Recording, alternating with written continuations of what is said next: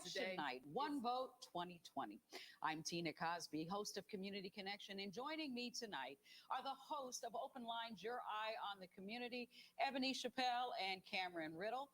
And last but not least, the our contributing analyst for Community Connection, James Patterson. Is everybody here? Can we see everybody? We are all here, socially distant. So we are all properly socially distanced tonight. Absolutely. Welcome, everybody. Welcome. We have been planning this for quite a while. The coverage tonight will go all the way until midnight because we just don't know what's going to happen. We really don't. We brought our coffee. Everybody's done everything, so we're ready to go. We are properly caffeinated for this evening, and we just want to say thank you to each and every one of you that have joined us. We are now streaming on our Facebook Lives, as well as on the websites, as well as over the radio. So this is going to be an exciting evening, no matter what. Indeed. And James, you are joining us via StreamYard. Are you there, James? I'm here. Okay, James is a constitutional whiz, so he's going to help us fill in some of the blanks with some of the things that we may not necessarily know about. What do you think? Does anybody have any predictions before we get started? Well, the first prediction is that the polls will close, and that just happened. Yes. So it is now 7:02 here Eastern time, and so that means the counties in Northwest and Southwest Indiana have now closed for their election as well. So Indiana and Kentucky are two of the states that closed first. Indianapolis, what I hear from experts, is going to be a place that they're watching because this is the first large urban city in a red state. So they're looking to see how Indianapolis does. That'll be not determining, but it's a clue to how things will go for the rest of the night. Indeed. Absolutely. So that'll be something that we'll be paying attention to, as well as some of the states that are extending the voting times because of some complications earlier this afternoon. North Carolina being one of them. And Tina, you mentioned shortly before we went on the air that there were some places here in the state of Indiana that were having issues as well as far as the polling places. Yeah, for something's going on in Madison County and Alexandria, all up in that area where they're saying it could be up to 4 hours before they get through the end of the line. And attempts have been, according to the report, the clerk's office, the Madison County clerk has not given a report or given a reason why just yet, but we'll keep our eye on that. But yeah, it looks like there's a backlog, a little bit of a jam up there in Madison County. Yeah, we are keeping an eye on that. As you know, you'll find me on multiple stations tonight, as well as here on the radio and streaming, but also on WRTV. They've got a crew up in Madison County that is looking into that. One of the races I'm watching tonight is the Victoria Sparks and Christina Hale. Yeah, everybody's watching that one. Yeah. It's one of the top ones coming out of our state, watched around the country right now. One of the reasons, 5th congressional district, one of the reasons I'm watching it even closer now is because Madison County is part of that district. So when we're looking at numbers and we're looking at things to come in, it's going to be a bit later now if you've got all these people still in Madison County. So that's a race that you'll have to watch probably till late in the night. I just talked to their campaign folks, and they said the last time this happened, they didn't get the results until 12:30 in the morning. In the morning, the next morning. Could it be later? Yes. Could it be earlier? Yes. I talked to the Indiana Republicans an hour ago. Everybody's just kind of, we don't really know what's going to happen. James, are you watching anything in particular this evening? Yeah, I am. I'm watching the Election Day turnout, which was reported that at certain places the lines were long and at certain places they were short. Now, that could be because of the record early voting turnout that we had in Indiana, over 1.7 million ballots cast in the state. What will those ballots tell us when they are finally counted? And it's not going to be tonight because they were not able to start counting until today. Didn't start counting until today. And so what will we learn about the breakdown and how those votes are going to be distributed, and the light, heavy at some polling places turnout today?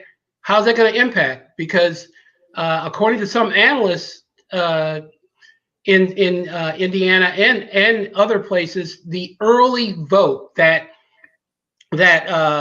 early vote heavily favored the Democrats, especially in urban areas like Indianapolis, Gary, Northwest Indiana, Southwest Indiana, Evansville, Terre Haute, the college towns. So, how is that going to mesh with this light, heavy voter turnout that we saw today? In some places, you could get in 10 or 15 minutes. James, let me go ahead and interrupt you real quick because the Associated Press has now projected Donald Trump and Eric Holcomb as the winners of Indiana's election here at 7:06. That's just coming in from the Associated Press. Just got that. NBC doing the same. So at 7:06, Governor Holcomb is apparently, according to the Associated Press's projections, going to be our governor once again. Next governor. And you know what? The timing on this is not unlike I would think in 2016, if you'll recall, just almost immediately after the polls closed, the state was called for Donald Trump. So that's not surprising. And that's something that experts expected this time around. Nobody as well. was giving it to so that's not too much of a surprise. I do think, to James's point about the record turnout here in Indiana, that followed across the country as well.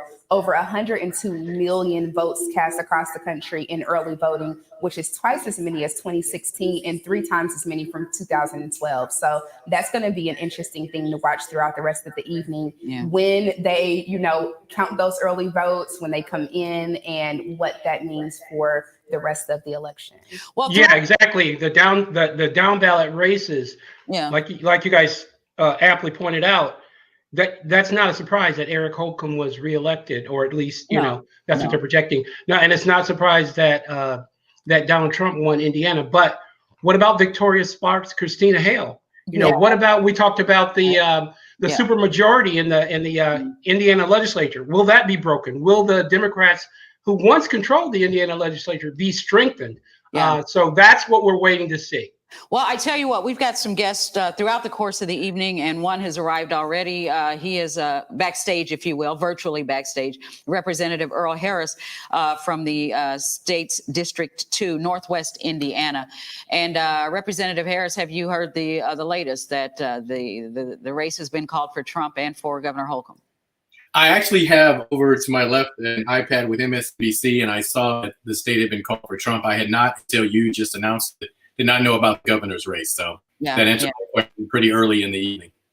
So what do you think it looks like, going into the rest of the evening, from your view? Well, there's a lot of races that we're keeping an eye on. You were just talking about the numbers in the House. We have some seats here that we need to protect. Chris Young, Lisa Beck, who were victorious 2 years ago, and the people that they beat are running against them again. Melanie Wright, who's more over in the Yorktown area, she has a very Trump district, but she, as a Democrat, has been elected. And then we have a candidate that's running against Speaker Houston that is putting a lot of pressure on him. And then there's a few other races around the state that we think we can flip some seats. So we have to protect some seats, but we also believe we can flip some seats and get out of the supermajority that we're currently sitting in Indiana. Yeah, indeed. It's still quite early. Ebony, Cameron, or James, please feel free to jump in here at any point in time. Yeah, absolutely. I'm wondering, as far as the governor's race is concerned, that was one of the things, reading the news around the country.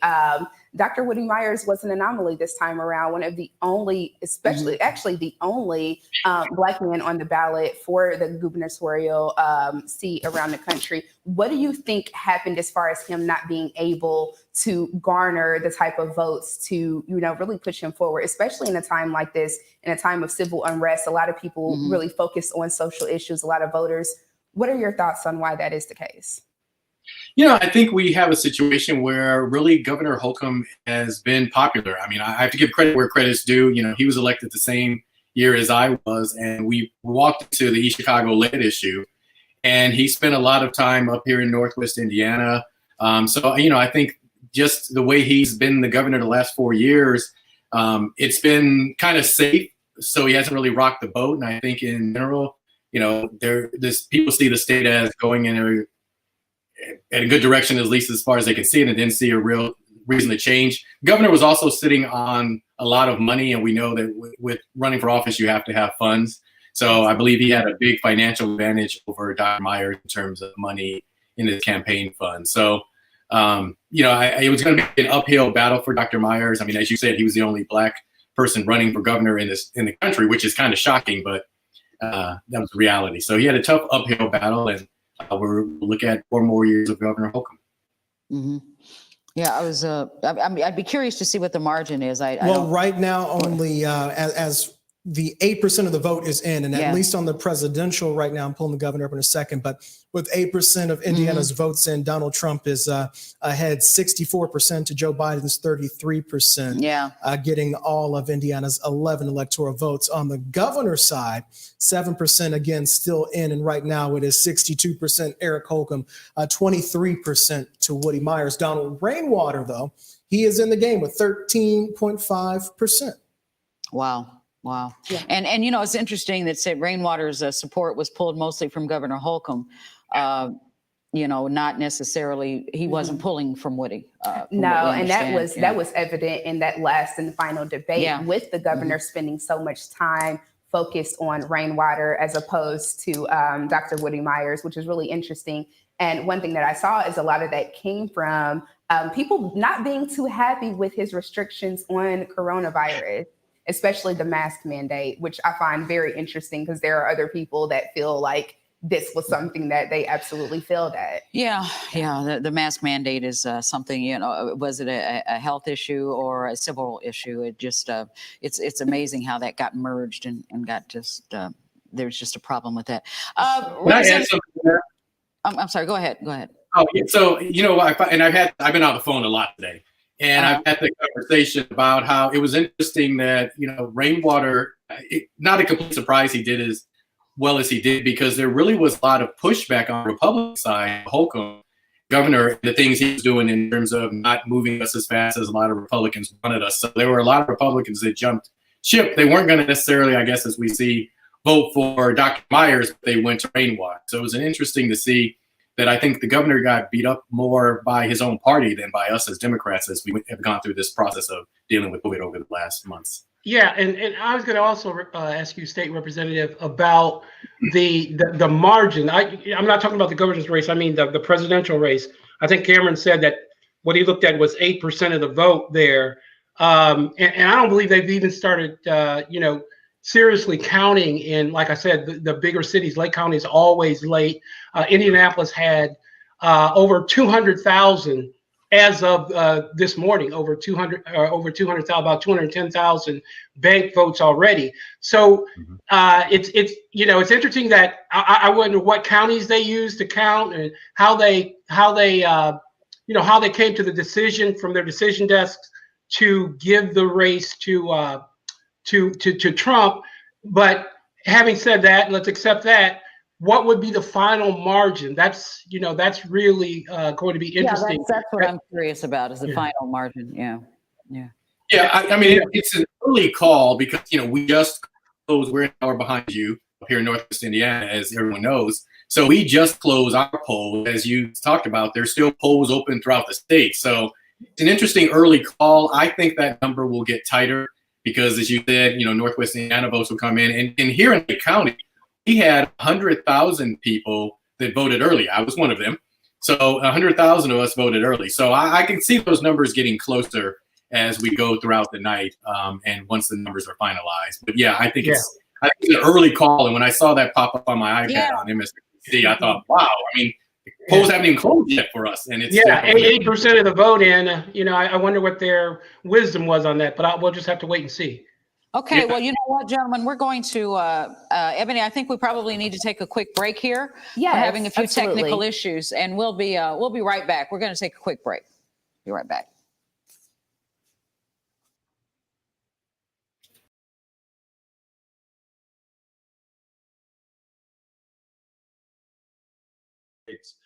And we're starting to see the potential for transition there. This could be that election. Joe Biden doesn't need to win these states to win. But if he does win any of Georgia, North Carolina, Florida, then it's going to be a very long night for Donald Trump. Yeah, it's really strategic when we think about the 270, that magic number that officially gets you into the White House.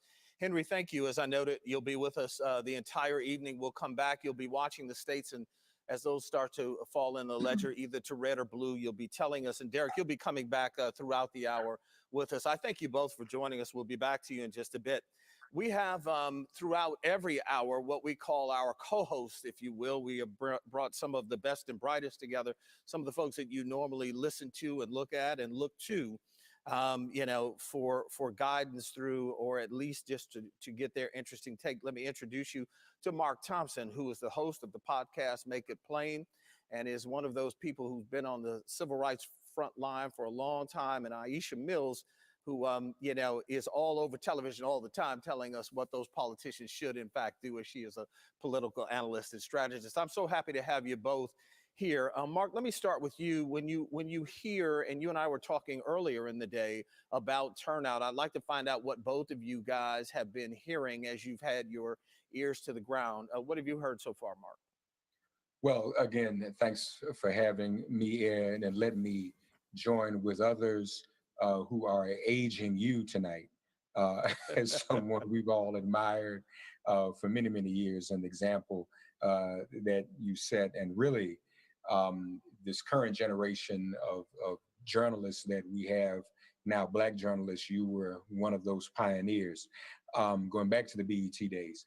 So it looks like the turnout today, especially in states like Florida, was a little bit less than was expected. But the speculation is, and when I say less, lines were not as long as I think people thought.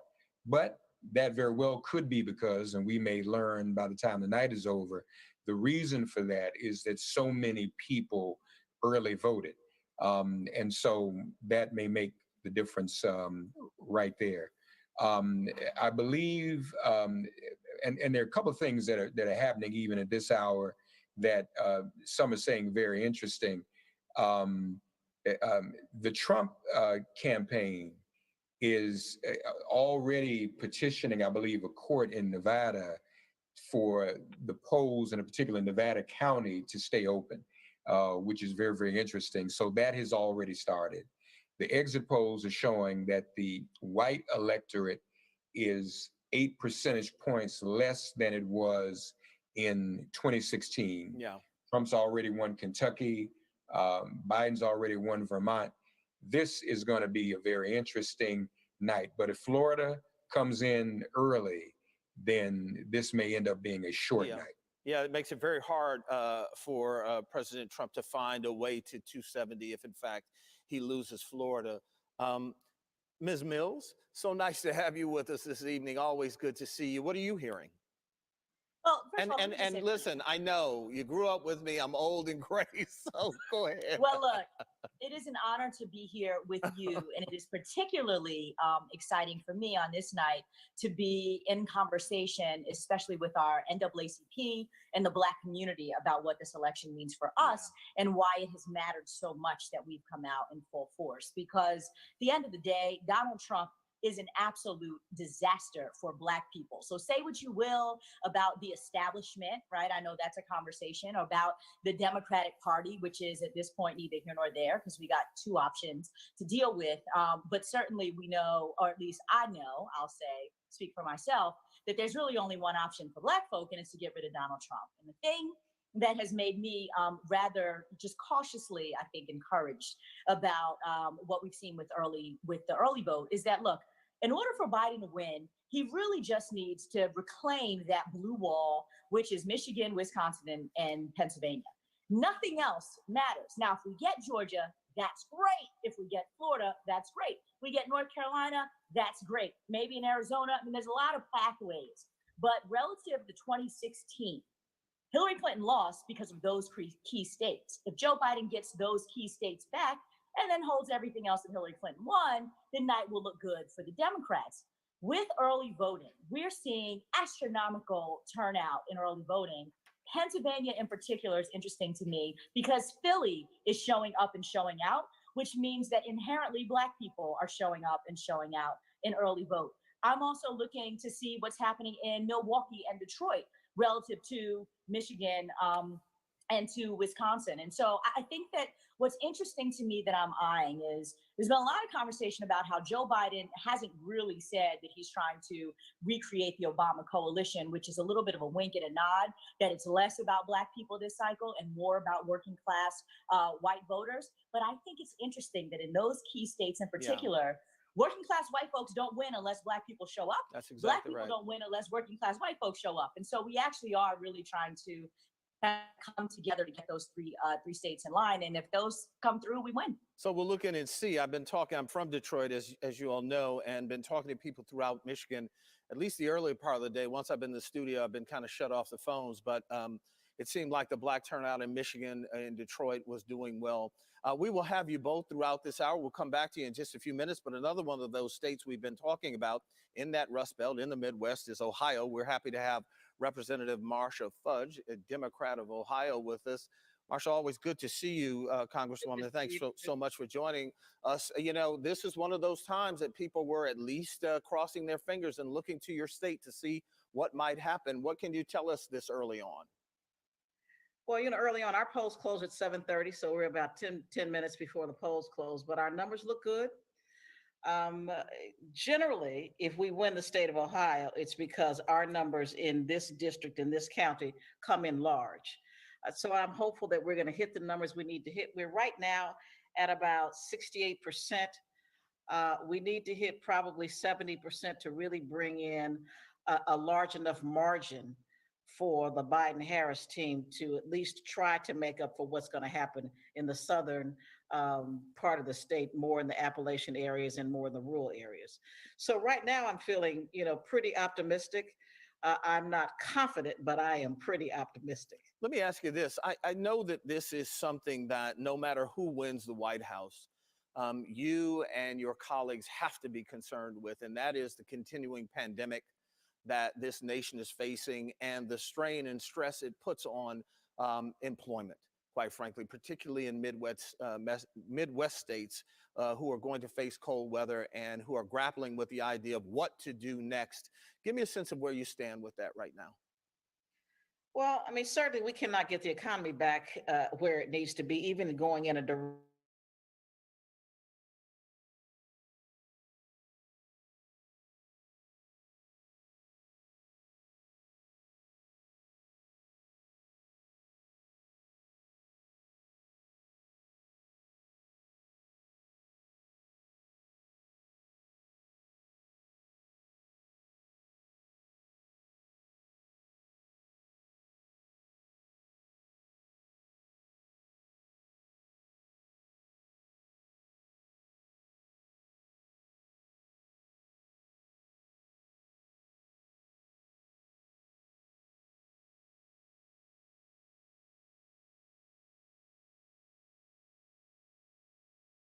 From the NAACP, RTV6, our news gathering partners, and of course, CNN. So we're going to peek in and out of a lot of those places, a lot of those coverages throughout the course of the evening as well. We also want to let people know that they can watch us on Facebook Live as well as on the websites for 106.7 WTLC, AM 1310 The Light, as well as Hot 96.3. So you can watch us and hear us simultaneously as we continue on updating you all throughout the evening. Well, before we took our break, we were speaking with Indiana State Representative Earl Harris Jr.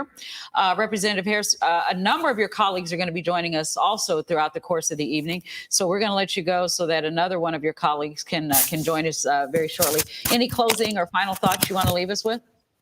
No, the thing with me is election isn't important, and obviously now we have a situation where it's early voting. So I think it's been great that so many people have gotten engaged in the process. We know we have a lot of decisions to make in terms of the direction of this country, in terms of where we've been and where we want to go and getting things back on track. So I'm glad to see that there has been so much excitement around this. I hope this continues on throughout the years and through future elections. And I'm very happy to be part of the process here in Indiana and part of the Indiana legislature and looking forward to working in the 2021 session with making things even better for our state of Indiana.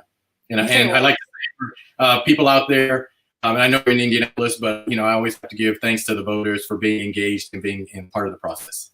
All righty, thank you, State Representative Earl Harris Jr., representing Northwest Indiana's second House district, and Representative Harris is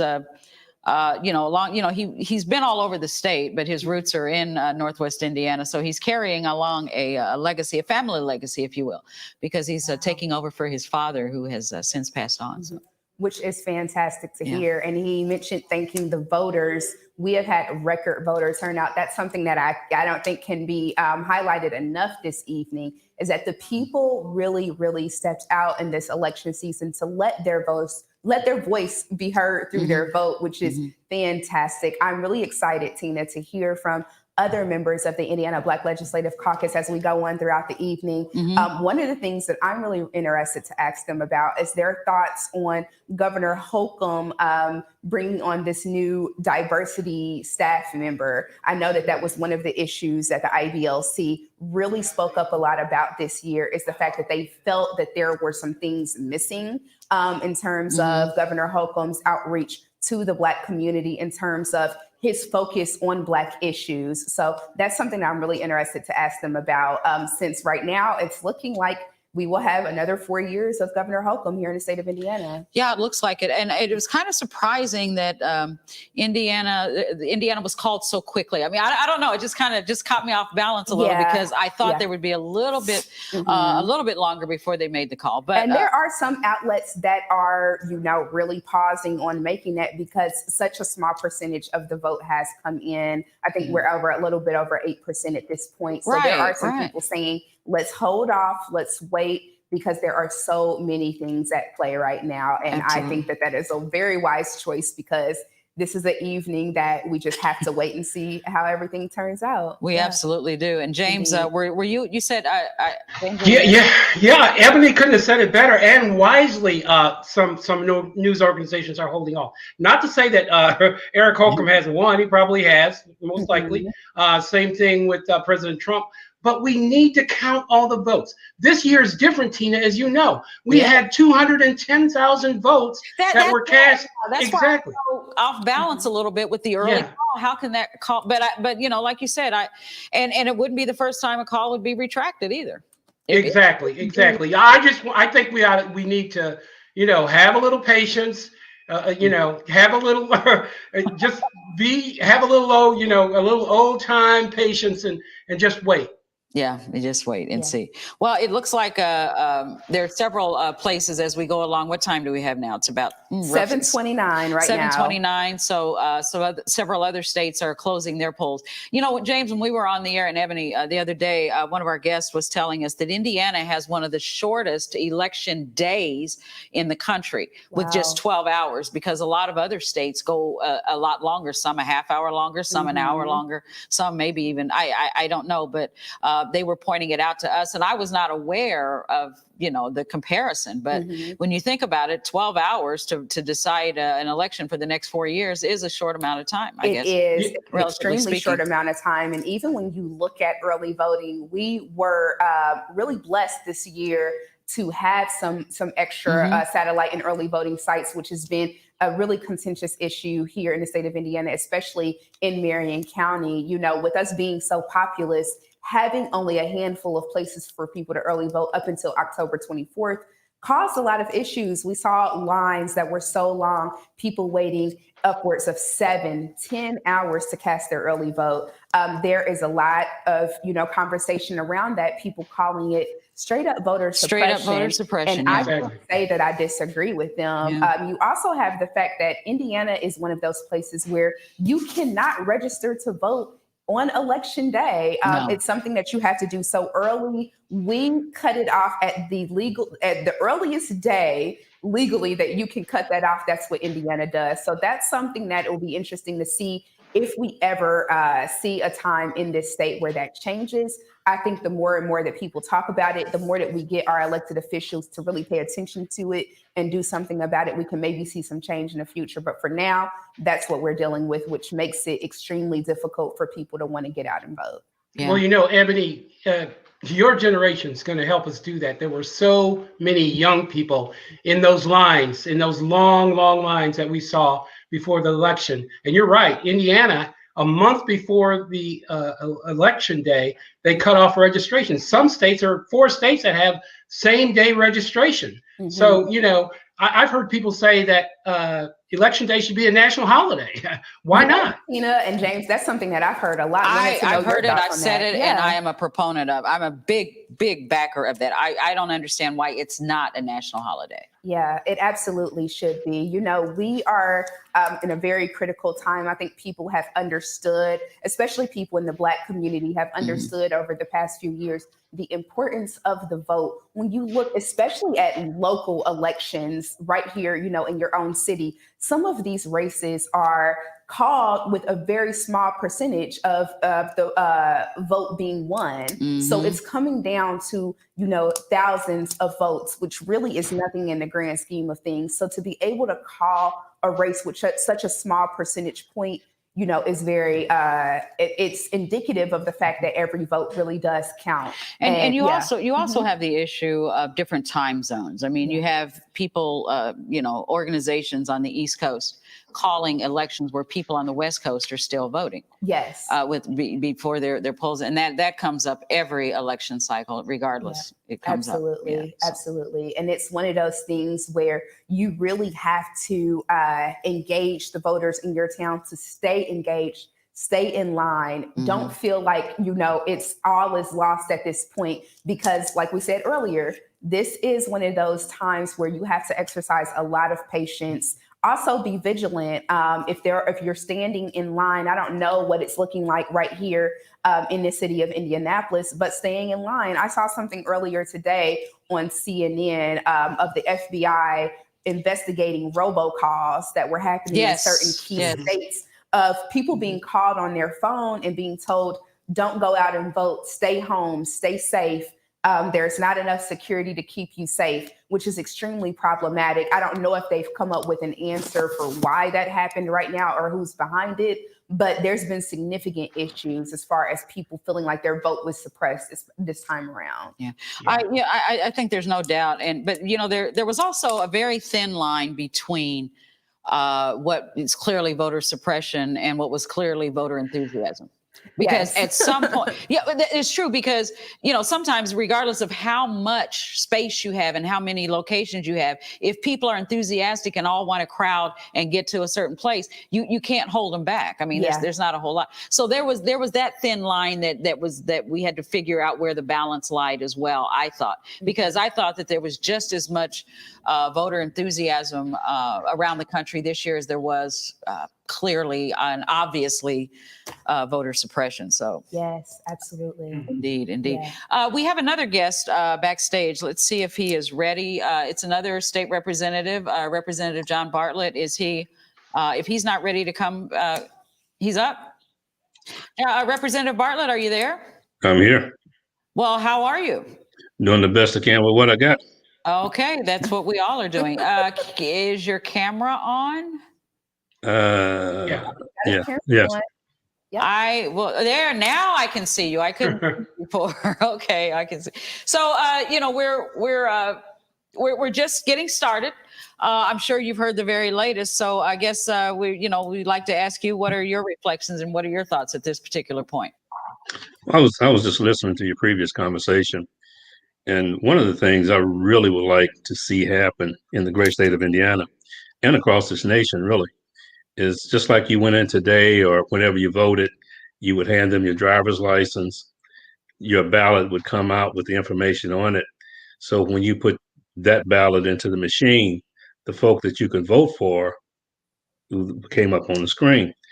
We need kiosks in any government building, local, state, or federal building, post office, libraries, where you can just go in during voting season. You should have a week.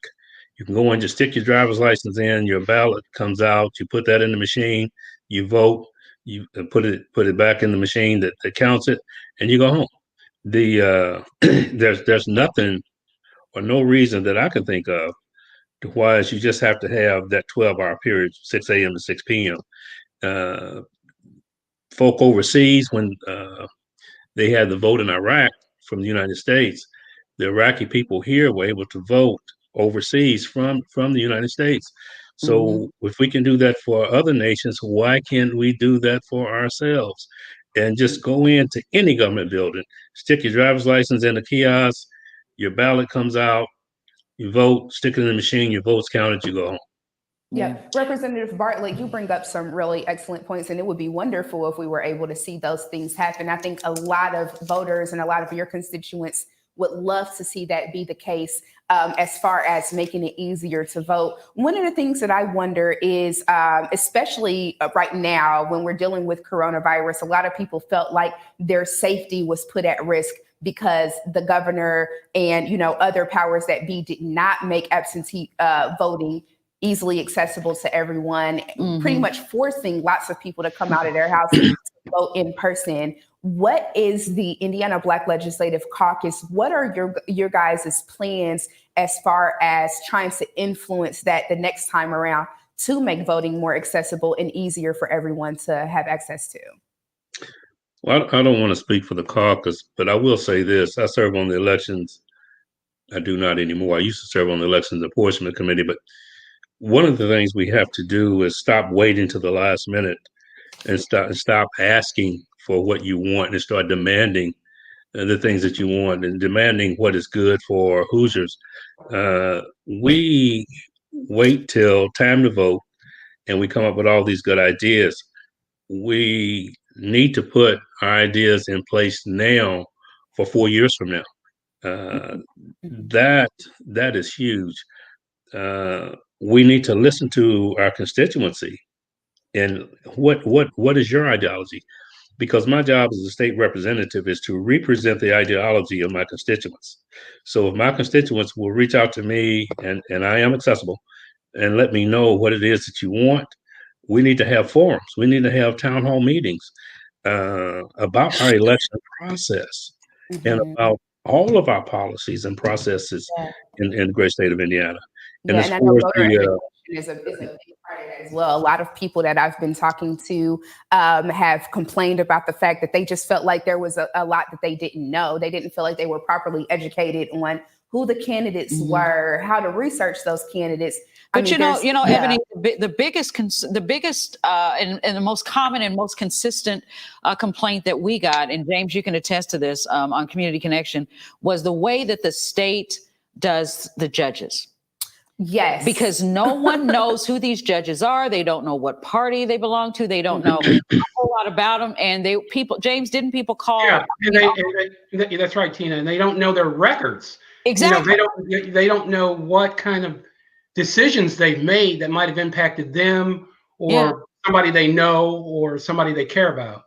And so what can the legislature do to make that process and that part of the ballot more transparent? Because I've got a ballot here. Yeah, I've got a ballot here somewhere. And Tina, it says should so-and-so be maintained or should so-and-so be maintained. How do you make an educated choices? Educated. I think James knows, but you're gonna learn. Don't ask me a question if you're not sure you want to know the answer. We want to know the answer. That's why you're here. That's why you're here. That's why you are our guest. I want to find out. I'm talking to all of us Hoosiers, taxpayers. Here it is. I got it. We used to elect our judges in Marion County, and the legislature took that right away from you. Now, there are 95 counties, 87 counties in the state of Indiana that go to the poll and elect their judges. There are 5 counties that don't just go and elect a Democrat and Republican judge. We had that right here in Marion County up until 2 years ago. And that right was taken away from us through the legislature. And everybody was silent on that. And see, we have to pay attention to what's going on in that legislature.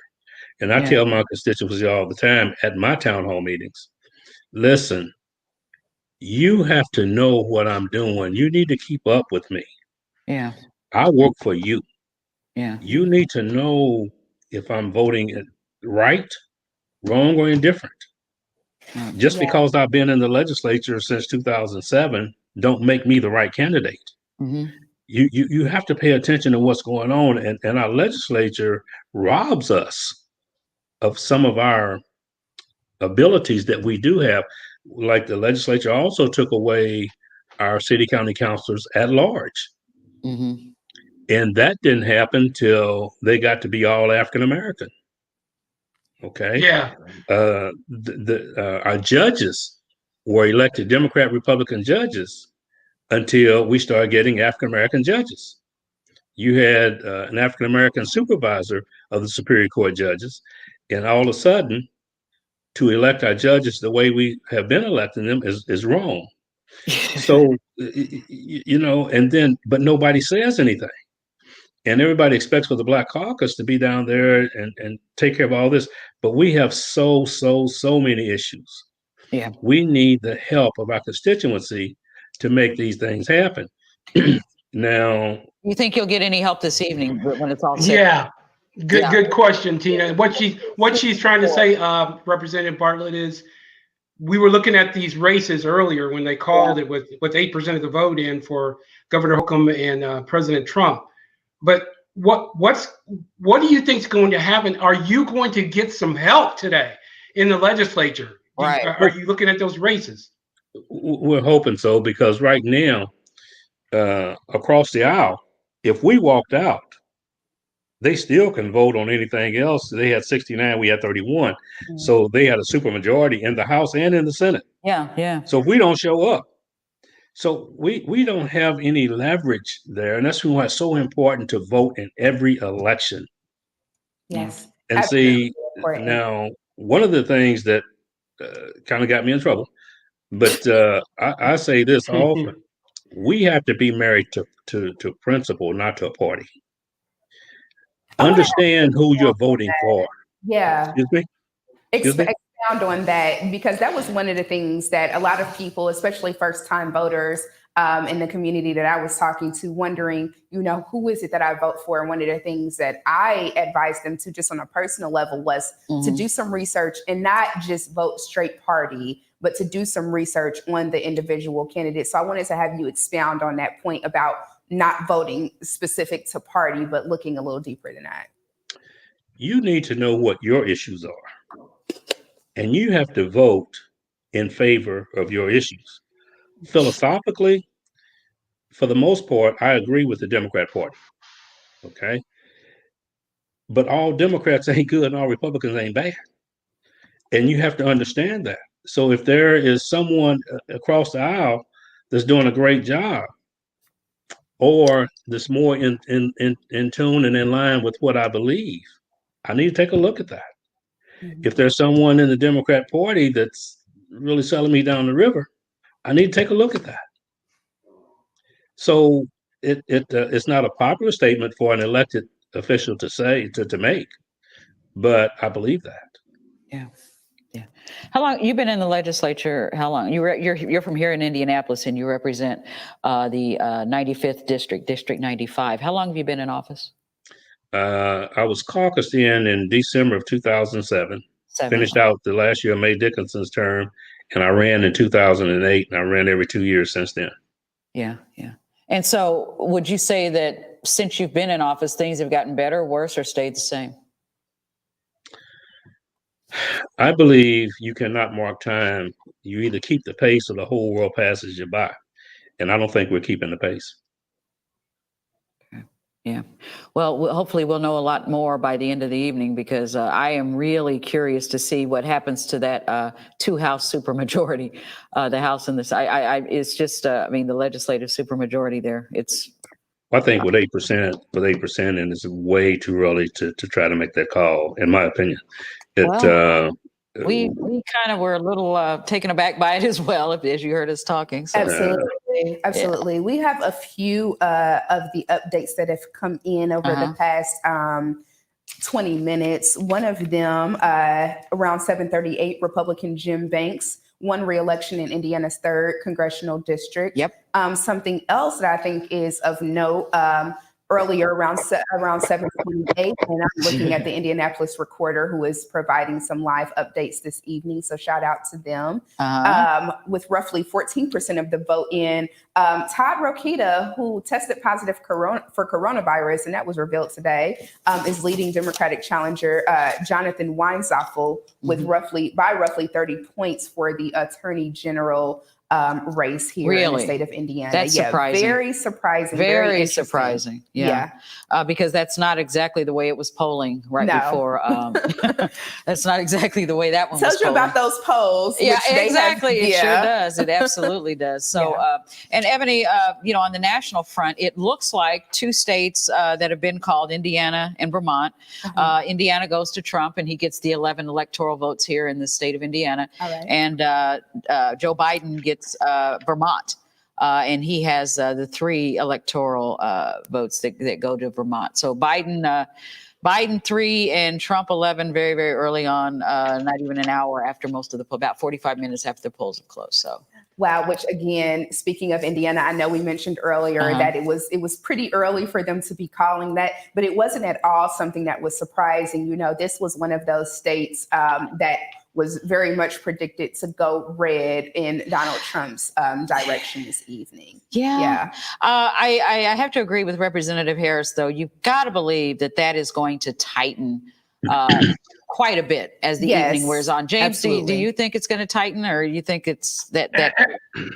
Absolutely, I do. They have counted almost none of the vote from Marion County and Lake County, which is traditionally slow in coming in. Very slow in getting there. And these ballots that were banked, I think Russell Hollis, the deputy Marion County clerk, said, "We're not finishing tonight. We'll pick it up in the morning." So I don't understand the logic. I don't disagree, if that's what the experts are saying, but I'd like to see the final. When they make a call, it's it's based on stuff that I'm not familiar with entirely. I guess. Exactly. So we'll see, but it's definitely going to tighten. Have they counted Vanderbilt County? Have they counted Vanderbilt County? I don't. With 8% of the vote counted, I don't. Let me see. And see, they're right behind us too. So, and that's Jonathan Weinstoppel's area. Okay. Yeah. We'll check that. Well, right now, they haven't called that race. They're just saying Weinstoppel is behind 30 Yeah, points. but he'll bring in a lot of Democrat vote because he's running out of that area. Yeah. Trump wins Indiana, Biden wins Vermont. That's basically as far as the national is going so far. And let's look at Indiana's. I'm looking at the Indianapolis Star update. Okay. It says that Christina Hale is ahead with 33% of the vote counted. She is ahead of Victoria Sparks, 51.8 to 45.5. Wow. 45.5. Oh, which is quite the news. Now there is your story. One of the big stories. I was saying that tonight there's going to be a surprise or possibly a shocker here in the state of Indiana. That's wow. And Tina, let me update you further. According to the Star, with 24% of the vote in Indiana, Trump's lead has narrowed over Biden to 17 points. So it's 57.5 to 40.7. That's with about a quarter of the votes counted. Yeah. So it has narrowed from that 8% report that we got before. Wouldn't that be interesting? Mm-hmm. Absolutely. Absolutely, indeed. Let me see. Yeah. So what are you watching, especially Representative Bartlett? Is there anything that piqued your interest more so than not this evening that you're looking for? What are you looking at? The House and the Senate races for the General Assembly. I'm really hoping we can pick up seats in both the House and the Senate, so we can begin to have a voice. in order for democracy to truly work, you need both sides of the aisle. And Yeah. when you've got one side just supermajority, that democracy not at work. Cooperation. How would you have described that? How would you describe that? How it's been with the supermajority, the cooperation? There's some, but when you're in charge, you can give out crumbs. And actually, and I think the governor was not really fair to the Black Caucus. You know, like we met with the governor a couple times, and we gave him our agenda. And as I read that, he took parts of our agenda and met with some other groups. Now he can say that he consulted with the Black Caucus, and it sounds good, but really he does not have the Black Caucus agenda at hand. Just some parts from it that he decided to take, and that's not good. Yeah, Representative Bartlett, I definitely wanted to dig in a little bit deeper there. On Open Line Show, Cameron actually went to the governor's mansion and did an interview with Governor Eric Holcomb that we aired on one of our Sunday shows. And that was one of my questions, looking at his proposed plan, also the fact that he was going to hire a chief diversity officer of some sort. One of my questions was, you know, this sounds really good. It sounds nice, but understanding the lack of commitment with the IBLC, the lack of, you know, relationship that was there, that was something that really, really concerned me. What are you all's thoughts when it comes to this diversity staff member that he's going to have? Do you think that that's going to help soothe that relationship or build it a little bit further, or not at all?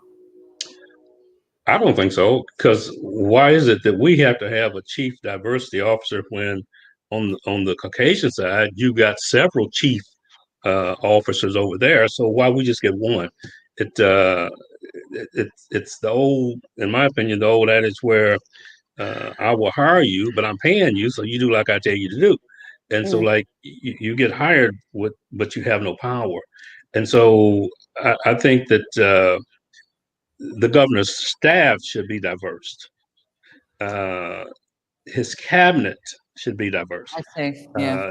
See, like, and if you remember, Representative Bill Crawford used to always say, if you ain't at the table, you're on the menu. And so, like, we don't have a seat at the table, so they eating us alive. Wow. So we have to correct that, and we have to call the governor on that. And Governor Holcomb is a very intelligent man. And so if you sit down with him and say, Governor Holcomb, it's time out for all that mess. It's time that we get some things done. And see, for the last 4 years, I've been trying to get criminal justice reform and couldn't get a hearing in committee on that. Now, after the George Floyd murder and all the things started happening, now everybody's talking about criminal justice reform. But it's not just the police. Our whole criminal justice system is broken. And that has to be repaired. That has to be fixed. And the governor has to buy into that. Yeah. Representative Bartlett, I'm hearing that we need to go to break. So we want to say thank you so much for joining us. Thank you, You're Representative. so welcome. All right, now, you ladies have a great one. And you too, James. Stay strong. Thank you, Representative. All right. And we are going to take a break right now. One of the things we do when we break, we join live coverage of the NAACP special report tonight. RTV6, our news gathering partners. I don't know if we're checking in on them. I'll just follow where the director takes us, and even CNN. But it looks like things are starting to slowly starting to come in a little more. We're approaching the 8 o'clock hour, which means even more polls are going to be closing. So we'll see where we are with that. But let's take a break right here, and we'll join live coverage and see what else is going on around the United States.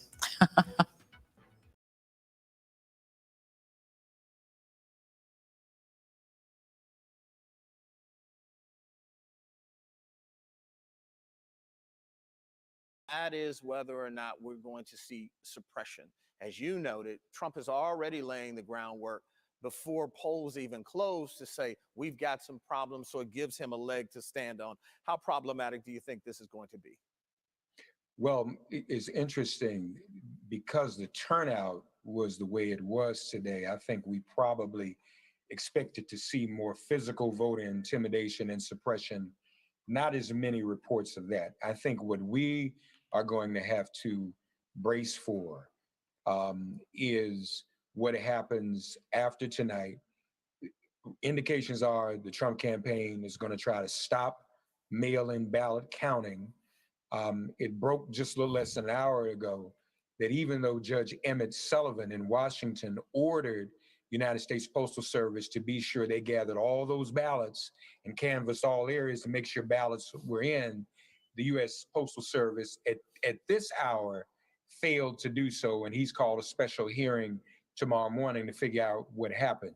So I think that's where we're going to see the effort. The United States Postal Service noncompliance, the Trump campaign filing lawsuits to stop mail-in ballots from being counted beyond today, which, as you and I discussed earlier, Ed, is normal. You know, people think it ends tonight. It really doesn't. I think that's where we're going to see the suppression.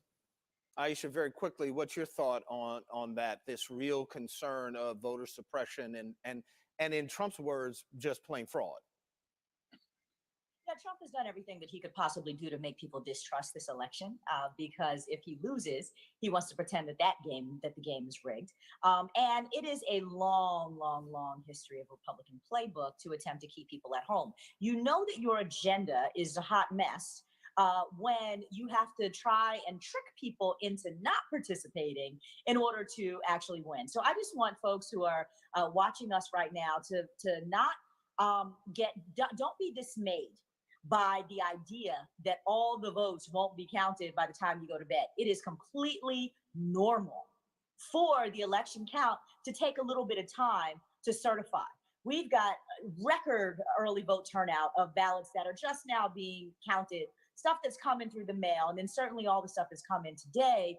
We're not going to know necessarily the outcome of every state, and Donald Trump is going to try and pretend like we were supposed to know by 11 p.m. today definitively what the outcome is, and that's not true. Yeah, so don't be dismayed by that. Just keep following along because it's going to take a little while. It's interesting to note, I think about Barack Obama's second run. At 11 o'clock, I thought I was going to go home early. And then something swayed and I ended up staying in the studio until about 3 a.m. So sometimes when you think things are going to go one way, it can turn very quickly. That tide can turn very quickly, can it not, Mark? That's right. So we're going to watch this very carefully. Florida literally is swinging like a reed in the wind. 10 minutes ago, everybody's like, oh, we're looking good. The Biden camp. Now it's going in another direction. So it's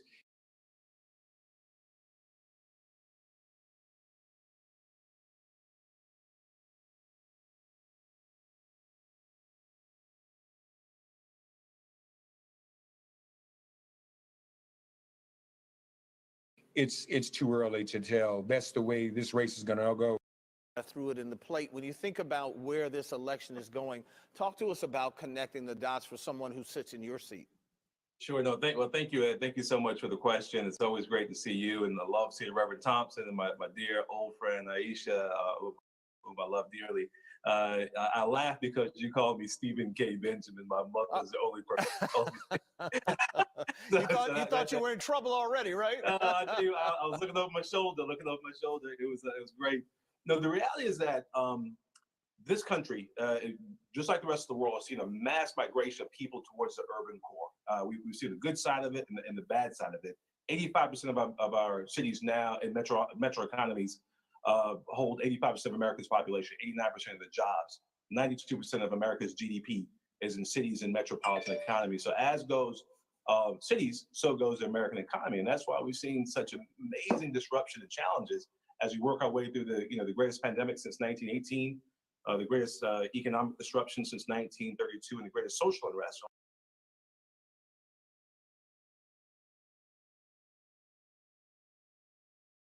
Police violence and structural racism, systemic racism since 1968, all wrapped up into 3 quarters under a feckless president who doesn't care about the people. So no, cities have to be healthy for America to be healthy, and we've been working intentionally to make sure that people understand that message. That in order to move forward, we got to take care of the greatest public health threat we've seen in a century. Once you handle the public health crisis, then you can handle the economic crisis. You handle the economic crisis, We can deal with the educational crisis.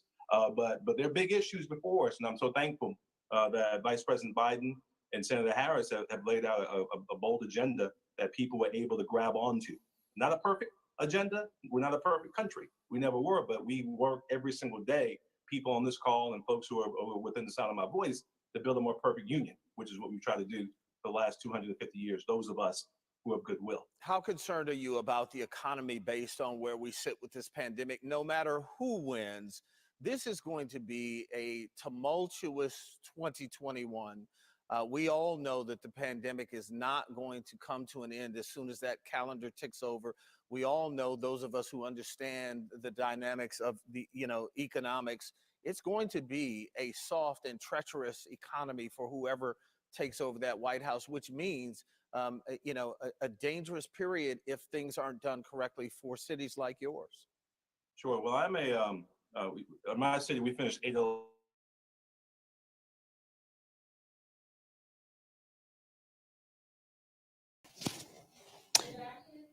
And we are back with our special coverage of election night, One Vote 2020. Ebony Chappelle here with us. Cameron Riddle is here. Ebony and Cameron are the host of Open Lines, Your Eye on the Community. I'm Tina Cosby, host of Community Connection, here with our contributing analyst for Community Connection, James Patterson. James, are you there?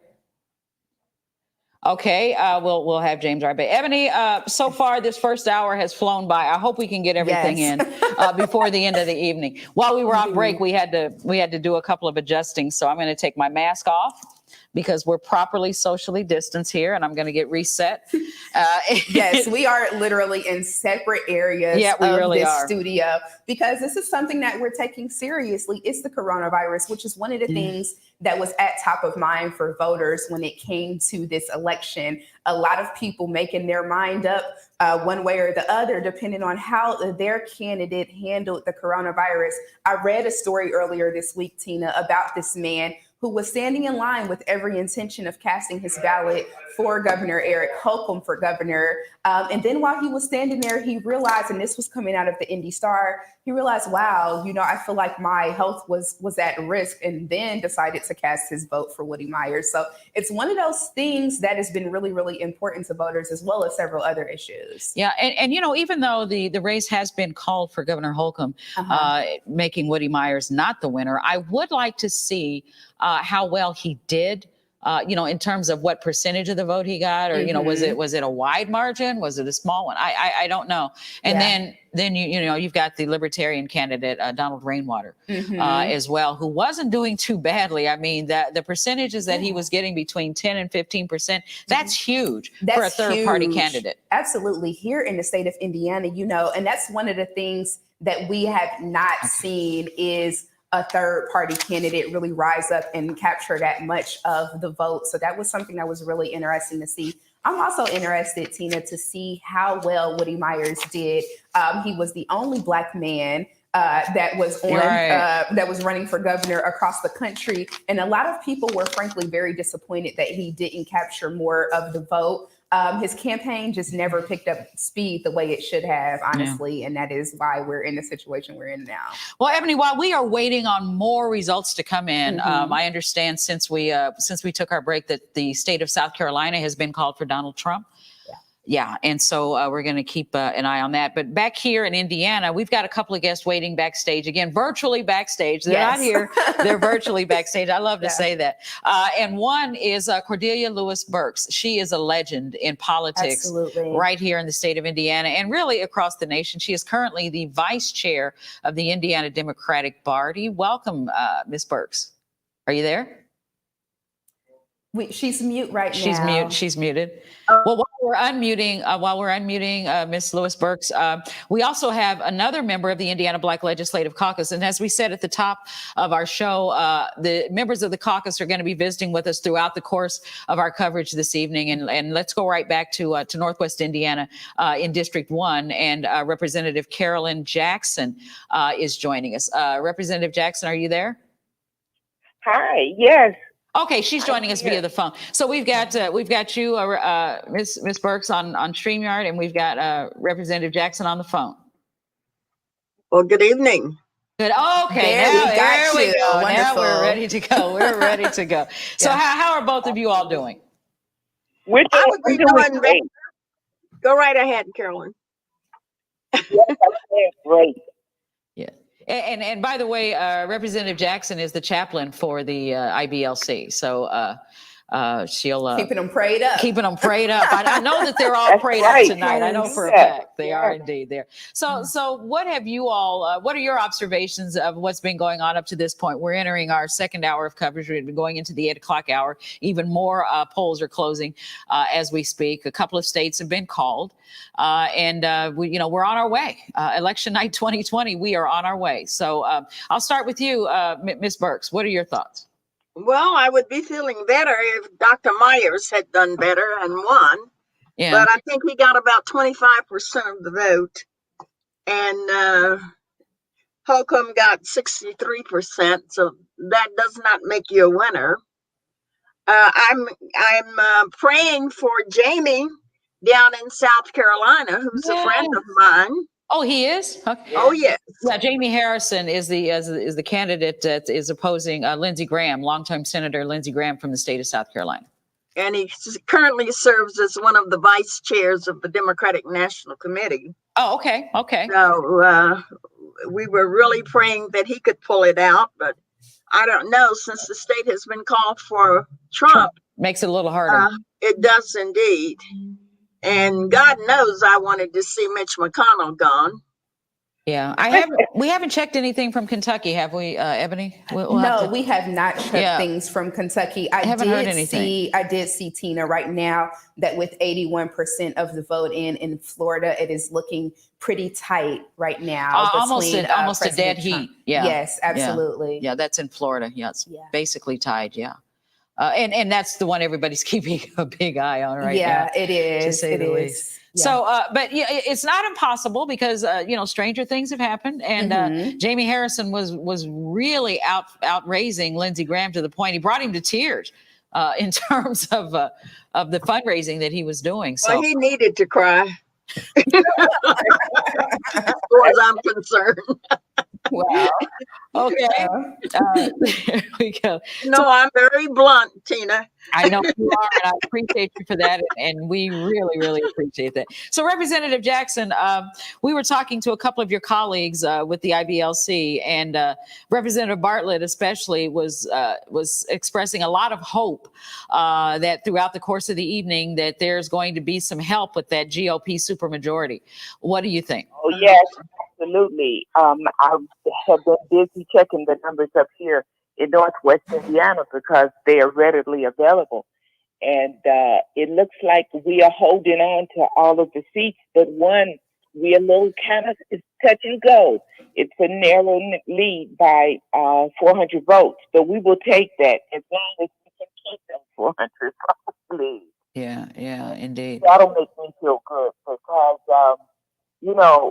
where I am in Hammond and Whiting, it's pretty much all Democrats. But as you move further south, you get more and more of the GOP coming in with 50%, 51%, like that.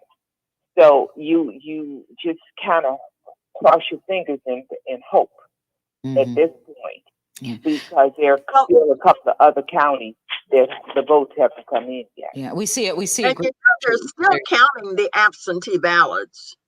I'm sorry, I didn't hear you, Ms. Burke. I said they're still counting the absentee ballots. That's what's befuddling a little bit is that, the AP was so confident in being able to make a call like that with a number of absentee ballots. Yeah, and as we've seen, that number has narrowed, that lead has narrowed as time has gone on because of the fact that we still have precincts that are reporting out and not having those absentee ballots counted in. Tina, earlier you asked about Kentucky, and I do have some updates for the U.S. House of Representatives there in Kentucky with District 1, District 2, and District 4 reporting a large percentage of the numbers, those going to Republicans.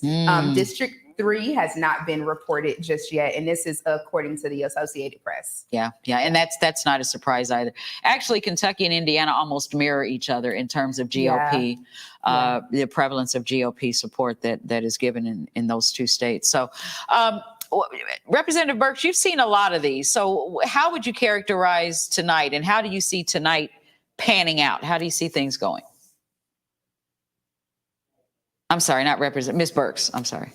Did I call you? I said to somebody tonight, I said, there are two people that I miss so much, and that's Amos Brown and Vanetta Sloss Tanner.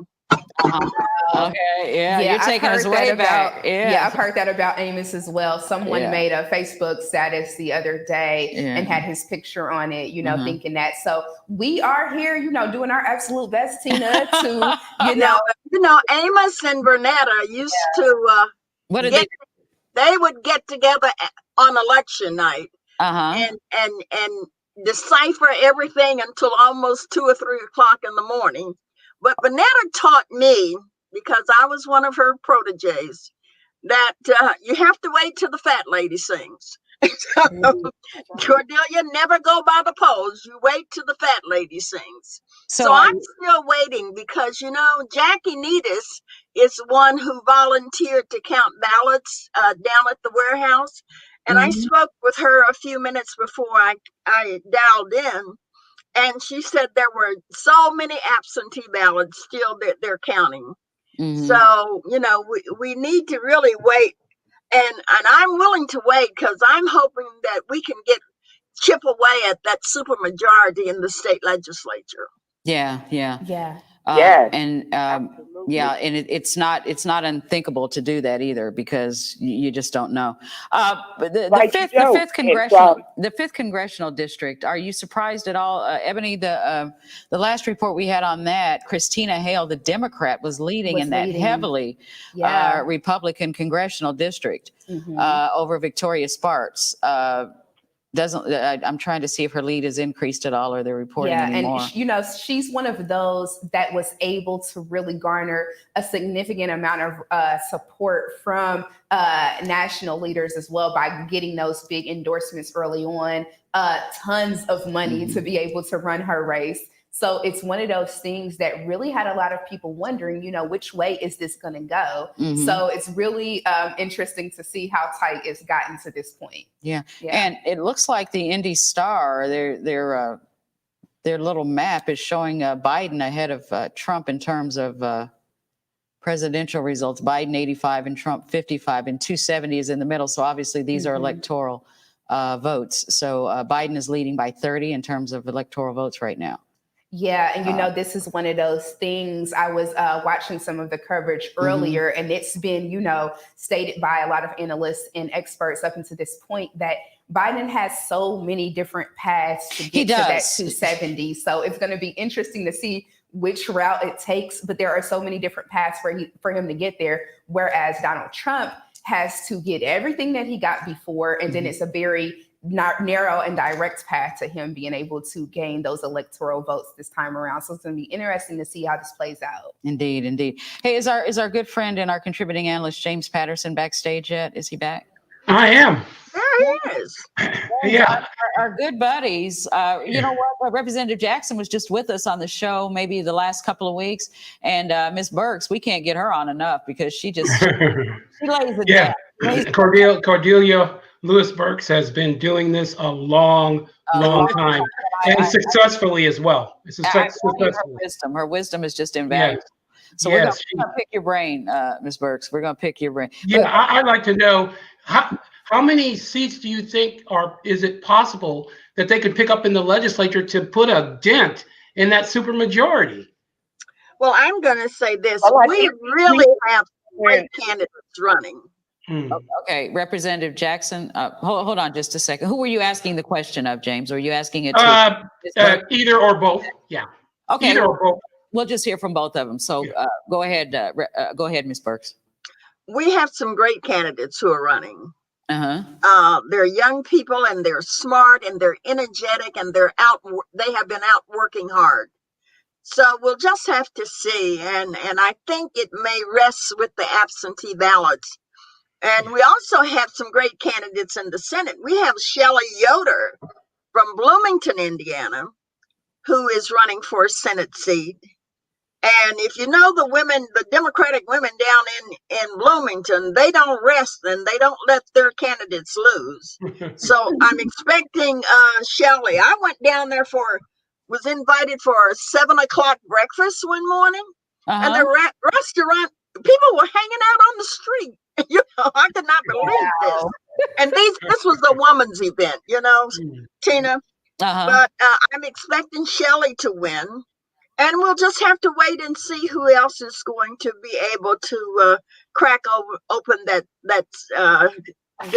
Republican Senate. You know, I remember the time when we were 52, 26, 26 in the Indiana Senate.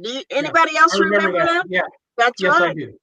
Yes, I remember when there was a Democratic governor, and I don't know if the legislature was it was majority. Evan Bayh. Yeah, Evan Bayh, and I don't know if the legislature was majority Democrat, but the representation was certainly a lot larger than what it is now. Indeed. And Representative Jackson, you wanted to weigh in there. You've been, bless your heart, you've been waiting patiently behind the scenes. So yes, that's okay. Go ahead. You know, I am hoping that we can turn at least 5 seats. At least I 5, know okay. we have got about 4 or 5 seats that are really, really contentious right now. Okay. And I am just hoping that if we turn those, that will give us more bargaining power. And I think that that's what we need in order to get some of the things that we need to get done. Yeah. But I was very happy to see that of the 67 GOP legislators, that 50 of them have an opponent in this election. So that says a lot to me. Not only are they a lot of them young, but they are a lot of fresh new ideas. Mm-hmm. Yeah. Indeed, So indeed.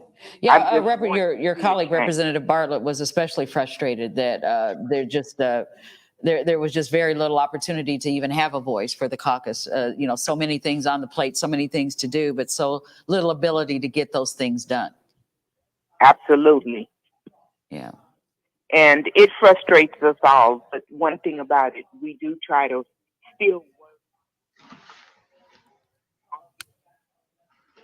Oh, it sounds like we lost her. Did we lose her? Okay. Just a little bit. Representative Jackson, are you still there? Yes. Okay, we just lost you for a second. Continue on with your thought. Oh, I'm sorry. I was just saying, even though we are not in the majority, and a lot of the bills that are heard are not our bills, but we still work very diligently to try to get those bills improved so that they will help everyone and not just a certain group of people. Mm-hmm, mm-hmm. And Representative Jackson, you know, as we wait for some of these results to come in, what is the path forward for the caucus? It looks, you know, very likely that we're still going to have 4 years of Governor Eric Holcomb. What is the path forward at this point? Well, as far as I'm concerned, we will continue to reach out to him. We will continue to work with him as well as everyone else, because the reality is in order to get anything done, you have to be able to mend those bridges and work together and do for the good of the people here in the state of Indiana. And we will do that. Yeah, Tina, I'm seeing an update coming in from the Associated Press that projects that Senator Mitch McConnell has won re-election in Kentucky. I know that's something that we were looking at earlier. Yeah. Was it Amy McGrath? His opponent. Opponent was Amy McGrath. Yeah, that one is not surprising because he was a lot stronger in his polling over McGrath than I thought Lindsey Graham was over Jamie Harrison. Mm-hmm. So the one I'm like Ms. Burks, the Jamie Harrison race is certainly one to take a look at. So wow, okay. AP projected Mitch McConnell holds on to his Senate seat. Wow. Well, he has enough money. You know, that's I was born in Kentucky. I was born in the coal mining area of Kentucky, McRoberts, Kentucky. And my parents moved to West Virginia, where I grew up. And I have not understand. This man hates coal miners. You know, he does nothing for that state. And yet they reelect him and reelect him. Well, how do you explain that, Ms. Burks? Exactly, that how was would my you question. explain? Well, you know, have you read the book, What's the Matter with Kansas? It's a, No, I haven't. well, find it because it's an old book, and I have it here in my library. And what it is saying is, why do people vote against their interests? Yeah. And You that's know what? We're gonna pin that right there, and we're gonna take a quick break, and we'll be right back with more of our coverage right after this. We'll be right back.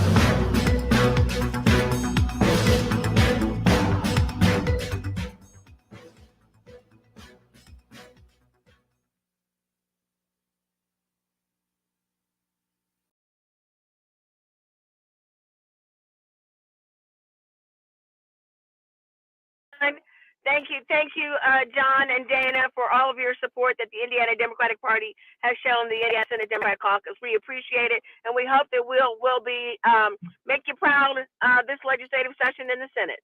Well, you always do. All right. So numbers are still coming in. We'll look forward to staying in touch throughout the evening. I can't wait.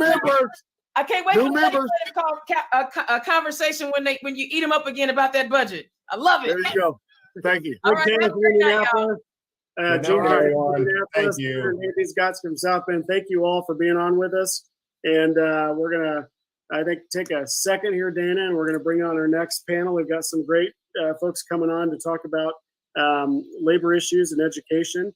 And I think we're going to just take a minute to transition here. Want to everybody take I had pizza for supper, everybody, so I'm taking my Sprite drinking here. We'll take. You know what, Chair? I tell you what. If you notice, we've been in lockstep with our platform. We've been talking about education. We haven't even really touched on the environment yet, but there are so many pressing issues that it comes to our constituents. And when we say our constituents, we mean all 92 counties. We actually care about every living, breathing human in our state, and our representatives speak to that. So I'm looking forward to having this labor conversation because we want to make sure people can collective bargain. We want to make sure that people can, negotiate their salaries when they want to. So I'm excited about this discussion. Let's bring on Zoe. Do we have our panelists on? We can start bringing them on now. Okay. That's Mr. Hooker. Mr. Hooker from IBEW. And Randy Harrison from Randy Harris. AFT, American Federation. AFT. Anybody else, Zoe? I think so far we're got these guys on. We'll just move on. If our other panelists hop on with us, we'll give them a minute here. But want to welcome John Hooker from IBEW Local 481, Randy Harrison from AFT Indiana. Randy's vice president of AFT Indiana. Of course, we know Gleneva Dunham from up in Gary is the president of AFT Indiana. We appreciate Gleneva's leadership and yours as well, Randy. It's great you guys are on tonight. We're just got off with some of our state legislators, and we're trying to bring issues together here with organized labor, with education, with everything that's going on at the State House during a pandemic, headed into a budget year. And I just wanted to, we wanted to make sure we are talking about issues concerning organized labor, because as the economy goes, that's jobs. And you all, certainly Randy with teachers, have been in anything but a usual normal environment. I've got one daughter in kindergarten. And so tell us about how things are going and what are some of the challenges with organized labor right now? I know things have been busy. The construction industry's still been busy, John, but still lots of challenges out there. So let me turn it over to you guys. And John, we'll start with you, and then Randy will go to you. And I think we're going to see some other panelists hop on. So as I get notes, the other panelists are going to come on. We're going to. Hey, BB's in the house. Brett Voorhees, the president of the Indiana AFL-CIO. Mr. President, welcome. We just introduced Randy Harrison from AFT and John Hooker from IBEW. I want to welcome you too. We're just talking about organized labor. What I asked them to touch on is just, we're in this pandemic and things are just turned upside down for teachers and members of the building trades, and also our municipal employees. David Bride from AFSCME here in Indianapolis is hopping on. David, welcome. And Brett, you're Put the light in front of you though, bruh. There we go. No, you have the light behind you. I'm a sister. I get it. You can't have the light behind you, bro. You gotta have it in front of you. So, guys, we're just tell us about how things are going. We're waiting on results here. Could be a long night, and tell us how things are going in the organized labor world. I was going to start with John, and then we'll just move along however you all want. Yeah, I can go ahead. So I think you hit it a little bit. For construction, it's been an odd year with the pandemic. We were labeled as essential, so we kind of weathered that storm to begin with, and then we've tried to dodge the pandemic and the virus just like everybody else. But big projects here in central Indiana have continued to go on. Our brothers and sisters up to the north with the steel mills and BP up in Lake County have felt a little more pain. Construction wise, they've shut down some, and some other projects around the state have been hurt by the pandemic, but central Indiana hasn't felt it as much. I think just because we were in a boom and we're still on the tail end of that construction wise. I'll let some of the other brothers speak on what the other trades are dealing with, but from a construction standpoint, it's weird. It's not what signs of a pandemic should say, but we're having a good year with hours worked with our brothers and sisters so far. So I'll let Brett or David or somebody else speak on the other trades, because I know there's a lot of them that are hurting that aren't as fortunate as we've been. Brett, do you want to go? No, you're muted, Brett. If you could unmute there. All right, I've got an echo going on. It's hard to tell. Like I still hear John talking right now. Oh my! So anyway, I'll wing it. I've got other voices going on at the same time. So see, he's just now saying I'll let Brad or somebody do it. That's how delayed it is. Weird. Oh yeah, it's strange. No, I mean what a year, huh? It's been for all of us. Those of us in organized labor.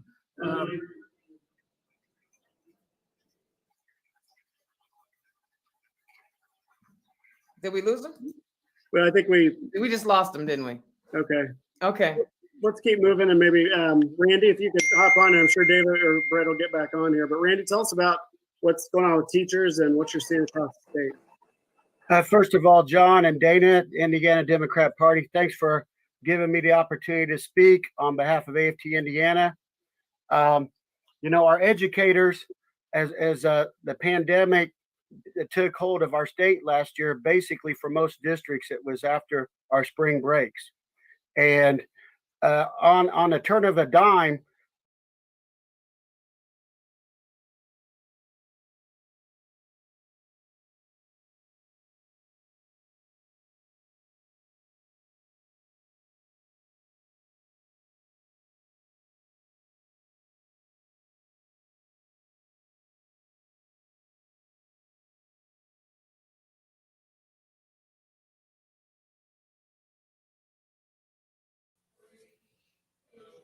The Light.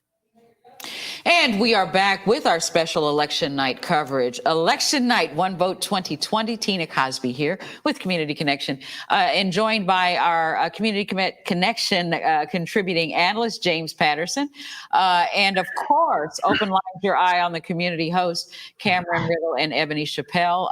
Cameron is running around. Ebony is holding down the fort over there. She's holding things down. Absolutely. Yeah, Cameron is, Indy's newsman. So he He is reporting live for our news gathering partners at RTV6, the local ABC affiliate. We are trying to do it all right now. We're trying. Yes, we are live on the radio on 106.7 WTLC and AM 1310 The Light, 92.7 FM and 95.1 FM. We are also live on Facebook, so please join us and engage with us. We're on the Facebook pages for 106.7 for AM 1310 The Light and Hot 96.3, as well as on our websites. So be sure to join us live on Facebook so that you can see us, interact with us. We would love to get some listener comments throughout the evening, as well as some listener calls. So call us and give us your thoughts at 317-239-1310. Once again, that phone number is 317-239-1310. And Ebony, we have had guests throughout the course of the evening, and we'll have guests probably all the way up until midnight. And so we're very happy to have with us this evening the Vice Chair of the Indiana Democratic Party, Cordelia Lewis Burks. She is a veteran politician, a veteran political strategist, and of course, throughout the course of the evening, a number of members of the Indiana Black Legislative Caucus are stopping by and spending some time with us as well. And right now we have from District 1 in Northwest Indiana, Representative Carolyn Jackson. So Representative Jackson and Ms. Lewis Burks, when we last talked, before we took our break, you were both about to make a point. Oh, James, there you are. You were both about James pops in and that. James kind of like Cameron, you know, Ebony, I think the women are holding it down and the guys are, and that's usually how it goes. Isn't it always the way? It does. I have to admit it. Yeah, it does. It does go that way. I try to be a little more stable than Cameron, though. Yes. Ms. Lewis Burks, you'll be happy to know in South Carolina, CNN just reported about 2 or 3 minutes ago that Jamie Harrison, with 8% of the vote in, is leading. He's leading Lindsey Graham. Yeah, Harrison is leading. Well, we'll keep our fingers crossed. Ms. Burks, Biden campaign had a press service earlier this evening. I should have been in on it. Okay, 9%. Now it's 9% in. Harrison 51.9% and Graham 47.1%. Well, Tina, I think what Ms. Burks told us before the break was the word of the night is patience, patience, patience. And that's correct. That's correct. Because I saw on the break that Trump and Biden were going back and forth in Florida. I mean, one taking the lead, then the other taking the lead. And Biden has a real good chance in North Carolina, Tina. 60% of the vote in, he's ahead by 10 points. So isn't that amazing? Yes. Isn't that absolutely amazing? Biden 67.6%. Oh, this is New Jersey. Okay, let me go back to another one. But you're right. Patience is the name of the game, and there are precincts that have yet to be counted. And Georgia, Ebony, you and I were talking about Georgia, and I find it really hard to believe that Biden is that far behind in the state of Georgia at this point. Yeah, that is something that we're going to have to, of course, continue to wait and see how all of that pans out. I don't know if they have started counting any absentee or early voting numbers in Georgia. So that'll be something to watch. I know that that's one of the things that has been talked about all day long is paying attention to that. There was also a judge ordered that several postal offices be swept for absentee ballots. Yeah. They were missing this morning, and people not knowing where. I think the number was maybe 80,000 votes or something like that. Somebody please correct me if that number was wrong, but several thousands of votes just kind of not being accounted for. So that'll be something to watch for in the hours and possibly days to come at this point. Yeah. So Representative Jackson, does this particular race remind you of anything in your political past, or is this unique? Representative Jackson, is she still there? Don't know, Tina, if she's still there. Okay, we may have lost her. You know what? Same question to you, Ms. Burks. What is there anything in your political, I guess, experience that this reminds you of, or is this brand new? This presidential election.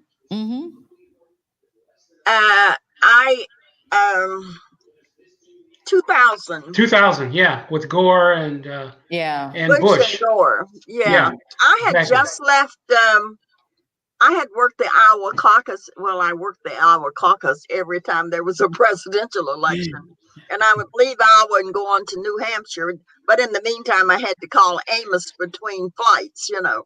You know, for those who know, Amos was absolutely brilliant with the numbers and the stats. Yes. And it was it reminds me of 2000. And I recall I was headed down Pennsylvania Avenue, and my boss called me from Washington, and he said, well, I know you've got your makeup kit packed, but go home and pack the rest of your clothes. You're on the way to Miami. I said, for what?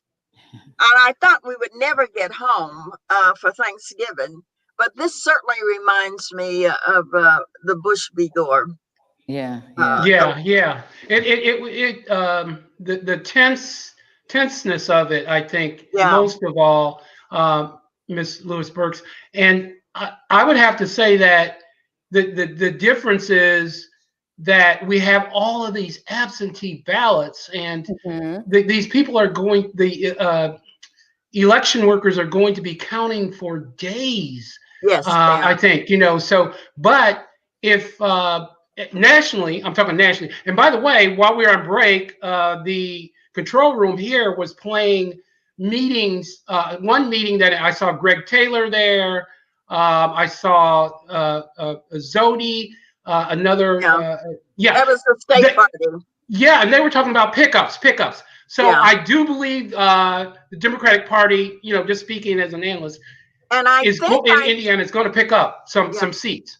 I thought I saw while we were on break where Jerry Torr had got defeated. I hope he did. Did you saw it on the crawler? Did you see that commercial? Yeah. Did you see that commercial? That 1950s scene commercial? That was wild. Yeah, something else. You all mentioned that this reminds you of Bush and Gore in 2000. One of the other things, as far as a parallel that we can draw there, is Florida being so important, which I know we're looking at that right now, them going back and forth. So that'll be something interesting to see as well. Yeah. And right now the electoral count is 42 for Trump and 30 for Biden. And you talk about a seesaw. I mean, it's been going up and down all night. I mean, we're still early.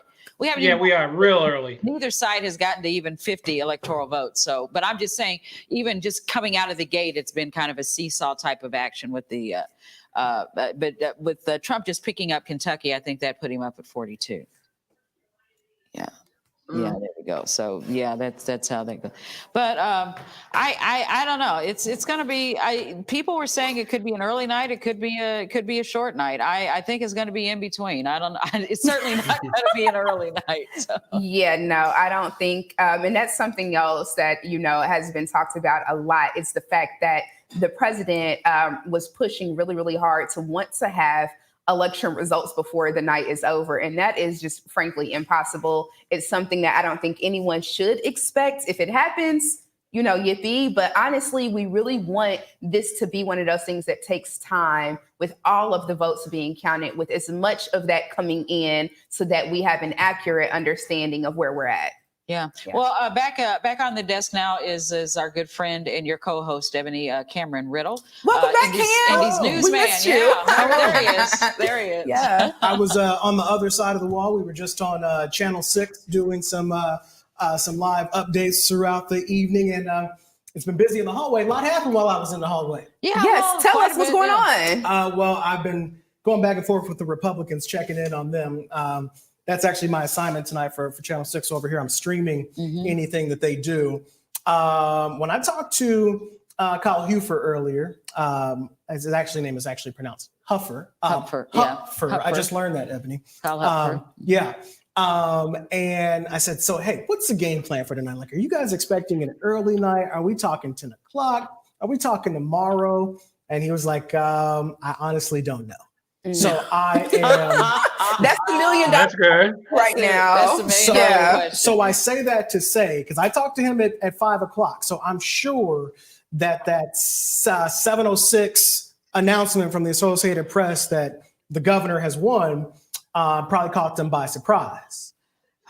Caught us by surprise. At the same time, Dr. Woody Myers is saying not so fast. He's saying we're going to wait for some more concrete numbers to come out before he makes a concession. What about Vanderburgh County, Cameron? Because Representative Bartlett was talking about that. Let's pull that up. Yeah, Vanderburgh County. He said that that'll certainly tighten things up. Yeah, well, it's a couple of counties that I think that's why Woody Myers is holding off for, because let me see. This is 33% of the expected vote in as of right now. Okay. And so places, and with that, Governor Holcomb is at 56% to Woody Myers 32%, and Donald Rainwater with 11%. So still holding strong. Rainwater is. So the Myers camp is saying we got 60 plus votes still out, and they're going to be looking at Lake County, Vanderburgh County, Marion County, to see if there is room to be made up. Again, the AP was the first one to make that call. It looks like CBS News did the same thing when it comes to Indiana and Trump, and NBC has followed. But continuing to look at those numbers, let me see here in Vanderburgh County was the county you asked about. I've got 0 report in right now from Vanderburgh County. That's what Representative Bartlett was saying. Yeah, and back to That was the his point that was made earlier from Ms. Cordelia Lewis-Burks is, not until the fat lady sings. We're not going to make any rash, decisions or anything until all of that comes in. So looks like it's, something we're going to have to wait on. Well, the news from the Senate also, there's the projection that Mitch McConnell will be returning to his job. Absolutely. In the Senate. So there's He'll be another returning to the Senate. Yeah, that as far as Senate Majority Leader, we have to. Well, Ms. Burks, you were saying so. But go ahead. I'm sorry, Cameron. Ms. Burks was making a point. Go ahead. Are you there? No, I just said I hope he won't be returning as majority leader. He probably returned to the Senate. He may not be returning as majority leader. Yes. Yeah. Okay. Yeah. That was another point you were making before we went to a break. You were talking about the book that you felt like explained the phenomena as to why people who were, why white votes vote against their interests. Just be honest. Why poor white people vote against their interests? She sounds like Dion Livingston, our GM. But it's one of the things that a lot of people have been talking about, especially right now when you look at the way that COVID has completely ravaged the economy, and people they really expected when Trump was elected, he made a lot of promises to these people, and now they are seeing that not all of those promises were met. So really interested to hear your thoughts on that, Ms. Burks, on why those white voters vote against their interests. Well, for one thing, Bob, that book was written when Bob Dole was the senator from Kansas. It indicated that many times they vote because it makes them feel affluent to be called a Republican. Wow. The poorer they are, the more they will vote against their own interests. So, it's been a while since I've read the book, but I've got it here in the house someplace. I was looking to see if I had it in my bookcase here. Well, look it up. But go online or see if you can find it. Yeah. So in terms of African Americans, I know we're not just one, but in general of African Americans, how would you characterize that voting and those voting habits? I think there's a dearth of democracy within our community. I grew up where we were taught government and civics. And, we had to know every state and every capital of each state. And our kids don't get that now. We had civics lessons and why it was important to vote and what an elector was. If you ask most of our young high school kids what is an elector, they couldn't even tell you. And now we're trying to get rid of electors.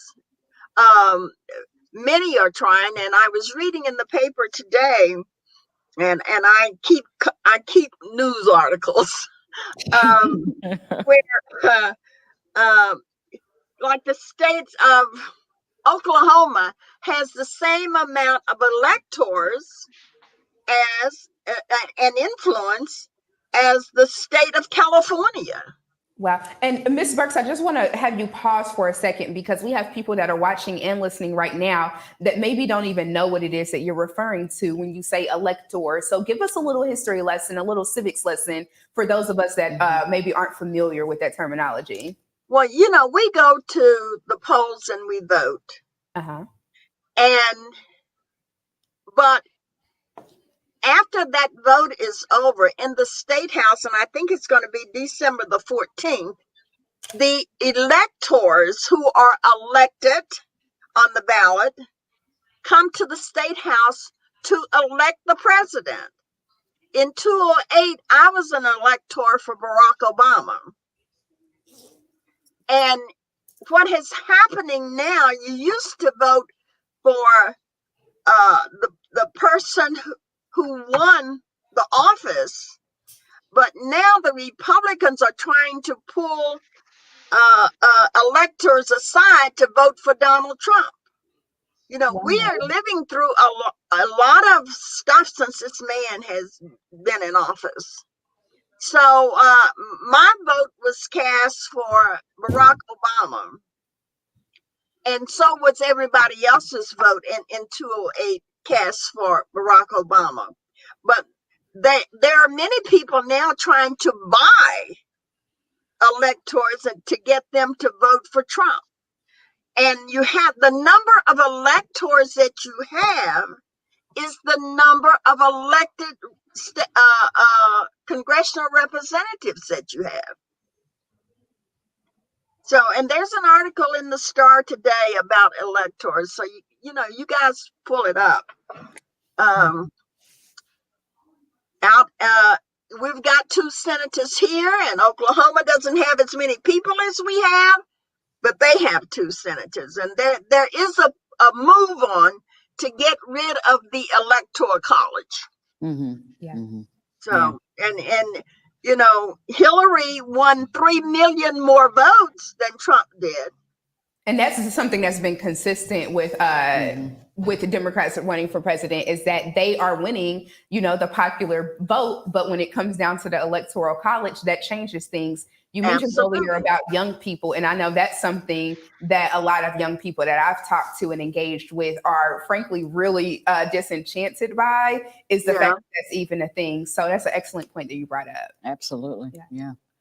So maybe we'll have to get the recorder and the Radio One to talk more about these type things, because you have a great audience, Tina. I almost called you the other day because I have felt, and I said to my boss in Washington, Lee Saunders, right after Ruth Bader Ginsburg died, I said, there is no point in us fighting this woman that the Republicans have selected, or Donald Trump has selected, to fill that seat of Ruth Bader Ginsburg, because they have the numbers.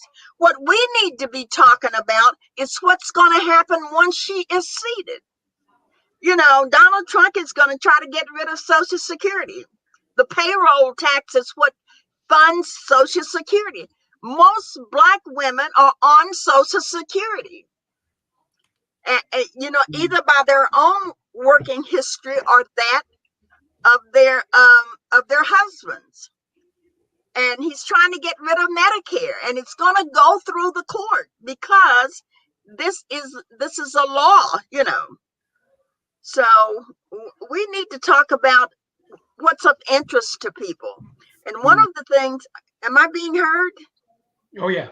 Oh, and one of the things that I kick myself about is that in 2008 and 2012 that I didn't talk more about what the Supreme Court means. Yeah. You know, Norman Hill taught me, who was head of the A. Philip Randolph Institute. Yeah. He taught us in our classes the importance of the Supreme Court. And you know what, you are absolutely correct. But you know what, we may be calling on you tomorrow to come on our show tomorrow, because we'll have a clearer idea of where things are going. Right now, we're going to have to leave and take a break and go to some other coverage. But we will check in with you tomorrow. Will you be available? Tina, I've never turned you down. Oh, well, you're far too kind. Okay, Ms. Cordelia Lewis-Burks, Vice Chair of the Indiana Democratic Party. We will be hearing from her again, ladies and gentlemen, very, very shortly. So thank you so much for all your analysis and insight. And James, Cameron, Ebony, we're going to take a quick break right here, and we'll rejoin coverage shortly after the break. And when we do, we will have more election results as polls close at the top of the hour. Indeed.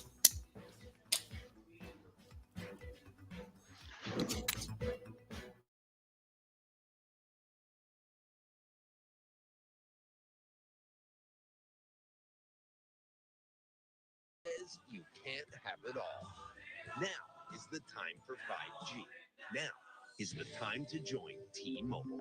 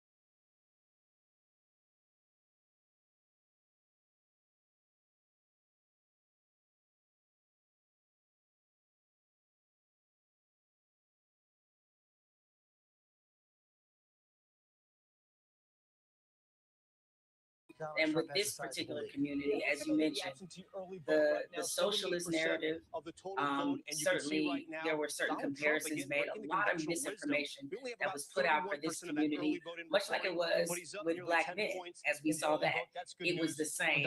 It was a sense this was a vulnerable population, and that is why I think, maybe not completely you have that to blame, but I think that has a large that had a large impact on this community, more so than we realized.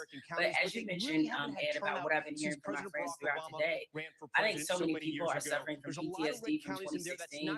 It's just not even funny.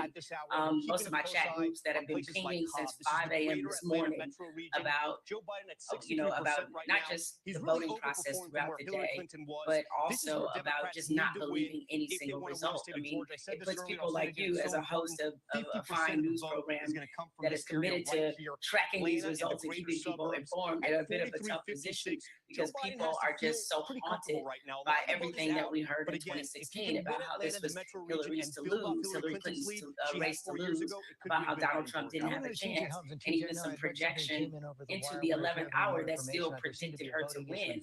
And so when we start to see that slide happening, I think people seeing that poll after poll showed Joe Biden with a 10 to 15 point lead, people are going to start to get panicked. They already are. And this process for the night and what we're about to see has barely even started. So if I had to put one word on it, I would say panic. That is the word that has come up most often in talking with friends and family. And let me put a keyword next to that, and that is patience. Patience for this evening. No need to panic quite yet. I mean, I think that we have to realize that there was a lot of optimism that he might win Florida, being Joe Biden, that he might turn Georgia if that is the case. But the reality is it was going to be a hard twist to turn Florida no matter what. And so, before those who are, of that ilk to believe that we need to move this man out of the White House. I'm trying to keep my journalistic integrity in shape, but I don't know that I can half the time. You have to know which states were really, hard turns and which states were truly 50-50. And if he starts to lose those, then I think that panic word can be brought about. We're going to go to Derek Johnson in just a moment. If he's ready, we'll go now. The president of the NAACP. Derek, you've been hearing what has been talked about, and Henry Fernandez is talking about, Florida possibly, in fact, now going to Donald Trump, though we're going to wait this out and see. What, if anything, are you hearing? And as I said, let's be patient. What would you tell people? I think patient is the key word. And I also said all week, the only poll that matters is the polling place where you cast your vote. We have seen time and time again, polling has not been a predictor of outcome in these elections, but voters going to the polls will be the outcome of this election. So as we begin to look at states where we know we've had the type of momentum over time and track record, that's where we need to start looking at the Pennsylvanias, our home state of Michigan, Wisconsin, Nevada. Those are the states that are most important. Then you start looking at the Georgias, and then you start throwing a Hail Mary pass for the North Carolinas and the Texas. Those will be the states that begin to tell the story. You want to panic? Wait till you start seeing the numbers come out of Pennsylvania. That should tell you whether or not you should start panicking, or numbers coming out of Wisconsin. But Florida has been trending red for a while now, just like Georgia and Texas have been trending blue for a while now. So it is a wait game. It's a patience game at this point. Yeah, we have to be patient. We'll certainly take a watch. One of those states that people were cautiously optimistic about, perhaps flipping. Derek just said Georgia being red for so long, but there was thought that maybe they could push it into purple and then push it into blue. Let's check in with the mayor of Atlanta, Georgia, Keisha Lance Bottoms, and get a sense of what she's been hearing throughout the day. Ms. Mayor, always good to talk to you and see you. Give us a sense of what you have been hearing in your fine city. Well, it's great to join you. Thank you for having me. I mean, this is going to be a nail biter here. What I've been saying all along is that we could take Georgia this year. We had the voter registration numbers there. It really is about turning out.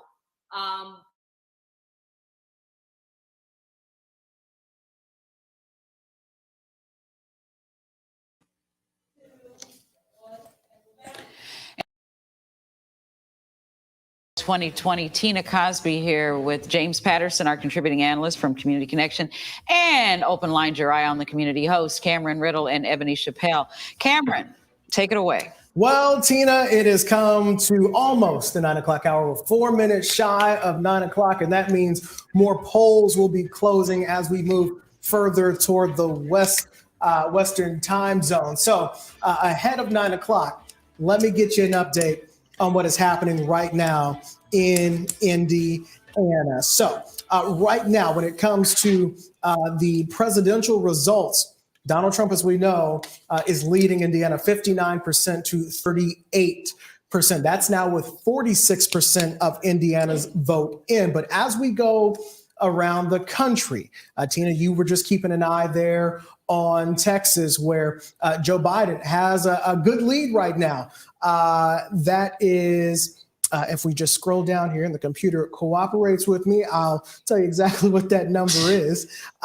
Meanwhile, let me jump over to the latest numbers from Indiana's governor. So here we go right now. Governor Holcomb, of course, our governor and the incumbent, with 57% of the vote, 30% right now for Dr. Woody Myers. That's about 38% of the vote that is in for Indiana right now. That has left Dr. Woody Myers saying they're not closing up shop just yet. They are going to wait and see what the rest of that makeup is going to be before they concede. Will that happen tonight? We don't know. I've been checking in with the Republicans to see, is the governor going to be making a speech tonight? Will he be accepting? Still waiting to see what that is as they look at other results. But now, Tina, as we were talking across the country. It's even tighter than when you just mentioned a minute ago in our commercial break. Joe Biden, 49% in Texas. Donald Trump, 48%. That's 65% of the vote in. Let's go over to Georgia. Donald Trump leading 56% to 42%. With 30% of the vote in. Down south in Florida, Donald Trump, they're neck and neck. That's a statistical tie right now. It is too close to call in Florida, with Donald Trump with 50% of the vote and Joe Biden with 48% of the vote. Let's go up to North Carolina. That's a place a lot of people are watching. Joe Biden has a strong lead there, 51% to 47%, with 73% of the count in. Let's jump over to the Midwest right now. In Michigan, there is 56% of that vote right now going for Trump. That's Michigan. In 2016, Donald Trump won Michigan by less than a half of a percentage point. Yeah, but Michigan has what, 12% in? And 12% in. Very early. Very early there. So a lot of people are looking for that to switch. One of the polls we're looking on from the Midwest is Wisconsin. They close at 9 o'clock. So in another minute, we may have some information there. And then Arizona also closing at 9 o'clock. That's a place that a lot of folks are counting on going blue this time for the president. So it is still early. You ladies have been in the studio for 2 hours, absolutely killing it. So I know it's going by really fast, but the night is still young. There's no indication on who the president is. Yes, it is. Yes, it is is. it's going to be, I thought about that earlier today when I was talking to my friends and family getting prepped for today. And the thought that kept going through my mind is that this is a marathon and not a sprint. So we have to take our time and do things right. We also want to encourage you all that are listening to us on the air. We are broadcasting live right now on AM 1310 The Light, also on 92.7 FM and 95.1 FM, as well as 106.7 WTLC. But you can also watch us, join us live on Facebook. We are on the Facebook pages of 106.7 WTLC, The Light Facebook page, as well as Hot 96.3's Facebook page. We want to engage with the listeners. We also are taking callers at 317-239-1310. Once again, that phone number is 317-239-1310. And right now we have two very special guests that have joined us in our StreamYard. They are digitally backstage, and that is Dana Black, who is the Deputy Chair of Engagement for the Indiana Democratic Party, alongside Ashley Gervitz, who is President of the Indiana Democratic African American Caucus. Good evening, ladies. How are you? What's going on? What's up? Happy election night. Happy election night. Two of the sisters that are working so hard in this political fight that we are in. I want to hear from both of you. Dana, I know that you have been on with the Indiana Dems with their virtual watch party, as well as Ashley. I know that you have been really hitting the pavement out here in the community with the Get Out the Vote efforts. What are you all's thoughts as we're starting to see some election results come in? What are your overall thoughts about what we've seen so far? I'm gonna let Ashley go. That's the brilliant one. All right. You know, I can tell you with COVID, and we look at a lot of our civil unrest that's happening across our state and across this nation, I can tell you that the results coming in are pretty much reflective as far as what people are feeling. I'm happy to see that we are making progress. We are still waiting to see 100% of the reporting that comes in, which will also reflect the fact that we still, as a state, have a long way to go. But ultimately, all together, I'm very happy to see that of a brink of change. Ultimately, as a Democrat, I am still vying for the fact of one day we can be blue across the board. Yeah. Yeah, Dana, what are your thoughts on that? Go ahead. So for me, you know, I look at every election as a revolution without any guns or any bloodshed, hopefully, right? And you can change the direction and trajectory of our nation with a vote. And what has inspired me more than anything else this election season is seeing how many people are actually turning out. Yes. Those numbers just blow up. That means people understand that they have power. and there is power in their vote. And they're using their power to change the direction. Now, listen, we still got some work we got to do in our state house. We still got to do some work here in the state of Indiana. We're trying to get rid of that supermajority. But I think as our party goes, as we continue to talk about how we want to protect your health care, COVID is showing you that health care is important. COVID is showing you that you got to have high-speed internet in all areas so that your kids can go to school safely. This thing is just airing all of our dirty laundry, right, as a society. Yes, absolutely. And you mentioned a couple of things that I wanted to highlight that you mentioned just now. The two of you just mentioned is the early voting. We had record numbers across the country, over 102 million votes cast early. And here in Indiana, 1.8 million about votes coming in early, which is twice as many as 2016 and 3 times as many from 2012.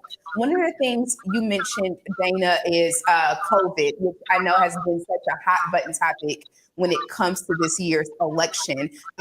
Woody Myers, who was the Democratic candidate for governor, really spent a lot of time focused on what he felt was Governor Holcomb's shortcomings when it came to that.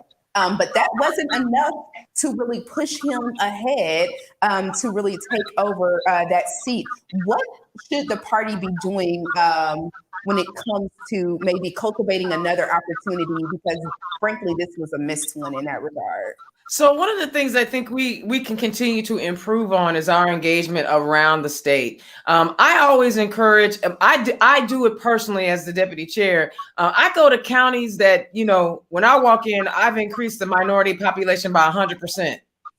And I go into and I talk about who we are. And I'm not afraid to go in these communities. Now, I do have a pickup truck with tinted windows. I ain't crazy. But I still go in these communities and talk to them, right? And we have to talk about what's important to them and their lives, not these abstract issues. We have talked about bread and butter issues about how we're educating your kids. How are you affording to daycare? Where are the nearest healthcare facilities? Because there are a lot of healthcare facilities that have shut down in these rural communities. And the representatives that are representing them in a state house don't seem to be concerned about the real issues in these communities. We can talk about all the stuff that 45 is doing and McConnell and no, we got to talk about, okay, what are our farmers suffering with? How do we make sure that school choice doesn't just defund public education in urban areas, but in our rural areas too? And we have to get out and talk to people about who we are, because I believe fundamentally that we all have more in common than not. We want to raise the minimum wage and get people a living wage. We want people to be able to collective bargain. These are things that we care about. And guess what?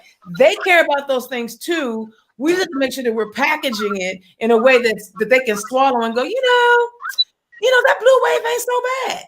And that's what we have to do. We have to keep working. We can't stop working. We have to keep working every day. And Ashley Gervitz is one of the hardest workers out there. Ladies, if I may interrupt for just a second, I want to bring you up to date on the Woody Myers campaign.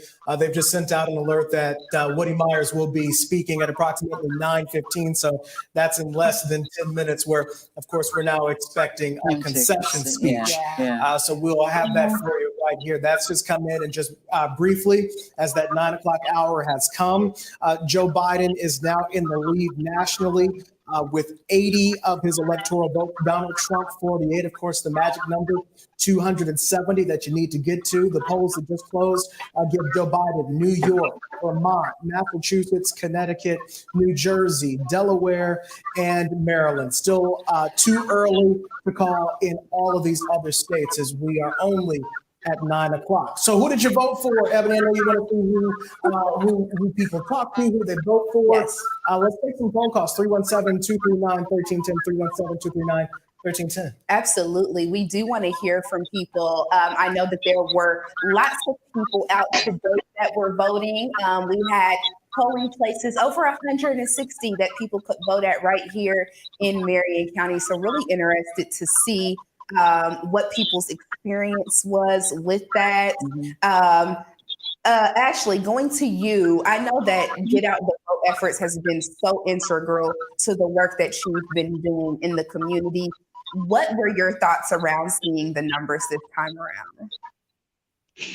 I am very impressed with the early turnout numbers. But what I am most appreciative of is our Madam Clerk, Mila Eldridge, her staff, and everyone who advocated for the fact of our efforts to help expand early voting is critical more than ever. And so we are very thankful. I know I am in particular to see that of our expanded, ability to help make sure our vote is a reflection of our voice. So it's been great. Now adding one, I appreciate I'm sorry, I don't mean to interrupt, but that was a point that we wanted to drive home on my show as well, because it seemed like just by default, a lot of people, on social and other places were blaming the clerk or saying this is the clerk's fault for this, and that. And they had no idea how hard Mila Eldridge and Russell Hollis work on their behalf. I mean, they are first rate, top class. I mean, they do everything that they can possibly do to make it a good experience, as fair as they can possibly make it, and against opposition. And I was going to say opposition that they face. It's unbelievable. I was going to go ahead, Dana. Go ahead. I was going to jump in and say, if it had not been for Clerk Eldridge, her team, and the Marion County Party Chair Kate Sweeney Bell fighting tooth and nail, Republicans would have only had one early voting location. We literally just received our expanded 2 years ago because it had to be by unanimous decision. There was always one Republican on the board, on the election board, saying no. A town of 800,000 residents and over 300,000 registered voters needed only to have one early voting location, but Hamilton County could have 9, and we still don't have as many as Hamilton County does. So they need to understand that there was a lot of work that went into getting the expansion, and those long lines that they saw is still voter suppression, because first of all, it should have been no excuse absentee balloting, but the Republicans in the State House no part of that.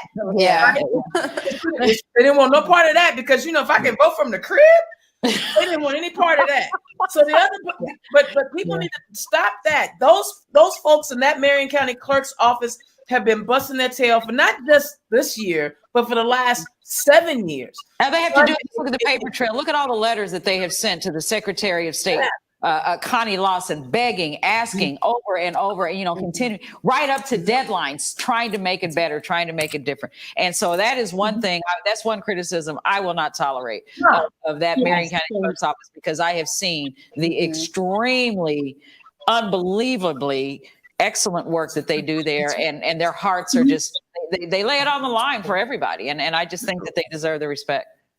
Absolutely. And she expanded her personal office hours, which was the only place that she could do it. So she's got a staff working from literally 6 a.m. to 10 o'clock at night. Yep.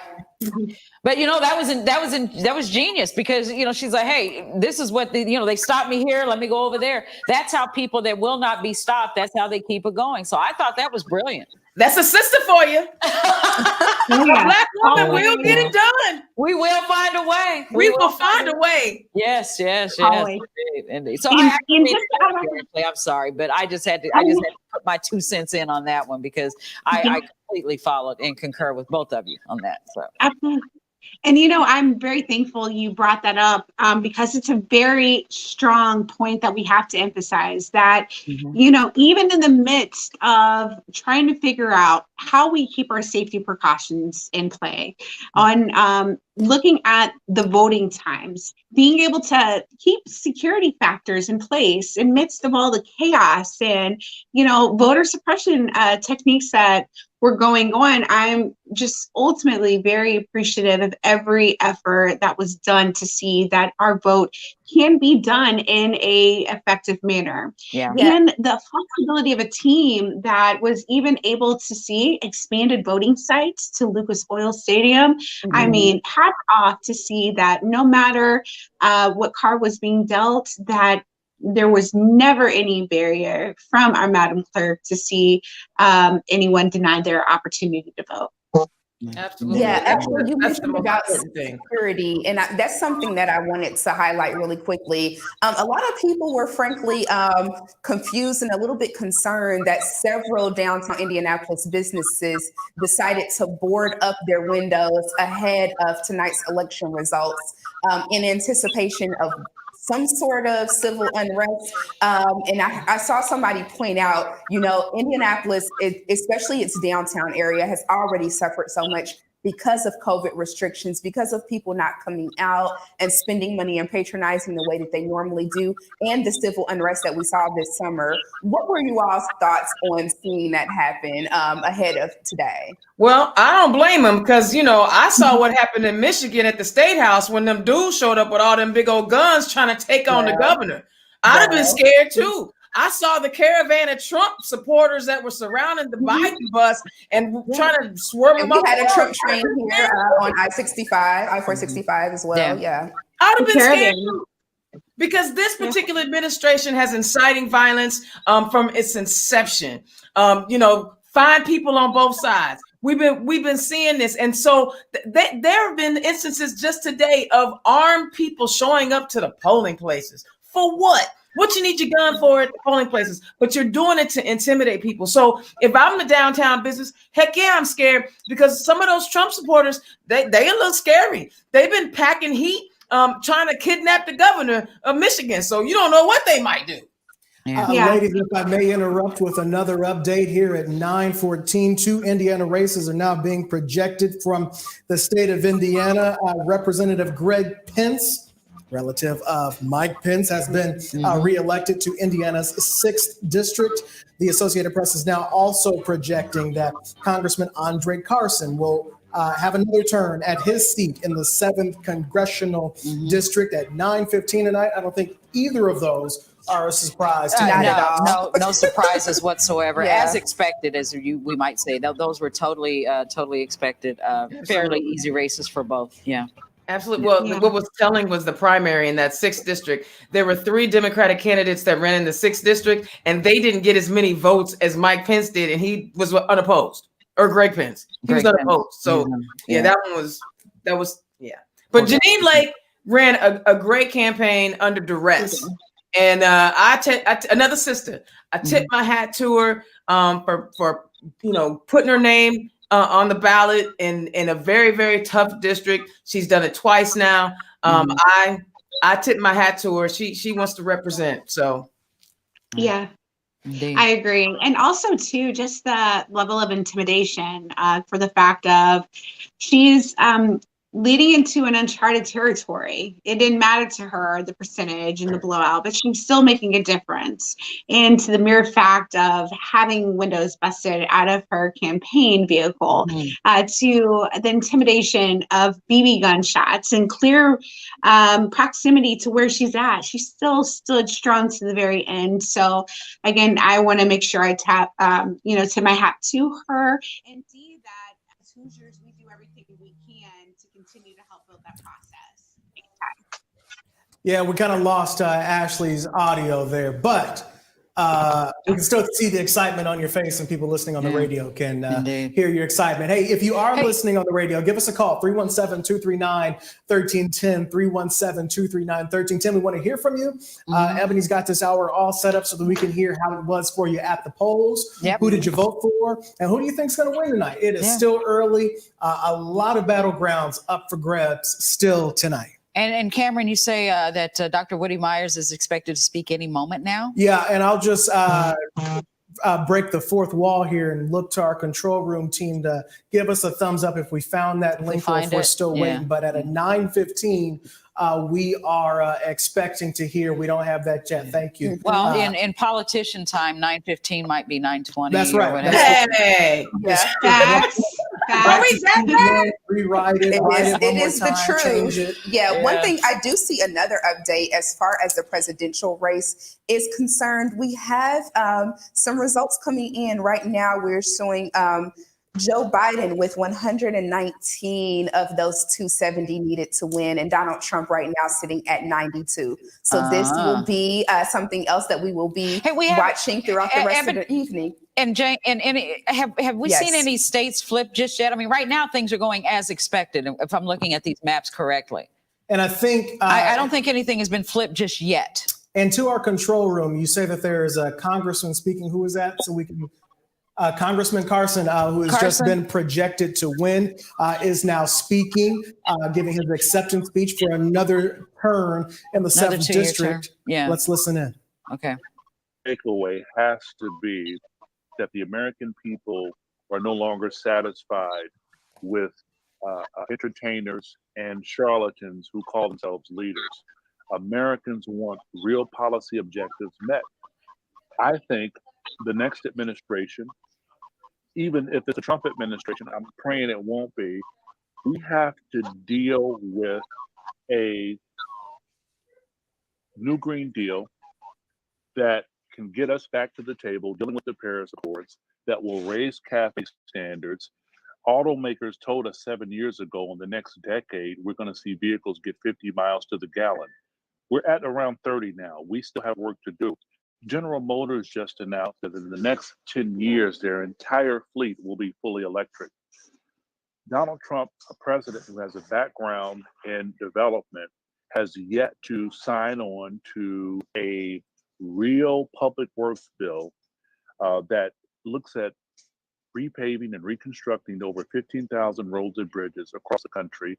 And we're talking about an investment in smart roads, where the smarter our vehicles get, the more they can communicate with each other, and the more roads can make it safer for drivers and pedestrians.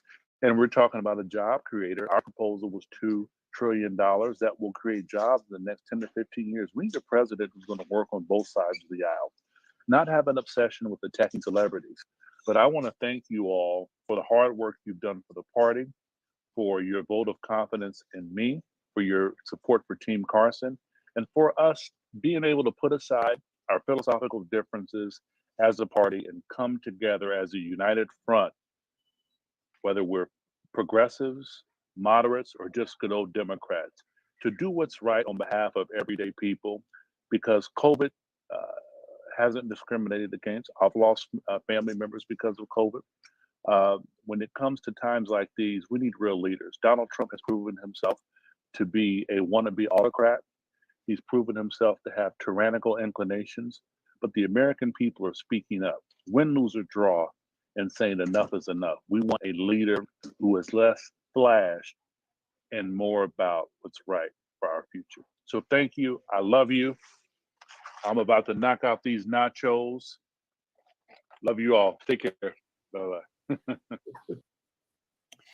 And that was Congressman Andre Carson again, as we were saying earlier. No real surprise, going back to Congress for another 2-year term, and the projected winner for this evening. James, are you there? We haven't heard from you for a while. Yeah, I'm here. Just listening to Ashley and Dana, and really thrilled about what they had to say. Particularly what they said, everything. What they said. Yeah, what they said. Particularly, I wanted to get their thoughts one after the other on the enthusiasm, despite the suppression efforts, which Tina, we brought forth on Community Connection, that have permeated this state for years.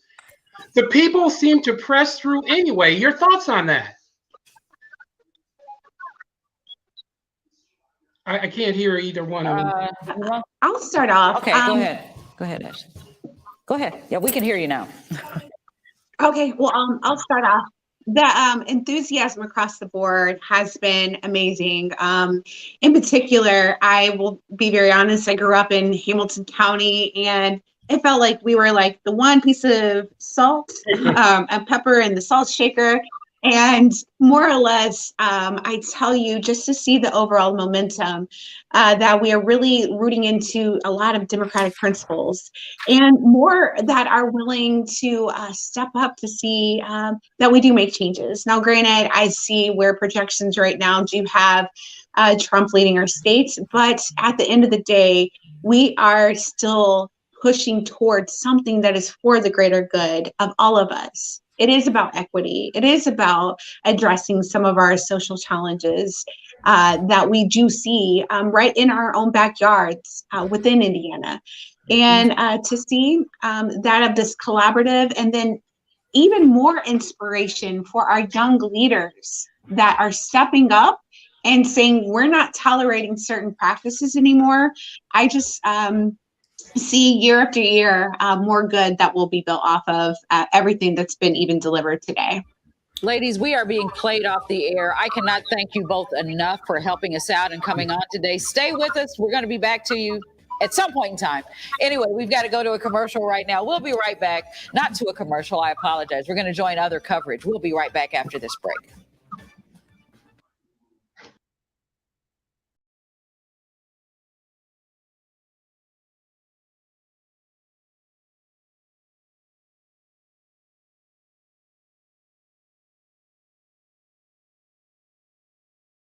Caucus have been traveling around our state, talking to communities that are not necessarily in Lake County and in Marion County, and sharing what's going on in the State House. Tell us why the Black Caucus does this.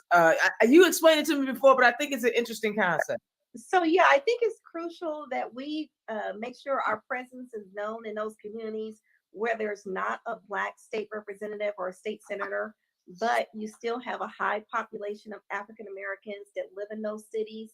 So right now, we're only in Marion County and Lake County.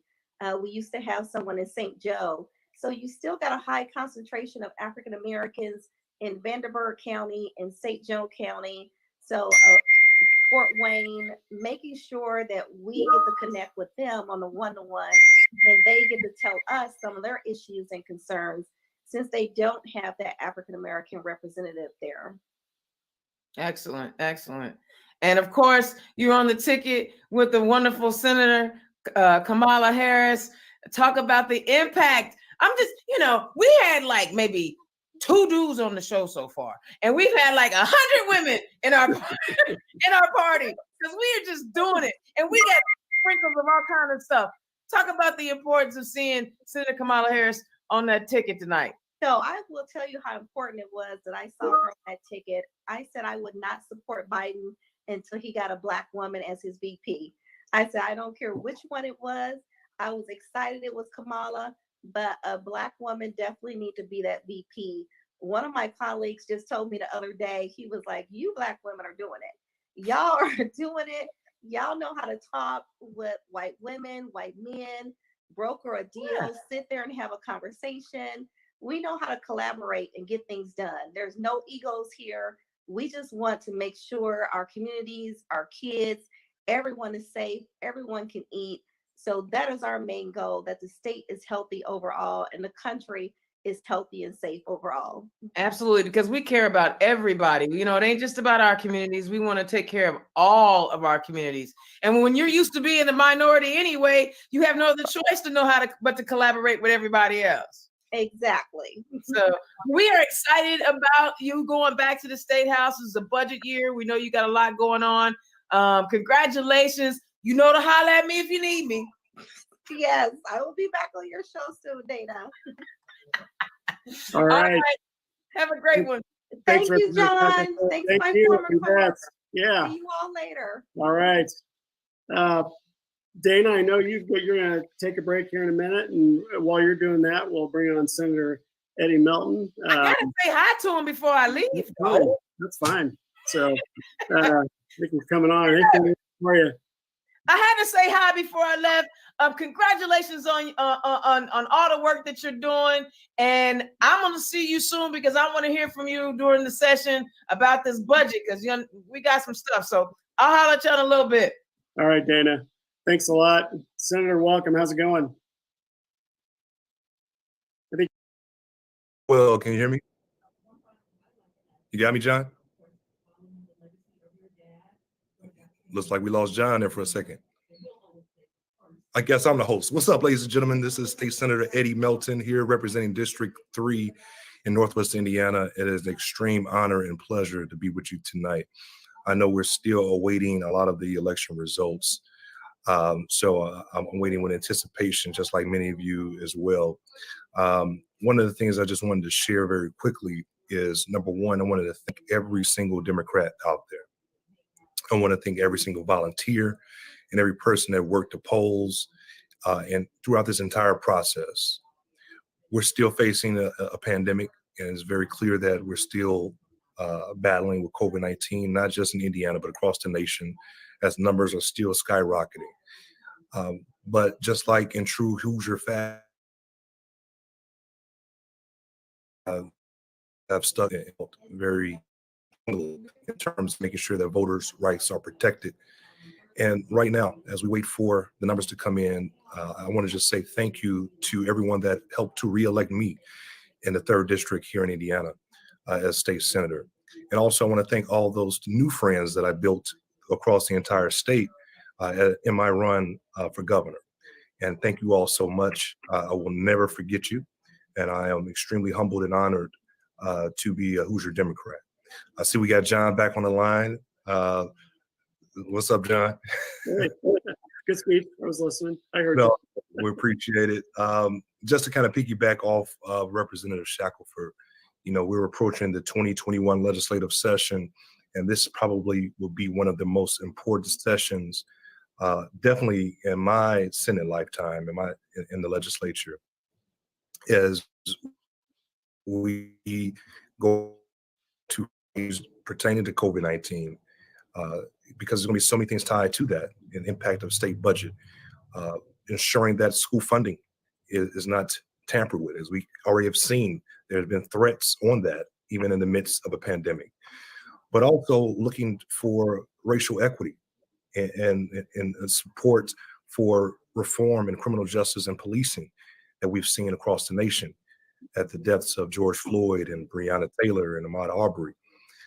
So there are so many things that we need to address, on top of making sure that hazard pay for all of our workers that have worked at the peak and the height of COVID-19, they should be compensated fairly and adequately for putting their lives on the line to ensure that we as a state continue to function and to run at the height of that pandemic. So 2021 in the legislative session is going to be a very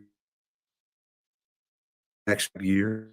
And we need you all. We need every single person to pay attention to what's going on in the State House, to be engaged in the process. And as we sit tonight, and we hope that we pick up more seats in the Indiana Senate and pick up more seats in the State House, we need you all to be hands on deck this next session. So I want to thank you for your leadership, Mr. Chairman. I want to thank all the participants on tonight's panel, and thanks for having me. Thank you, Senator. Thanks for all you do over there. I know you've had a big year, and 2020's thrown so many curveballs that we're all just sort of just sticking together, although it's not in person, it's virtual. So we appreciate everything you do and appreciate you being on tonight. Thanks so much for coming on for a while. Oh, thank you. Good evening, everyone. Have a good one. Next, we're going to bring on State Representative Greg Porter, I believe. If Representative Porter's on here in Indianapolis, we may have a couple other members on as well. So, hey, Representative, how are you?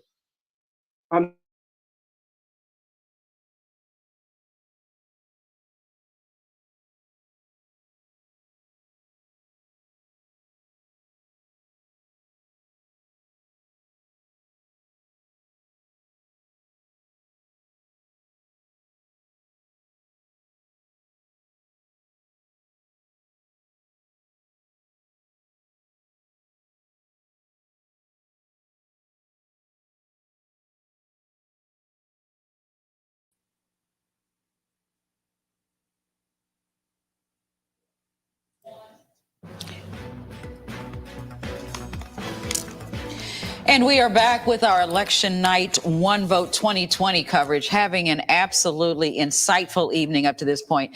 Cameron Riddle, Ebony Chappelle, James Patterson, and I'm Tina Cosby. We are all here with you throughout the rest of the evening. And Cameron, there's a various combination of all of us at different times, but it's you and I right now. And James, are you there? Okay, James back. Tina, if I can, before we move on, if I can just compliment our team real quick, because it's 9:32, and we're doing something that we've literally never done before. We're doing video streaming in a TV studio, and we're broadcasting on 2 radio stations, all live at the same time. And this is flawless, you guys. I'm just going to let everybody know, Jerry Wade, Anthony, Emily, David, this is fantastic. We're getting a lot of good people are enjoying what's going on here. That said, Yeah, we well, got you a know long way what? to go. They make us all look good. So we They got, do. much love to all of them. Thank you I'm so in much. love with it. Yes, but we got a indeed. long way to go. It is just 9:33, and we Dr. Woody Myers has just given his concession speech. With those results coming in early tonight at 7:06, the projection for Governor Holcomb, and at last check, there was about 45% of the projection in. Anthony, thank you for the projection music. 45% of the vote in right now, and so with that has been too much for Woody Myers to come back. Yeah, from. too much So- to make up. So entirely. now we are waiting for Woody Myers, for Governor Holcomb to step up. He's at the JW Marriott with the state Republicans. He'll be giving his acceptance speech at any moment. So we're watching for that, and we'll bring that to you live.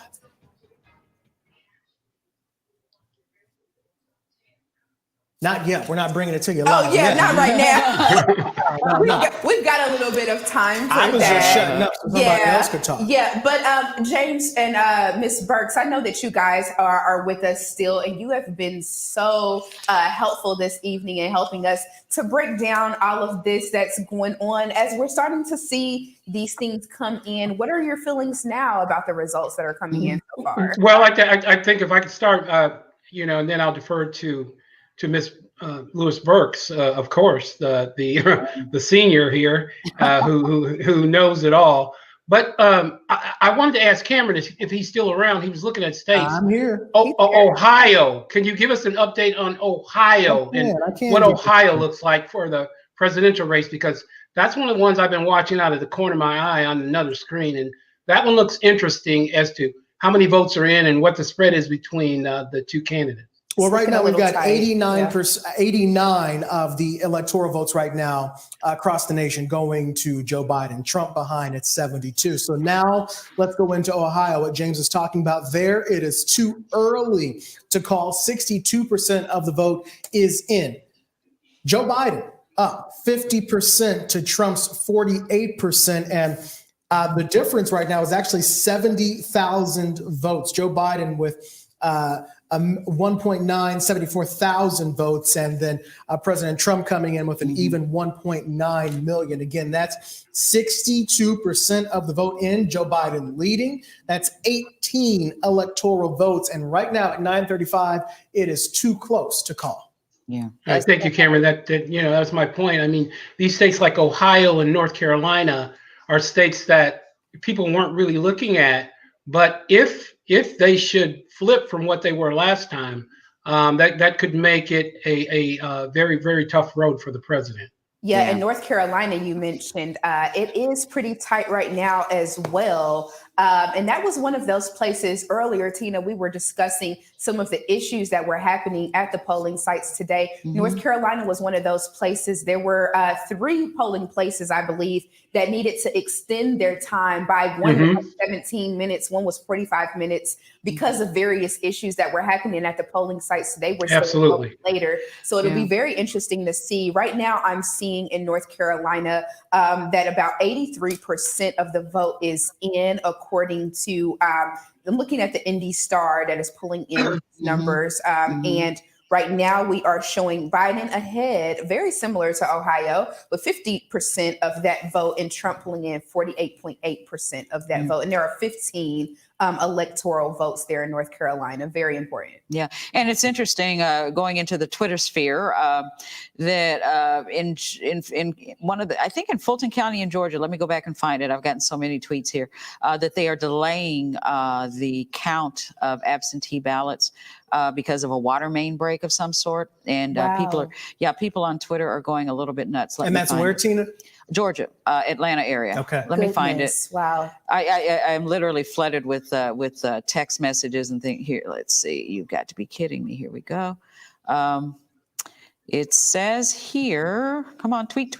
Officials at the State Farm Arena in Fulton County, Georgia, which is Atlanta, announced that the absentee ballot count will be delayed after a pipe burst in the room containing the ballots. So that's going to oh my goodness, Fulton County, Georgia. And Fulton County, as you very well know, that's the bulk of pretty much Georgia. And to delay that count because of a water main or a pipe bursting. I don't know, but and you just people, have to pray that those votes were protected, because Yeah. that's one of Or those damaged. we That's- cannot afford for that to happen. No. But if it does, and those votes were damaged for whatever reason, that is going to extend the time Well- significantly for what we know is going to happen. and there's suspicion of how did it break? How did the pipe break? Yeah, Did it break? exactly. And Wow. conveniently, a pipe breaks around all of these ballots that can't be counted now because of the pipe. It's just the tweet storm is going a little bit crazy around it. So we'll keep an eye on that as well. But again, as you all were saying, give us a call 317-239-1310. Interact with us. We're online. We're on the go. We're on the phone. Yes. You can watch us we are- on Facebook Live. Yeah, In we're addition to everywhere. listening to us on the air, Yeah. we are streaming live on Facebook, so you can see our lovely Mhm. faces. You can see as us. we You can keep talk to y'all- us. You can keep it call going. us. Yeah. Let's keep it all going. And Tina, you wanted Ms. Burks to come back to give us some of her wisdom. I'm wondering what her thoughts are at this you know hour. what? Thank you so much, Ms. Burks. You are, boy, she's staying with us, and we are enjoying this as well. So as things tighten up and change and start to morph into a different direction, is this pretty much what you had expected and what you had told us about, a little bit more than an hour ago, Ms. Burks? Well, I think it's going to bounce back and forth Okay. until we get a win. I just hope it's bouncing in my direction. Right. The candor is absolutely refreshing. Yeah. I would also like you to go back and focus on the Indiana House. The Indiana House races, that's, Yeah. we have those I cameras. thought I saw where we sure Jerry do, Tor yeah. was losing. Which House district were you looking at? Were you looking at Jerry Star? Tor. Jerry Tor, Yeah. Cameron. All right, let me see. Hang on.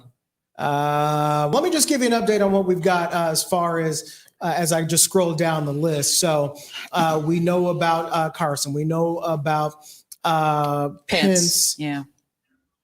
And we do have a phone call coming in, guys. We have a call? 317-239-1310, 317-239-1310. I think it's Victor who's standing by for us. And while you guys, while we talk with Victor, I'll pull up those district races. Okay, Victor, you're on the air. How are you? I'm well. How are you? Doing well, thank you. What can we help you with? Good. What's on your mind, Victor? What'd you do today? Well, I just wanted to respond to the statement of Fulton County, Georgia, and the water main break. I mean, how coincidental is that? It's not even that cold in Georgia. So how could a water main break? Right. And I heard someone say the question becomes, did somebody do it? Is this just by happenstance? I mean, come on. We got to take all possibilities across the table. Yeah, like I said, Twitter's going a little bit crazy about that. Like, you've got to be kidding me type of attitude around it. And again, we need to get an update on that as well. So hopefully we can find out a little bit more very shortly.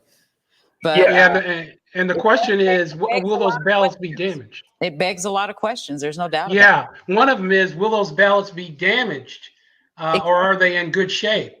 Right. Yeah. Right. Correct. And how well are they protected just in general anyway? Are they cavalier about these? I mean, do they guard? I mean, I don't know. I don't know what goes on in Fulton County, Georgia. I guess we're about to find out. Right. Yeah. But of course, these are unprecedented times that we are living in. Victor, did you vote? Did you vote today? Yes, I did. Oh, all right. Where'd you vote? Here in Indianapolis. What was your polling location? What location? St. Luke. Oh, okay. Okay. Yeah. What was it like there? What was the overall feeling when you were there this afternoon, or whenever it is that you voted today? It was good. It was good. Very positive. Very uplifting. Just knowing that people's vote does count. Yeah. Just knowing that you are one amongst millions, but your vote does count. And Victor, we were asking people, and we've been, asking people over the air. Tina did that on her show earlier today. If you don't mind sharing, who did you vote for and why? Well, I did vote for Vice President Biden. Okay. We just need a change. I mean, if we can be transparent, we just need a change. We need true leadership without lies, without deceit. And there is so much negativity that has arisen these past 4 years. we have to get back to the positive. We have to get back to the positive. And with the motto of some saying, let's make America great again, America has already been great. It's just been different individuals that have tainted the spirit of America. So we say, God bless America, but when is America going to bless God? Yeah. Thank you so much for your thoughts, Victor. Cameron, earlier they were asking about those legislative races. Do you have any updates on that? I do, but I couldn't remember which ones you wanted because I just got so deep into the numbers. I don't know his district, but he's out of Carmel. Jerry Torr. Jerry Torr. Torr. Let's see if we can do a. He's been there forever. He was there when I went. Okay, here we go. Guess what? I got nothing for you. There are no results in right now from that. That's District 39. 39. And right now, reporting 0. But ladies and James, you know, one of the other big races that got a lot of attention and a lot of money thrown at it was the IPS school board race. Right. And we do. Oh my goodness, yes. Yeah, Yes. we have some results, nothing called just yet, but let me give you some results on the IPS district race. So if we start with District 1, that's Brandon Randall versus Will Pritchard. Will Pritchard in the lead with 65%, Brandon Randall at 35%. And overall, we are at 76% of the precincts reported. In School Board District 2 for IPS, Benita Moore, 80% of the vote to Mr. Winston. DeQuavis Winston from Ball State. 20% for him right now. So that's 6,000 votes for Ms. Moore, 1,500 votes for Mr. Winston. Let's go to IPS School Board District 4. Diane Arnold, very tight with Christina Smith, 51% to 49%. That's a statistical tie. The big one that a lot of money was thrown out with was that at large. Kenneth Allen, 40%.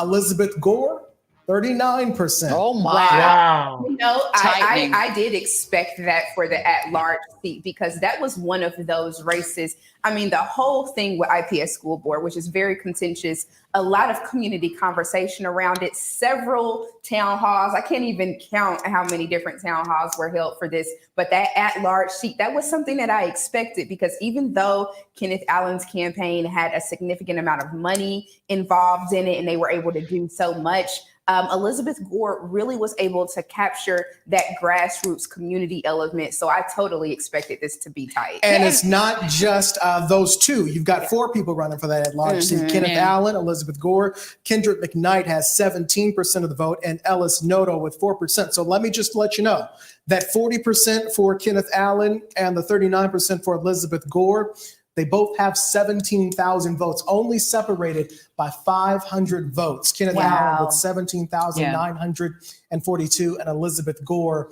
with 17,465, still with 76% of the precincts reporting. So there is still a lot of vote out there. But you know, an undercurrent with the IPS school board, and it, you know, even beneath the obvious is private money versus grassroots money. Yes. That you know, if you drill down underneath a lot of that, James, we had him on the, you know, we had a gentleman on the other day on the show. John Laughlin. John Laughlin. Yeah. John Laughlin. So there's so many layers to you know, just IPS in general. When you say that, you're going to get, you know, everybody goes in a lot of different directions. All right, guys, let me interrupt. Okay. It's 9:47. Lieutenant Governor Suzanne Crouch is speaking, which means the governor would be right behind her. I know it's 9:47. We got a break coming up in about 5 minutes or so. We want to listen in to Suzanne Crouch, maybe get some of the governor before we go.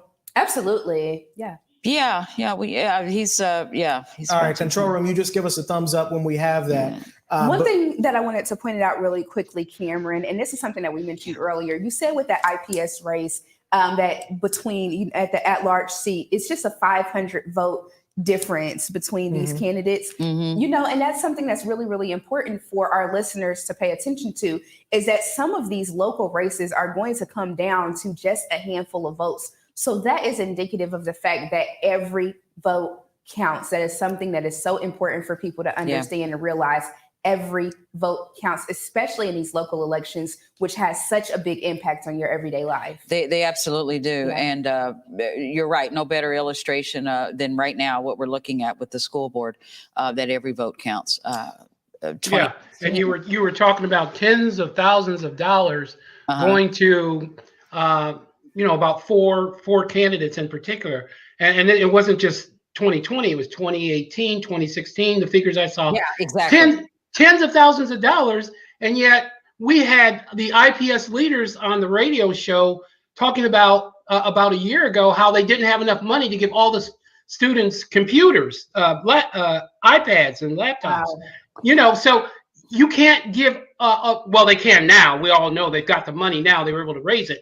But going back a spell, you can't give all your students the technology to keep up with the township schools or the suburban schools. James, And yet, ratio was it what 3-to-1? 3 students to 1? yeah, 3-to-1 before they got the fundraising going, so they could give everybody an iPad. But Tina, tens of thousands, a couple $100,000 a candidate that they were getting from these groups, and yet they couldn't give all their students computers. Something's wrong there, man. So they're giving all the money to the private schools. Tina Ebony James at The private schools 9:49. and the virtual schools are getting. That's right, Cordelia. Go That is ahead. something that we need to Ms. look at. Burks, And we're gonna everybody who have- is out there protesting need to get their asses down to the State House. Well, Ms. During Lewis the Burks, session. we They're can getting we're all gonna the passion. money We're to going to private take, and virtual schools. we're going All to right, take a let's- little bit of a break right now. all right. Yeah, let her come back and state that, please, All right. because Yeah, she's animated. A good point. All Making a right. good point. So we're getting so she can finish that point. Let's bring her back at the top of the 9 o'clock hour. How much time do we have, guys? The governor is up speaking right now. Okay, we don't have the governor up right now. So let's take a quick commercial break. We'll come back. We'll hear from Governor Holcomb as he makes his acceptance speech for a second term as Indiana's governor. Our coverage here of One Vote Election Night 2020 will continue. I'm Kim Marotta with Tina Cosby and Ebony Chappelle and James Patterson. We'll be back after this.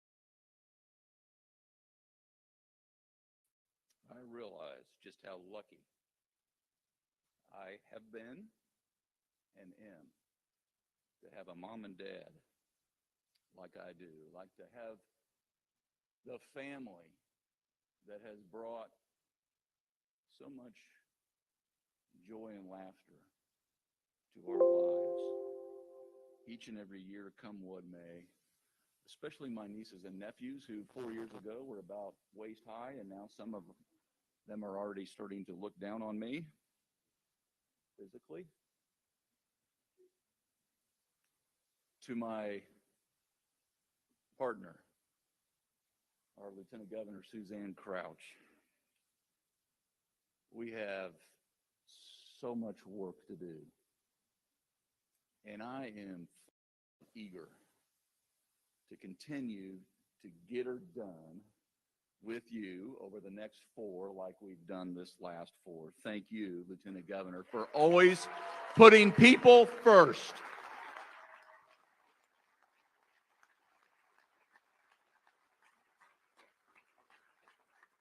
I also want to say thank you to all the various faith leaders who have supplied me with daily doses of inspiration and encouragement along this journey, no matter if we were on a peak or in a valley. I've told each and every one of them that they have the harder job, and I will see their prayers and raise them because of the very people that we serve. To all the employees, and I see some of them here tonight, to all the employees of the state of Indiana up and down the chain who wake up every single day, and their charge is to take it to the next level. As Coach Dale says, my team is on the court, and I could not be prouder of the state employees of Indiana. To my cabinet, and I see them here as well. I am as emotionally moved by your presence and by your efforts as I am of my own family. I didn't trick you when you signed up for this job. Little did we know what 2020 might bring, but my luck, and yes, Indiana's fortune, is what puts a smile on my face. And when I think of each and every contribution that you all make, I burst with pride. Thank you. I'm Amanda Starantino with WRTV. We have a Democracy 2020 election night update.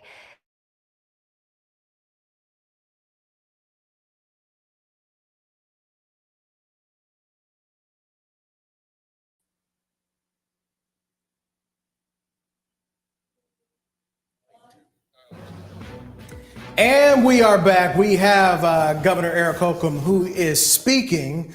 Our feed was just up of the governor. He's giving his acceptance speech right now, thanking his staff, his lieutenant governor, his family, his wife, of course, on this very public journey that they have all signed up to do again for 4 more years. And we're actually standing by. The governor is speaking. But guys, if we don't have that, we can just go back because Miss Louis Burks was spitting fire a moment ago. Absolutely. And you know what? From what I understand, rightfully so. Miss Burks, go ahead. You have the floor.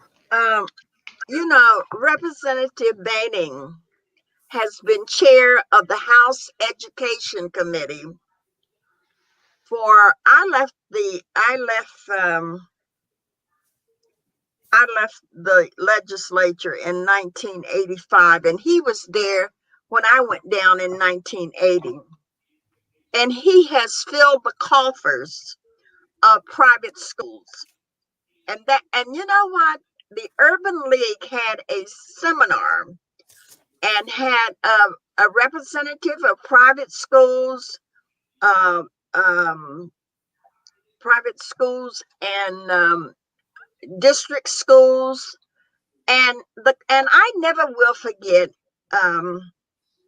Mr. Enders, Mervyn Enders, asked the question, do you have to accept everybody who applies to your school?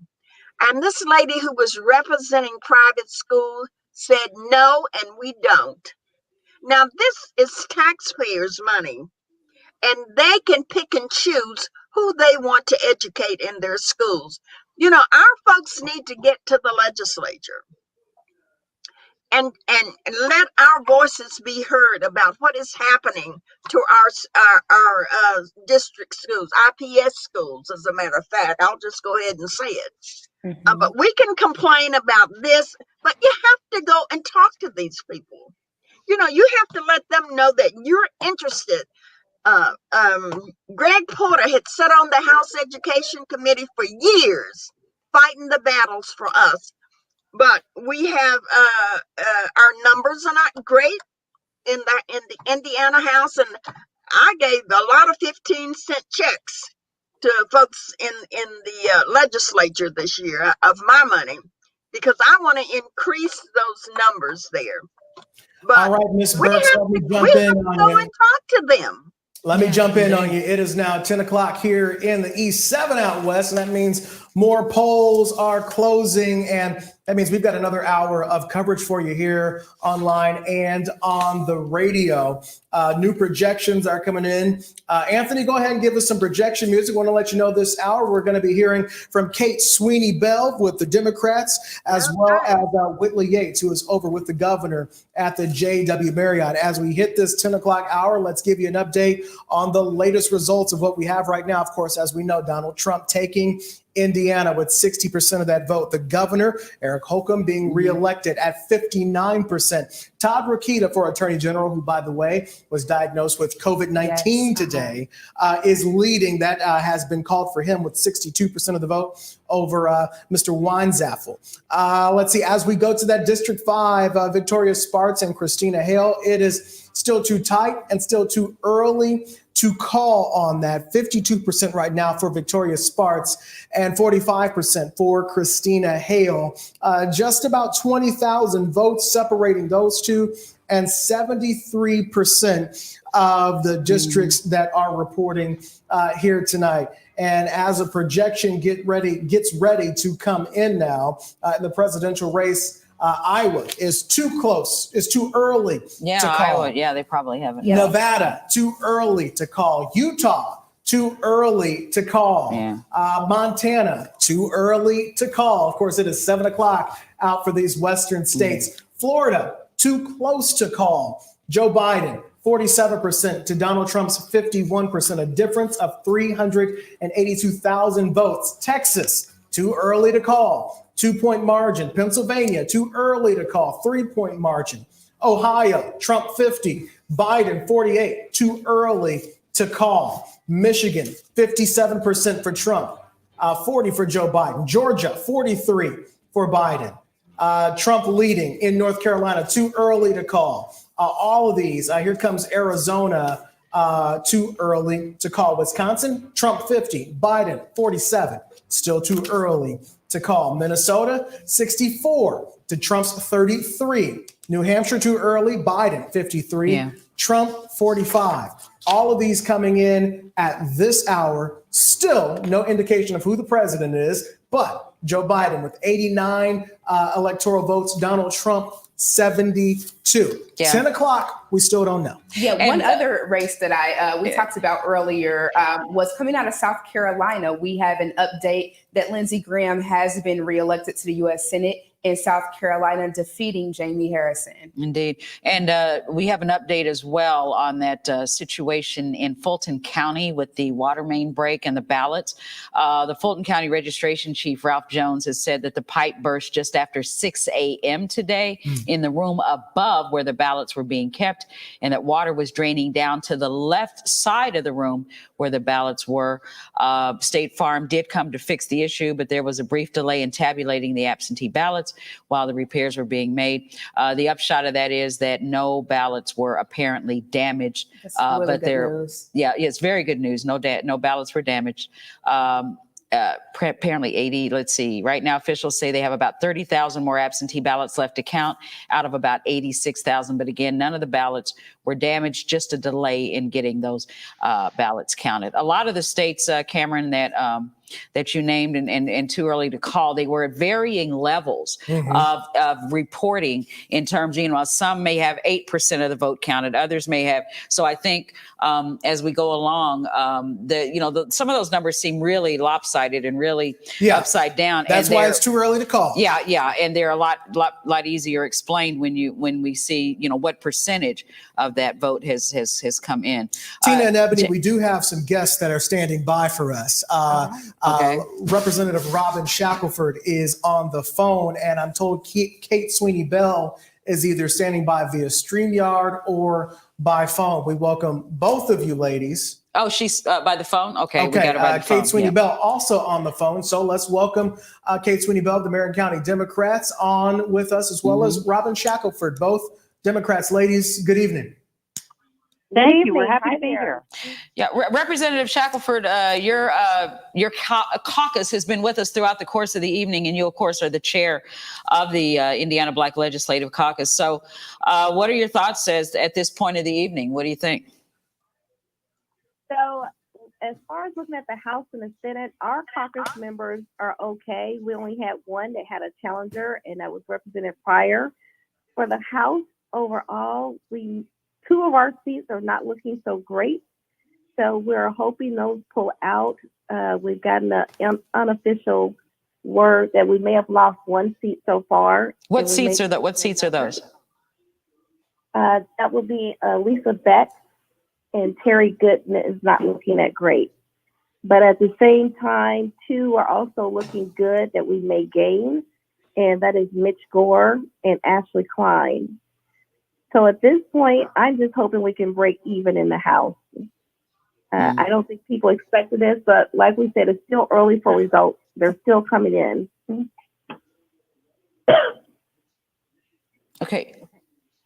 Kate Sweeney Bell is also on Kate the Sweeney Bell is there. Yeah, you're on the phone? Yes, I am. I'm happy to be with you tonight. Oh, we're happy to have you with us tonight. So your reflections on how things are going so far? Well, tonight this whole election has been historic. We've had almost 400,000 voters in Marion County alone cast their ballot. Whether it was in person early voting, they waited in those terrible long lines because we couldn't get no excuse absentee voting during a pandemic, or by mail, or we even had tens of thousands. We had over 100,000 people vote today. So 391,000, give or take, Marion County residents made their voices heard, and there are so many ballots to count. We won't know the totals of all of the races until probably later this week. But there are teams of counters still diligently going through and making sure each and every vote counts.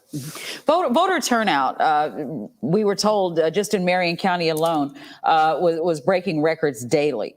How is that translating this evening, or is it too early to tell whether or not that is translated in favor or not in favor of Democrats? Well, it is certainly too early to tell here in Marion County. Yeah. I know that the leader of the other side, Donald Trump, has tried to keep voters from the polls and to depress the vote. But here in Marion County, that's not what happens, because this is a Democrat town. Yeah. To that point, we talked about earlier the record numbers of early voting that happened across the country, as well as right here in the state of Indiana. We are looking at significantly more people that have come out in 2016 as well as 2012. So just really shattering those records with early voting. Especially, when you look at against the landscape of being in a global pandemic, a lot of people being really, really leery of coming out in public and engaging and being around other people. That didn't deter people from showing up this time. What are your thoughts on what activated voters to come out in droves this time around? Donald Trump is pure evil. Wow. I agree. And I He think is there wrong was so for much, this country. yeah. And on top of Trump, there was so much unrest and the protest that was going on for police brutality, racial injustice. I think a lot of those advocates wanted their voices heard, and they actually came to the polls. Yes, this is Representative Robin Shackelford. That's Yes, on that's her. 8. Yes. Yes, so I knew that they wanted to see a change, whether if it was in DC or here in Indiana. Yeah, yeah.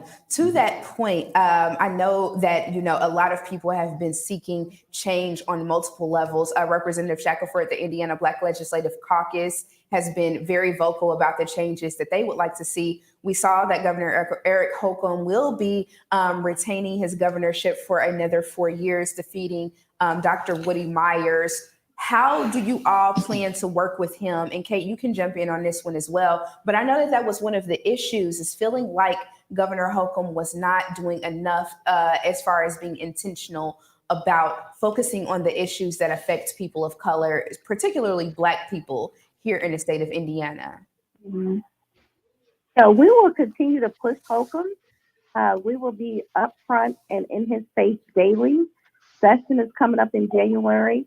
And we are asking everyone to continue to advocate, to make sure that they're emailing and sending letters to the governor's office, because those numbers count. I don't want him to think this win is a mandate that he don't have to listen to African Americans and listen to the minorities because you got this win. But we definitely will have to continue to be on him and make sure that he's representing not only his constituents, but representing the entire state and representing the Black community. Yep. And really quickly, Kate, want to come to you when it comes to that as far as engagement with the Black community. I've talked to people in the community, and some of the things that they've been very critical of the Democratic Party for is engaging diverse candidates and encouraging diverse candidates. There has been a lot of contentious conversation around people, that have attempted to run for office and, not been very successful in that regard. What are you all planning to do differently when it comes to engaging diverse candidates? Because that's one of the things that helps to decrease voter apathy when people are excited about the people that they're voting for. What are you all going to do differently? Well, I think that our party's record speaks for itself, in that if you compare and contrast the candidates that you saw on the ballot for the Marion County Democratic Party versus the Marion County Republican Party, you would see a vast difference with women, with men, with people of color. It is with LGBTQ, the LGBTQ community. It is the Marion County Democrats are, everybody's a critic sometimes, and that's okay, because when it's very necessary. Absolutely. Yes, we strive to work harder. And if there is someone who is being maligned or felt forgotten, we want to make sure that they do not feel that way anymore, because we are the party of everyone. Indeed. James, are you still there? Yeah, I'm still there. I have a question for Representative Shackelford. I want to know, besides what she just said about engaging the governor at a regular occurrence and, pushing him daily or at least regularly, how can you get how can you get more voters to look at minority issues and have sympathy for minority issues in areas that are more red than Marion County or Lake County or Vandenberg County? How can you get, because those areas are becoming more diverse. People are moving out there. So is it just a slow process, or tell us your thoughts about that? So I'll give two examples. When we spoke to the speaker about our justice reform agenda, Todd Houston, he's from an area that's not too diverse, but as he was out canvassing, his constituents wanted to make sure that they saw a change in law enforcement. They haven't said any specifics, but they want to actually see something change because of the deaths that they've been seeing on TV, because of COVID, and they've been seeing the disparities. Now those communities are paying more attention. So he actually put together an informal task force that he wanted us to work together on justice reform. The funny thing it is with rural legislators, suburban legislators, if things are not happening in their community as great as our community, but people was able to see it this time. So now they're wanting to see some of these changes. Another example is food deserts. Food deserts was mostly being rallied by the urban community, but now more rural legislators is seeing it happening in their areas. Yeah, because it's a universal issue. Yeah. Yeah, they've come on board more on helping out with food deserts and trying to support the legislation. So the fact is, we got to get a majority, though. We got to get some more of those rural people and the urban people to agree on some of these topics. So the rural and the suburban, it just comes down to what exactly is going to affect them. Are their constituents going to be concerned? Because if they don't hear from their constituents, they're not going to do it. Yeah. And have you been keeping track of the count itself, the actual vote count? There was a lot of votes this time that were made by mail and early voting, which they count, but a lot of votes by mail. I think in Marion County alone there was 81,000 ballots that were returned. They're going to take a while to count. In some of the areas that you talked about possibly losing two seats for the Democrats and gaining 2 seats in the legislature, are you keeping track with the counts? Are you sure that that's kind of the trend that we're going to see? Because it seems like it's going to be a long haul in many other states. So it is going to be a long process, but some of these counties have already counted enough that we can tell if it's leaning our way or leaning the Republicans' way. Marion County did have an astronomical high number of early voting and also the mail-in votes, and we did learn that the majority of those early voting and mail-ins were Democrats. So we're still going to have to count those, but these are seats, the seats that we're leaning that we may lose are not in Marion County. There are smaller counties where they can pretty much tell for theirs. And we want to remind everybody that is listening to us over the air. We right now are broadcasting live on 106.7 WTLC, as well as AM 1310 The Light, 92.7 FM, and 95.1 FM. We want to remind you guys that you can watch us on Facebook.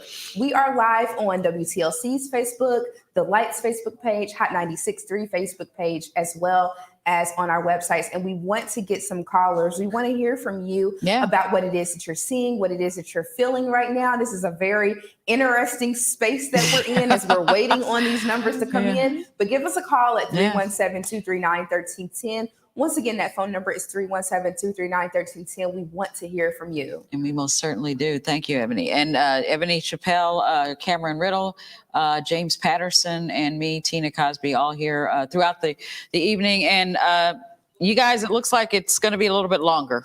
Yes. Yeah, exactly. Yeah, we have it's going to be a little longer than what we thought. Yeah, we have. By the way, Tina, I'm just looking at the screen here, and New Mexico has been called for Joe Biden. Colorado has been called for Joe Biden. And he is leading by 9-10 points in Arizona. So those Western states are starting to come in. I don't know if Cameron is still there, but I just want to which was projected. As we were saying at the top, Cameron is he's keeping about 15 different plates spinning in the air at one time. So he's back and forth. Absolutely. He goes back and forth, but he's probably doing an update for RTV6. But it looks, the map is starting to fill in. The last count I have, and is that what you all have, Ebony and James? Biden 94 electoral votes. So I'm showing 131. I'm showing 131 electoral votes for Biden and 98 for Trump. What's your source? My source is the Indy Star, and they are pulling in these numbers here from the Associated From Press. AP? Yes. Okay, well, let me go to AP because I'm just, let's see where I've been going back and forth between, Antoine, let's go ahead and take some take a caller. callers. Yeah, Antoine. Antoine, thank you go for ahead. calling in. What are your thoughts? Antoine, are you go there? ahead. Yeah. Antoine, are you there? I can't. He hung up. Okay. Well, you know what? You can call us back 317-239-1310, 317-239-1310. And we'd be happy to get you on. But so you're going with AP, and I'm getting AP push alerts, Ebony. I'm not doubting you. That's just and AP is a lot quicker to call these races as well. Yeah, they are. And that was as of 10:18. And is it's what 10:19 that is. right now. Yeah. Uh-huh. Okay. I'm on the Associated Press. Now, James, what do you have? As to what, Tina? Oh, are you keeping? Yeah, I'm just looking at MSNBC. They are much slower. They've got 94 for Biden. Yeah, 80. MSNBC, CNN, and I haven't checked. But yeah, AP, Associated Press. Well, they usually lead in the calls. AP does. Yeah, their projection. AP is probably the best source. It probably is. Yeah, APnews.com. And you say what does AP have, Ebony? Right now, the Associated Press is reporting that Joe Biden has 131 of those electoral votes, with Trump showing 98 of those votes. Mm-hmm. And the number that we are paying attention to is 270. Yeah. That is what is needed to win the presidency. So we will be paying attention to see how all of this shakes out. There are some states that are key to watch: Florida, Pennsylvania, North Carolina, Ohio, Texas, and Michigan being the key states to watch to see how everything pans out this evening. Yeah, and so far, unless I'm making them right now, we haven't had any real surprises yet. Have you all seen anything? And that I'll include our guest in that as well. Has anything surprised any of you up to this point? This is Kate. There is something that I can let you know. We have, since there were so many absentee ballots and state law dictates how we count them, we will not have all of the numbers in tonight. We will not know the totality of every vote, perhaps until tomorrow. It might not even be until Thursday, depending on how many people show up to help the election board count those ballots. Okay, that makes sense. And Ms. Lewis-Burks? I was wondering if we have anything on Colorado and that Senate race. Hickenlooper has been called. The Democrat won that. They flipped that one. Yes, so they need 3 now to take control of the Senate. Hickenlooper, John Hickenlooper, former governor, has won the state of Colorado. Great. Looks like the Senate results at this point, Democratic 43 to Republican 41. So the Democrats are leading in the Senate race. House race, Democrats are losing 74 to 94. And again, without all of the results coming in. And of course, Biden, is this what you have too, Ebony, 131 to 98? That is absolutely what I have. Yeah. So we will continue to watch that. It sounds like we are getting ready to go to break, Tina. So be sure to stay tuned with us on Facebook Live on the air, and call us with your thoughts at 317-239-1310. Ebony, pitches to the break. All right, we're going to go ahead and take that break and pay some bills, but stay tuned. You are listening to our election night coverage, One Vote. Stay tuned.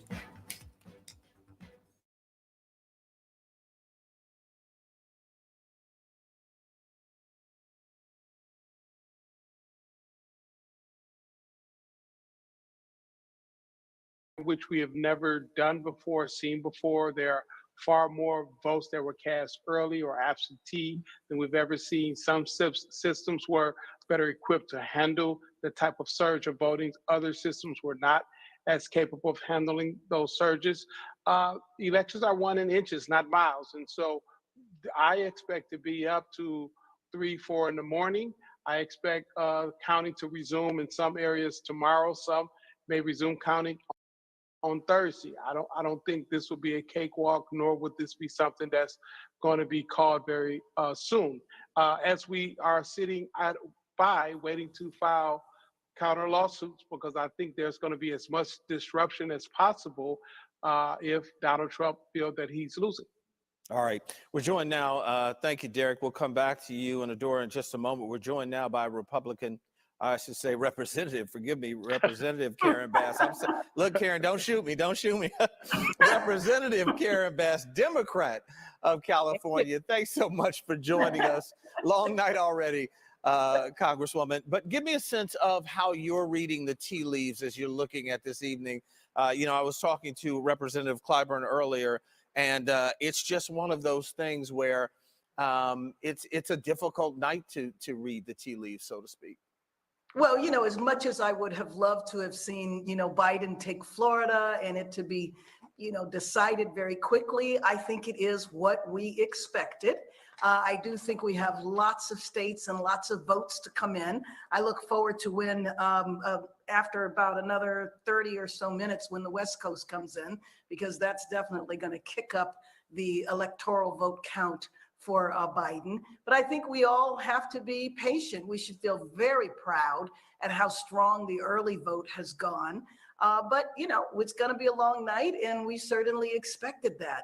All of us would have wished it wouldn't have been, but it is turning out exactly as it was predicted. Curious how you're seeing, it seems the Dems have picked up at least one seat in the Senate. House was never really in danger. So many people have become disenchanted with the inability to move past the partisanship, Congresswoman. Is there any chance in your mind, no matter who wins, that we'll see the ability? We've already seen Mitch McConnell has won his race. So even if Joe Biden gets in, you've got that stalemate if they keep the Senate. What's going to be fascinating is when Trump is off the scene, I predict that the Republicans are going to run from him. Now, they're going to have a hard time doing that because for the last 4 years, they've been completely wedded to him. But I think that we will see, and then they will have a choice to make. Do they want to govern or not? Over the last 3.5 years, they pretty much decided the only thing they wanted to do was to try to take over the third branch of the government, which is the judicial branch. And so that's why they spent all their time confirming judges. But the Republicans have a strategic decision to make. Do they want their party to continue to be run by extremists, or do they want to come back and be a governing party? That is going to be their decision to make. Now, I want to help them make that decision by making sure that we win the Senate and win the White House, and then they can spend as much time as they need figuring out what kind of party they want to be. Yeah, that's dynamic. Before we let you go, I'd like you to kind of further that thought. The idea that we have seen, even to the surprise of many, some Republicans shockingly follow Donald Trump almost in blind faith. And at some point, when this man leaves the White House, if it is in January or 4 years from now, there is going to be a reckoning for that, either that this Republican Party really will shift to what we have seen and perhaps to the detriment, or they're going to have to find a way back to, I don't want to say the middle, but certainly to the left of Donald Trump. What do you think we're going to see? Well, I mean, I suspect that we will see them moderate somewhat. Again, I believe right now they have been taken over by an extremist element, and it is our job to put them out of business until they decide whether or not they want to be a governing party. And so that depends. Are we able to take back the Senate? We have 2 seats that it looks like we are gaining now. Hopefully we can gain 2 more and save Doug Jones. But I really think that is going to be the question. I completely expect them to run away from a lot of his madness as soon as he's off the stage. Well, we will certainly see. It's going to be a long night for those of us on the East Coast, and I suspect, unfortunately, it's going to be a long night for those of you on the West Coast as well. So, Karen Bass, representative from California, so good to see you. Thank you so much for spending some time with us tonight. No, thanks for having me on. Appreciate it. Absolutely. It's going to be interesting. I'll pick back up with Adora, and I think we are getting very close to having our other co-host on with us. We've had some technical difficulties with him, so Adora, you get more of the stage and shine for it. Well, why not, right? Interesting what Karen Bass had to say there, Adora, and that is the idea that, we saw some Republicans that we didn't think, I think in the beginning, that were going to hop on the Trump train, so to speak, in the way that they did, maybe siding with him here or there, but they, went in lock, stock, and barrel and have stayed with this man for the most part, save one or two truly egregious things that even then they only shied away from and really didn't take him to task. What do you think this means for the Republican Party? Certainly we know what it means if they win tonight, but what does it mean if they lose? You're on mute again. Oh, there can you hear go. me now? I'm Yep. sorry. That's all right. Welcome to the Zoom party. We're all used to it. Well, I appreciated what the Congresswoman said about Republicans running from Trump once he leaves office, and all I could think of was I sure wish they would have ran from him, 4 years ago and actually stood for democracy rather than their party. When you talk about what does this mean for Republicans, you know what? At the end of the day, the country is united around some pretty key and critical issues. The most important of which is ending this COVID-19 debacle that has been completely mishandled by our president. He clearly does not respect us as human beings and certainly as citizens of this country, and he's not done his fundamental job, and he's completely failing us right now. And so if Republicans think these are the coattails that are going to ride them into the next wave and keep them in power, I think that they are sorely wrong. That is, though, only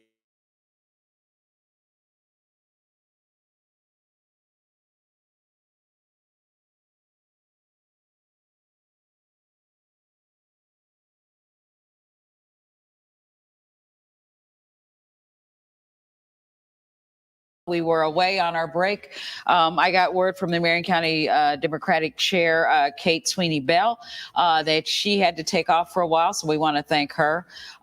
We've got, do we have any other guests backstage? Oh,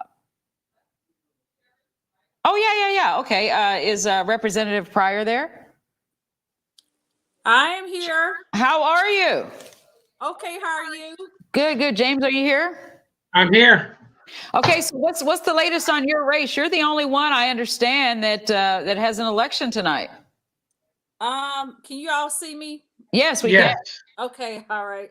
I'm not seeing myself too well on my camera. I think that's what Representative Shackelford told us. Yeah. Okay. I have my race is a safer district, so I projected to win. The numbers are pretty stark. I had like 85% of the vote, and the other gentleman had like 15. Actually, it was less than 15. I think like 12% of the vote. So your Republican opponent, Felipe Rios? Yeah. Your challenger, your Republican challenger? Okay. Yeah, Okay. it'd be difficult for him to make up that difference with the outstanding precincts. So what are you telling us? Are you telling us you're claiming? I'm claiming, yes. Okay. All right. Well, I guess we can say congratulations then, Representative. Yes, thank you so much. Indeed. Yeah, well, congratulations indeed. James, you're back. Yeah, Representative Pryor. So what's your feelings about tonight and all the hard work you've done and this fight? Where do we go from here? I'm still hoping and praying that that Joe Biden can pull it off even though it may be closer in some of the states than certainly we want it to. I did see that Florida, he probably would not win Florida, but I'm very hopeful. When you look at the breakdown, as I've been looking at the breakdown with some of the other outstanding states like Virginia, North Carolina, and Pennsylvania, Wisconsin, in Minnesota, in Michigan, those numbers still coming in. Hopeful that as those numbers continue to come in, he will be victorious in his win for presidency. Yeah. So what about Indiana and the legislative Indiana Black Caucus The Black legislative? Legislative Caucus, yeah. Yeah, Black Legislative Caucus. Well, this is going to be a budget session, and what are your priorities there, and how do we get it accomplished? Yeah. So for the Black Caucus, we will add one new member, Renee Pack. She was actually unopposed. So we will add at least one more member. So we'll grow from 13 members to 14 members. So, our numbers will grow. We do have some concern about some of our members, particularly the members that represent some of the rural communities. We have some major concerns about whether or not we'll be able to retain them, and then several members in Northwest Indiana. So, we're concerned about that. However, there are a few pickups that we might have to offset some, at least some of that. Potentially here in Marion County, we may be able to pick up one, and then potentially some of the suburbs in Hamilton County. But those totals, the absentee ballots are still coming in. Yeah, you know what? This reminds me of kind of like 2000. Tell me if you agree. Kind of like 2018. It didn't really look all that, if for lack of a better term, exciting or promising at the beginning of the night, or certainly as we got into the night. But the longer it went, and the counting continued, and these districts started reporting on and on and on the next day and the next, and then the results came in from other places, and like you were saying, once all the counting is done here in the capital city, the results were different. So is that what you're hoping for? For some of the seats, I think for a couple of the seats that may be the case, but some of the seats, I don't know that that's going to actually happen. Unfortunately, I think we may see some losses at the State House, which I was certainly not hoping and necessarily expecting that. Yeah. But we're able to pick up some of the seats in some of those other counties. Than the one here in Marion County. Robin Shackelford, Representative Robin Shackelford, the chair of the Black Caucus, said she would be happy to get through the evening breaking even, which certainly couldn't have been your goal as we headed into tonight. I would agree with her on that.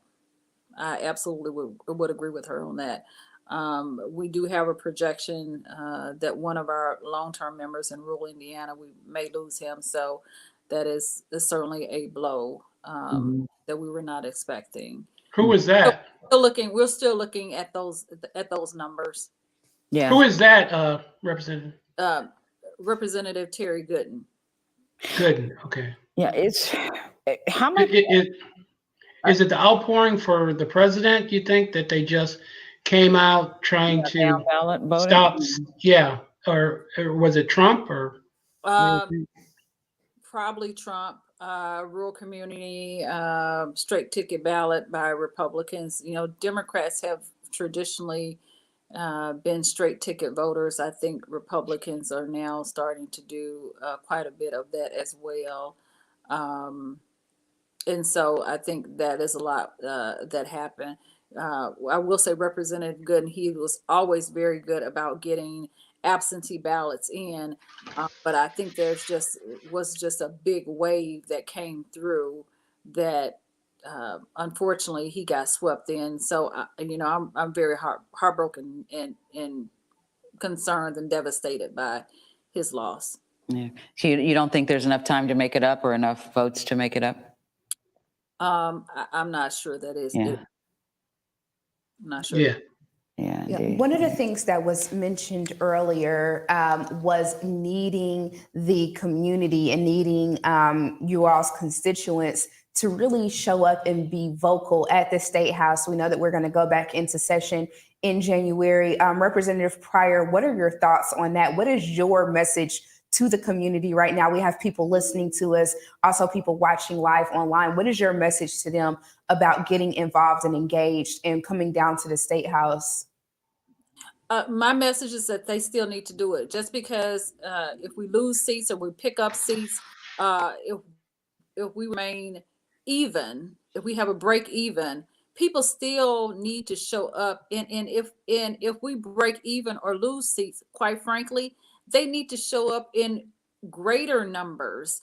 That really means that we need them more, because we don't have as many people to stand up with us that are actually holding the legislative seats. So I'm not going to say people can't go to sleep and not show up at the State House or advocate, I'll say, because we don't necessarily know how we're going to be operating session when we go back in January. But whatever method that is available for people to advocate, they really need to utilize that. The last thing that we need is for all the efforts that we have made in piquing the consciousness of people to go by the wayside, because Democrats do not have as many seats or maintain the status quo of the number of seats that we had going into the election. That is not going to solve any of the issues that we have on racial justice or climate change or issues with the ACA. It's not going to change. It's not going to help people with their prescription drugs. It's not going to help with the homeless issue, the housing issues. It's not going to help with COVID. It's not going to help with anything. If people say, I'm just going to throw in the towels. Well, we've been throwing in our towels for too long. And, we're never going to make a change. We're never going to have anything better if we sit on the sidelines. And I tell people, people sit on the sidelines and complain and sit on the sidelines and complain and say things are not going to change. They're not getting better. Why should I participate in the process? Things are not going to change. Well, guess what? They're not going to change if you don't do anything but sit and complain.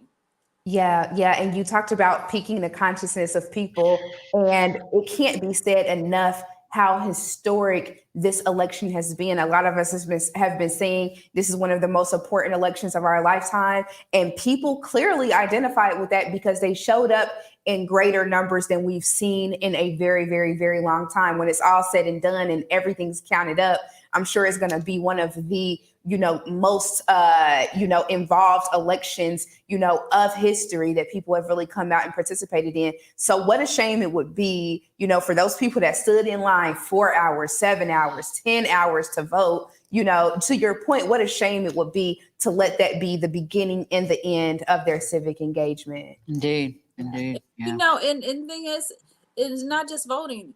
People can run for office. We need precinct committee people. We need school board members. We need advisory board members. I'm not going to be a legislator forever. We're still going to need people to run for governor. We're still going to need people to run for council seats. I mean, there's still a plethora, still are a lot of office holders and advocacy opportunities that people have that they're going to have to take advantage of. I'm at the State House. I'm doing my part, but I need the people in the community to do their part as well.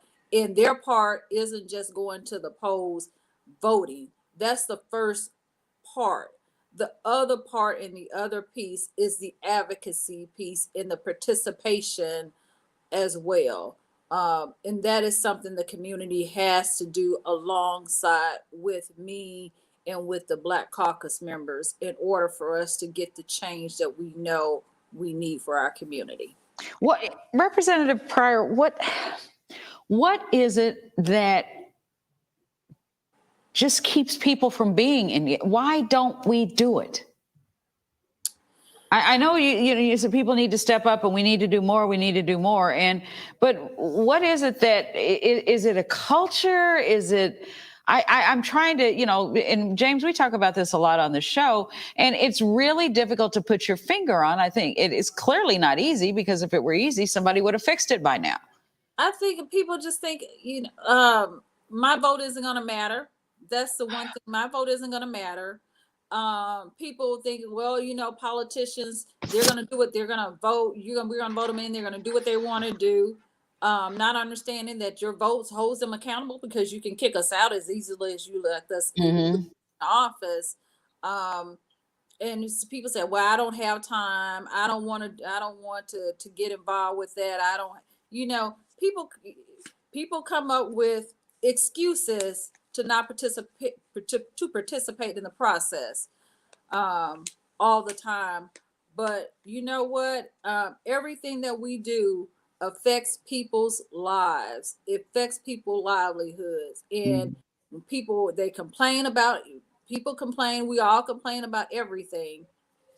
But we can't continue to just complain, because our problems are not getting better. They're getting worse, because I'm there doing what I can.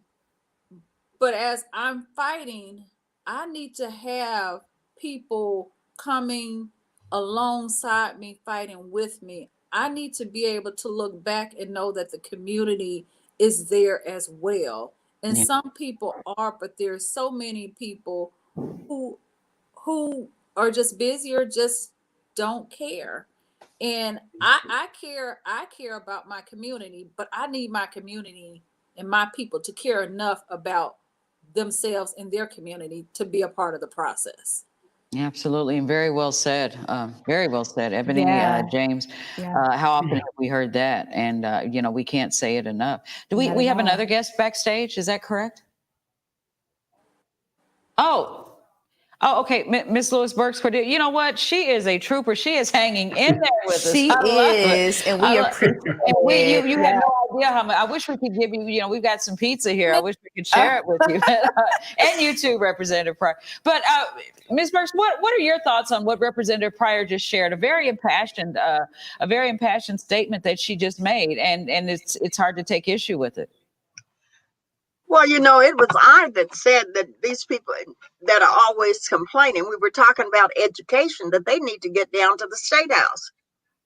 Yeah. Because that's where many of the laws are made. And Representative Pryor, I have planned to talk to you and Rob, Representative Shackelford. You don't have to remember, I've known these people since they were young kids almost. I call their first name.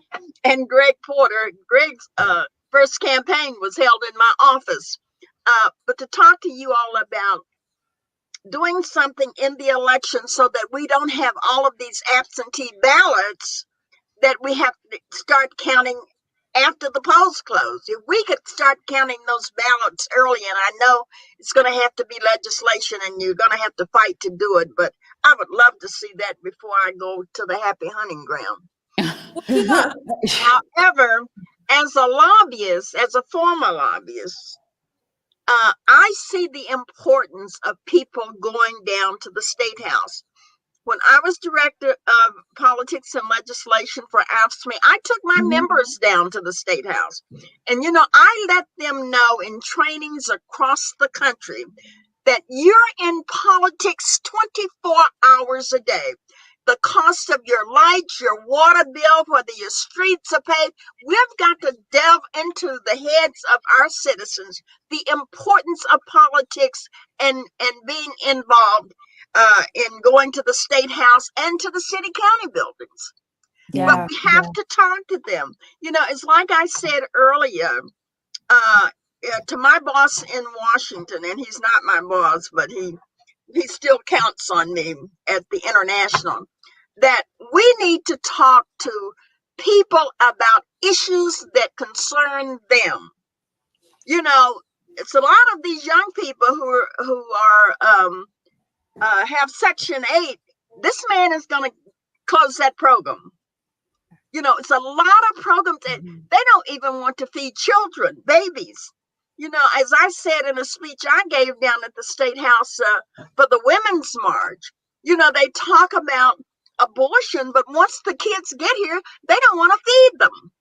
And and those are some of the things that are definitely important to highlight and discuss, is making it real to people, helping them to understand how politics interplays into their everyday life from the time they wake up into the time they rest their head at night. And even then, and we want to encourage you all, if you have thoughts on this, to really give us a call. And Join to the conversation. Join this conversation. The phone number is 317-239-1310. Once again, that's 317-239-1310. We are also streaming live on Facebook if you would like to watch and engage with this as well. Representative Pryor and Ms. Lewis Burks, one of the things I wanted to ask you about is bringing up that new crop.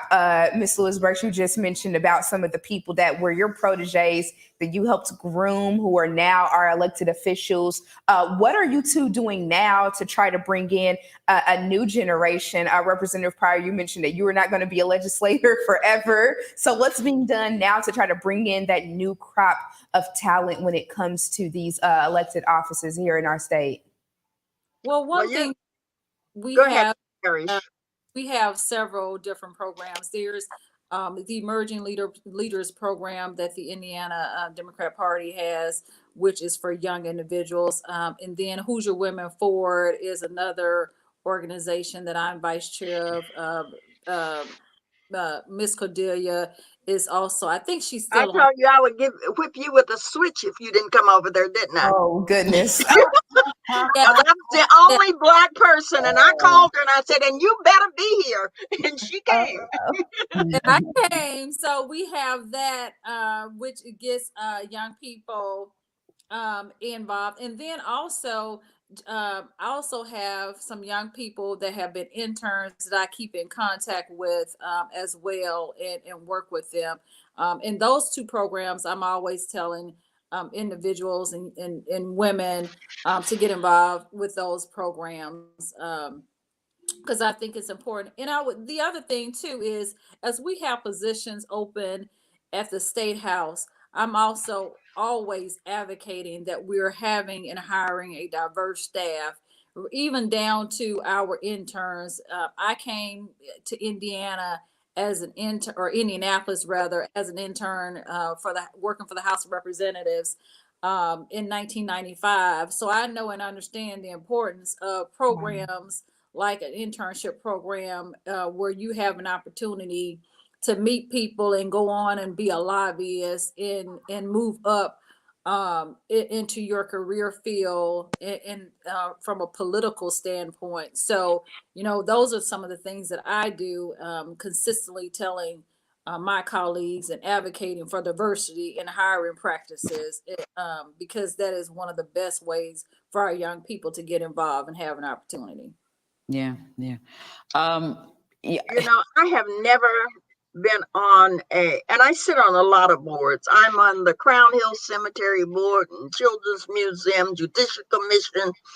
But I always try to bring some of my young people in.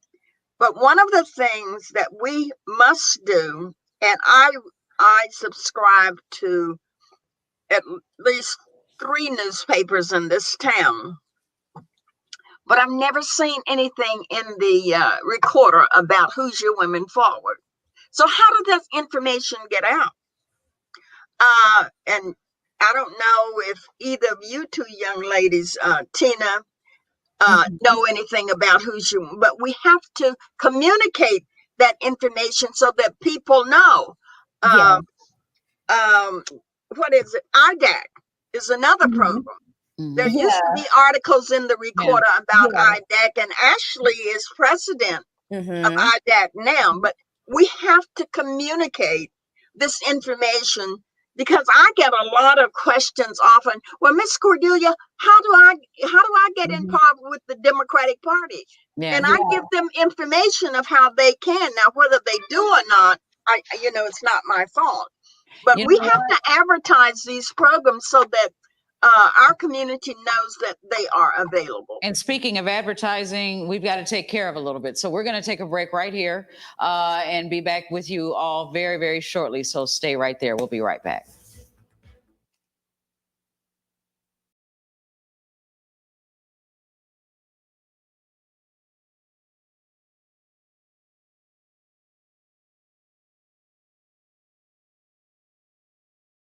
endeavor we involve ourselves with, all of us are going to have Black children.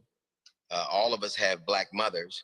All of us have Black women in our lives who are affected by,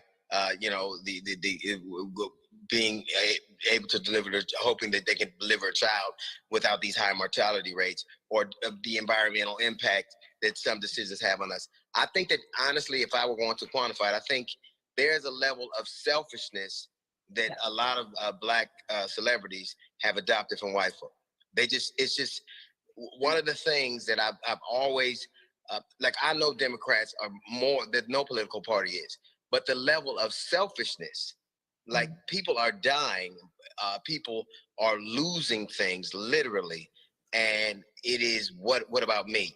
People are dying in the streets, and I think that they've been very successful in and killing off some people's ids and getting them to think like them in terms of this level of selflessness. It's just you, every man for himself, this old Darwinism kind of thing. Yeah. And I think that they've just had an impact on something. Yeah, well, talking of Darwinism, survival of the fittest, I mean, if 50 Cent said, I'd rather be 50 than 20, which was an interesting dynamic in and of itself. Let me give the electoral count again. These are projections. No state is, officially been called. Race to 270. Joe Biden at 118. Donald Trump at 105. Please do not read anything into that yet. Far too early. And again, the states that are crucial: Wisconsin, Michigan, Pennsylvania, Arizona, still outstanding, still too close to call. And I believe at last check, North Carolina might have fallen into that. We'll get an update on that. But I do think that people are saying that may now go red, go Republican. Let's take a quick phone call. Well, I think it was red before. It was a question of right, whether it would change. I just simply mean for tonight. Yeah. Right. 1-866-757-0756 to get in the queue. It's *3. Abba Blankson of the NAACP has been running our board masterfully tonight. Abba, who do we have? Ed, we have several social media questions asking how will the country heal no matter who wins? How do we heal and move forward? Do you think, Adora, let me start with you, the idea of healing, because we're going to need that at some place in time. I mean, I have never seen, I was too young to really have understood and lived with an understanding of the civil rights era of the 60s and that kind of segregation and the violence. But I have never seen our country in my lifetime at this crossroads of tension and just at the brink of jumping. And I don't think a race war is an impossibility. What do you see in terms of healing? Well, we know that the country is looking for healing. So it's not surprising that we've been receiving questions tonight about that. We're looking for unity, but not unity for unity's sake, unity toward a goal, whether it's ending the COVID-19 crisis or healthcare for everyone, or actually tackling racial injustice in this country, which is, again, just back to DL's point earlier, it's mind-blowing to me that some of these rappers, these Black men, would come forward endorsing Donald Trump after the summer we've had. I mean, this is a moment in the timeline of civil rights, that moral arc that Dr. King spoke of. That's what we're in right now. We are part of that. And we need healing. And how does this country come together? If Joe Biden and Kamala Harris win, they've been championing unity. They've been campaigning on the idea of unity. And I think the country understands that Joe Biden, I mean, the polls are showing that they believe that Joe Biden is a unifier. We know that Trump is a divider. He's a divider in chief, and that's how he works. And so if we are to come together under a second term of President Trump, it will be without him as our leader, and we'll have to look to other folks to lead us, whether they're in Congress or in the Senate, or activists like Alicia Garza and others to lead the way and to help us figure out ways to unify. Yeah. DL, what's your thought of healing? The nation certainly needs it to a degree. That's such an interesting question. It's such a misnomer. I can't recall, much like you can't recall a time where there was so much acrimony and turmoil.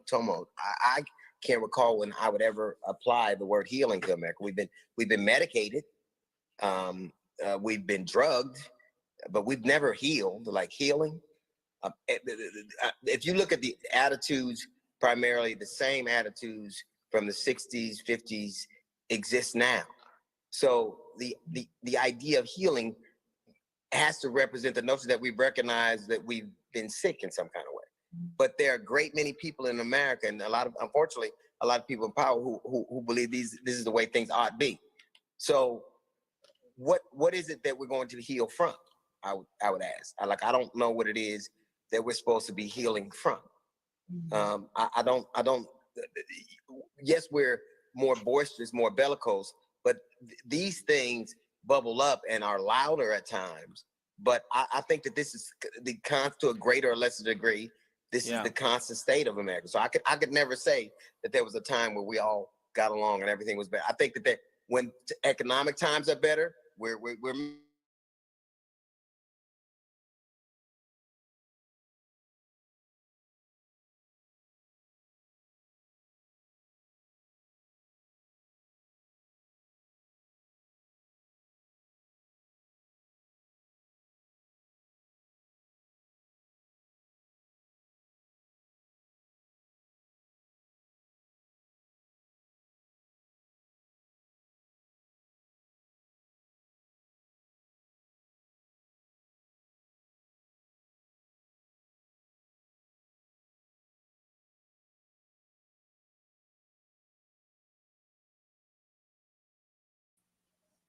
And we're back. We're gonna do a reset here, Ebony. Ebony Chappelle here with us from Open Lines, Your Eye on the Community. I'm Tina Cosby with Community Connection.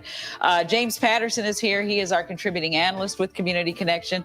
Cameron Riddle joins us. He's back and forth between us and RTV6, and so when Cameron can be back in studio, we have him contributing as well. A number of people virtually backstage. Cordelia Lewis Burks, the vice chair of the Indiana Democratic Party, has been an absolute rock throughout the course of the evening. Her knowledge and her wisdom and everything that she shared with us from start to finish, from start to right now. Ebony, it's hard to believe that we've just got another hour left of coverage. It is. But it's not hard to believe that if you want to get in on this conversation with us, by all means, please feel free to hop in. 317-239-1310, 317-239-1310. Ebony, we got social as well. We do. So you can watch us live on Facebook. We are on 106.7 WTLC's Facebook, AM 1310, The Light, and Hot 96.3's Facebook as well. We want you to engage with us there. Send us a comment to let us know what your thoughts are. I know you guys have a lot of thoughts because this is one of those times, Tina, that a lot of people, we've seen record breaking early voting numbers, people sitting in long lines. So it's clear that they had a lot on their mind right here in the state of Indiana. So we want to hear from you on your thoughts as we continue on. You can also give us a call at 239-1310. That phone number is 317-239-1310. Call us and give us your thoughts. And one of the things about doing a talk show is how much that you learn every day. I mean, regardless of the content that you put out there and regardless of the subject matter, there's something every day that we learn from people that call and interact with us. And so we ask you to call in, obviously to express your opinions, but we also learn as well. And that helps us to better present topics and subject matters and things of that nature. And on a night like tonight, which is absolutely historic, people want to know, how has my effort translated? What has my, James Patterson, are you there? Yes. Yeah. You stood in line 7 hours and 48 minutes. You and your wife, you and Mrs. Patterson at St. Luke's United Methodist Church at 86th and Meridian. One Saturday, and you were doing a great job of reports and keeping me updated in terms of how it went. I have to say I was absolutely dumbfounded when you said we just got in to vote and it was 7 hours later. But you and people that you stood in line with and the friends that you've made, from now on, everyone wants to see what has happened as a result of the effort that was put in to this historic election, to these historic lines, these record-breaking lines. We all want to know how it translates. And what it all means. And it looks like Ebony and James, that the last estimates, I was looking online during the break, the last estimates are that it may be as late as 5 o'clock in the morning before we start to get a clearer picture of how this thing is going to shape up. Yeah, and that's one of the things that we expected, Tina, is that it would take quite a while to get these results in. Earlier on, we talked about the fact that President Trump was pushing to have election results tonight, and that is going to be completely impossible. Absolutely impossible. The way that things are going, we have Pennsylvania, which is one of those states to really watch. Only 44% of that vote has been counted, and it is looking like Trump is leading. But again, only 44% of that vote being counted. And this is Ebony, did you see this? Biden just up to 209. 270 is the number. Oh, wow. That is quite an update. 112. Miss Burks, are you there? Is she still backstage? I'm here. All right. Yes, ma'am. Hey, you know what? You may as well ride it out with us for the rest of the evening. So we're done. We have to sign off at midnight. I'm generally up on the computer till 1 and 2 o'clock in the morning. Oh, okay. Well, good. You're like us. We're all night owls. Yeah. We're talking about where we're going to get something to eat. In the middle of COVID, but after a late night at work, it's kind of hard to find something to eat. And it's funny because last time around, Tina, I left and walked over to Coach's because Tuesday night is traditionally, in the before times, it was Take That Tuesday at Coach's, which was a hip hop night. So we went there to watch the election results, and you could get a drink and something to eat, drown your sorrows that way. So this time we have to get a little bit creative. Yeah, but hey, you know what? Yeah. If we are nothing, we are creative. Yes. We certainly are very creative. Yeah. James, Ebony, James, Ms. Burks, I'm looking here to see what because the last time we looked a few minutes ago, it was 131 to 98, and now it's jumped up to 2. Pardon? Oh, we have a caller. Okay. Caller, you are on the air. What is your name? Yes, my name is Derek Bell. Hi, Derek. How are you? I'm all right. I'm calling from the far east side of Indy. Okay. I'm calling in to talk about what was going on for today during the election. I understand. I'm still on the radio. Miss Burks, can we have you mute real quick? Derek, go ahead. Go you ahead, said Derek. you were saying, Go ahead. Okay, so here's the thing. I requested for a mail-in ballot, within maybe a week and a half before I, when I got it, I turned it in within the day before the 22nd, which was on the 21st of October.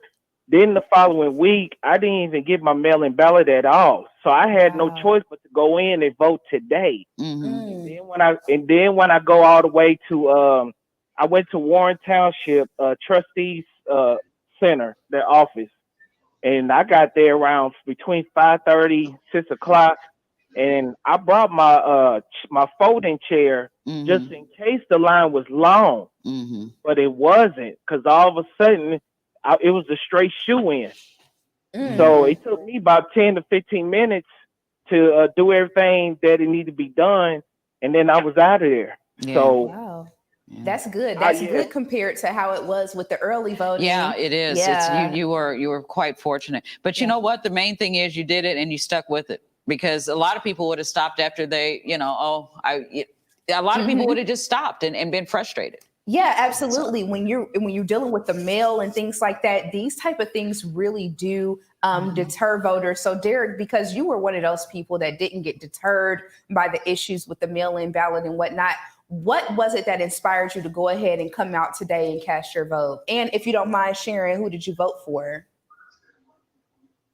Well, ever since I registered to become a voter, I'm always been a Democrat all day long. I never switched. So y'all already know who I voted for when it comes to the Democratic Party, but I didn't do no straight voting, straight party, when it comes to Democrats, because some of them, especially when it comes to the courts and the U.S. Supreme Court, I don't know nobody. I really don't know who they are. I don't do my research or nothing, because I never know anything about them. But I know about the ones that's more important, like the presidency, the mayors, the governors, right? The the people in my community that supports this Far East Side community. You know what I'm saying? So, which a lot of times they the only one that's on the ballot. And you know what? That's a point, that a very well made point, and it has come up more than once. It came up tonight. It's come up a couple of times, several times on our show. Ebony, I'm not sure if it's come up on yours, you and Cameron's show, but that is something that needs attention and it needs to be addressed. And I don't know. I mean, obviously, it's a legislative. Well, Representative Bartlett told us it's a legislative fix. Yeah, and that is some of the stuff that has come up on our show is people being very concerned about not having the proper information and feeling like their vote, frankly, is being taken for granted. So, Derek, again, thank you for doing what it is that you needed to do to get out your vote, to let your voice be heard. Any other thoughts you want to share with the community about the importance of getting involved and getting engaged? Well, every 4 years or 3 years or 2 years, because I know we ain't gonna have one for next year, but it's important to vote no matter what, because I've been doing it, you know what I'm saying? When I live in the projects or where I live at in a tough neighborhood, but I've been here for 17 years and counting. So, but at the same time, I'm always do what I do to vote, you know what I'm saying? The ones that's important to me, not the ones that I don't know about. I've never seen them, never heard of them. I'm talking about the ones I really see all the time. They doing it, they working, they grinding. I see them on TV. I see them, they doing this, they doing that. So, but at the same time, when it comes to the mail-in ballot, I don't know if it ever gets to me, you know what I'm saying, even though I didn't get it just before the election day. But if it's a problem where, you know what I'm saying, when it comes to mailing them to the people, they supposed to get their mail-in ballots, how long will we get it after the election day? You know what I mean? Because I was up there waiting to do it, because you got to think about, because this year is the coronavirus pandemic. See, think about that. I'm in fear of, when I'm talking about the coronavirus, that I don't want to go to Warren Township Trustee Center to do that, especially the line if it was long. But thank God it wasn't, because like I said, it was in and out about 10 to 15 minutes.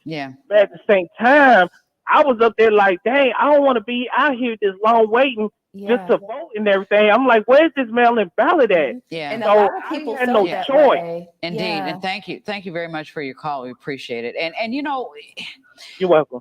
Thank you so much for calling in. We really, really appreciate it. But the fact that so many people participated this year in the process, all aspects of the process, a lot more problems were brought to light, which can be addressed even more so than if we didn't have such high voter participation and high voter turnout.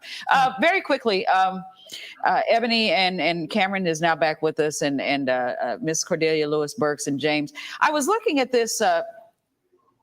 Pardon? Okay. And so anyway, Ebony, we were updating the electoral count, and we saw that Joe Biden has 209 to Donald Trump's 110. But what I found interesting about this is that Joe Biden, in terms of the popular vote, he has banked 45,001,772. Donald Trump in the popular vote is 47,257,920. Isn't that interesting? It is. And because that is something that we talked about earlier. Traditionally, when you look at some of the past elections, Democrats had really pulled that popular vote, and where we got dinged was on the electoral vote. But the New York Times, Indy Star is reporting that when it comes to the electoral votes, that Joe Biden is sitting at 209 of that 270 that's needed, with Trump sitting at 118. We still have 211 electoral votes remaining that are still out there. That are still out there. Pennsylvania, which is one of the states to watch, is only reporting 46% of that vote. And Tina, you mentioned earlier that they were saying they may not know until 5 a.m. what that looks like. Yeah, indeed. Looks like a Republican Trey Hollingsworth wins re-election to the U.S. House in the 9th District. So there's another one coming in from Indiana. Ebony and Cameron, we were recapping what has been taking place in the state of Indiana. The big ones, the governor, attorney general, those particular offices decided relatively early, almost immediately. Yeah. By comparison. It has been a long night, and while I've been on the other side of the wall, I've been getting lots of texts. I got a couple group texts going with people who are getting tired and are feeling, if they're voting for Joe Biden, are feeling down. The folks who are supporting Trump are feeling good, and I keep telling them, I don't know why you feel any type of way, because there's every state that has come through so far has gone exactly the way it's supposed it statistically is supposed to go. And nothing has been surprising. I don't see anything that's necessarily been flipped. Again, the later we get into the evening and probably the early morning hours, we probably will see some action. But right now, it's pretty much as expected. Yeah, and that's one of the things that they warned about, a lot of experts warned about, is paying attention to this blue mirage or this red mirage, how things are going, and really waiting for it to shake out. I mean, it's really basic. But here's what's happening. People are looking at this electoral map on their screens on your phone or whatever, and you can go to 2012 when Barack Obama won. That map is mostly red. Republicans win more states. They are usually the smaller states, but that in turn makes the map look more red. Yeah, it does. Democrats win fewer states, the bigger states, the blue states. And so right now, nothing out of the ordinary has happened. Not a single battleground has been called. And so I could get how you would feel some type of way if, Florida is called one way or another, or Texas or Georgia. Not a single battleground, not one has been called. Every state that is red or blue, I would have bet my entire salary for the year that it would have been red or blue at 7 o'clock tonight. Because if you look at the map, this is all duh. Yeah. Every state that is still gray are the ones that you would have to wager. So it's 11:15, and I know it's late. And typically, I remember back in 2008 at 11 o'clock, they were announcing Barack Obama was the next president, the 44th president. That was at 11 o'clock. And so we're used to being done about this time. We are. When the Western states are getting their things locked up. But if we just go through, Florida, too close to call. Trump, 51, Biden, 47. But now that's 94% of the vote in, okay? But check this. Go north to Michigan. Trump is leading 54%, Biden 43%.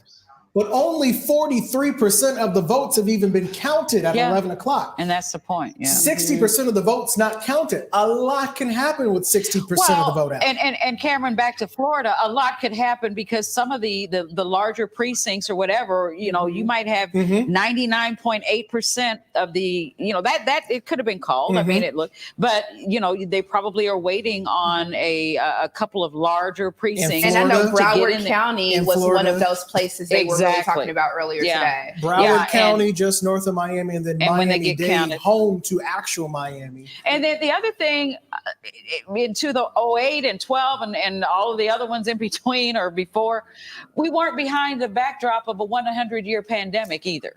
Yeah, which plays a big role. That has to factor into some of this, because some of the things are different or slowed down. I mean, even the water main break in Atlanta, in Fulton County, of all things, has slowed things down by 4. Oh, I'm losing my hearing here. Tina, it does look like we have Representative Summers on the phone.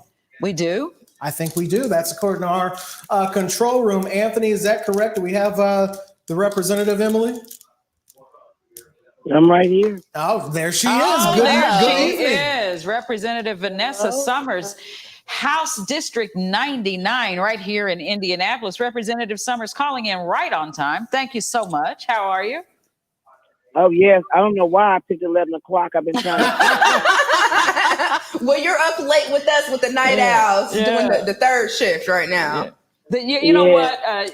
Yet another member of the Indiana Black Legislative Caucus. And I have to tell you, you all have been absolutely fantastic to us throughout the course of the evening. James, are you there? I'm here. Oh, okay. James, you know, what one member after another, your chair, Yeah. your chair, your chaplain, your members has been senators, it's been representatives. So you all have very well represented this night of American democracy and helping and sharing and being a part of it and explaining things that some things we just simply didn't know. So how closely have you been watching this evening? Or are you just tuning in, or what's going on with you? Oh, I've been watching TV, and it's just too early to call. We were talking earlier that so far things have shaken out exactly as they were predicted to have shaken out, and at this point, no real surprises. Is that your assessment, or are you surprised or intrigued by anything that's taken place or that's developed over the course of the evening? No, what I am intrigued about is all the early voting that has not been counted. Yeah. We talked about that And too. nobody said anything about it. Where does that change the map? You know what I'm saying? What does that do? They're not even.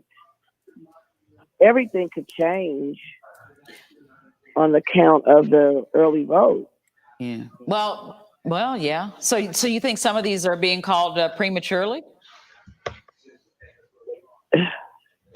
Every election night, I sit in the middle, look at TV, and try to figure it out, and then I just say, okay, I'll go to bed, and things will be different in the morning. But I think that we're going to be in for the long haul.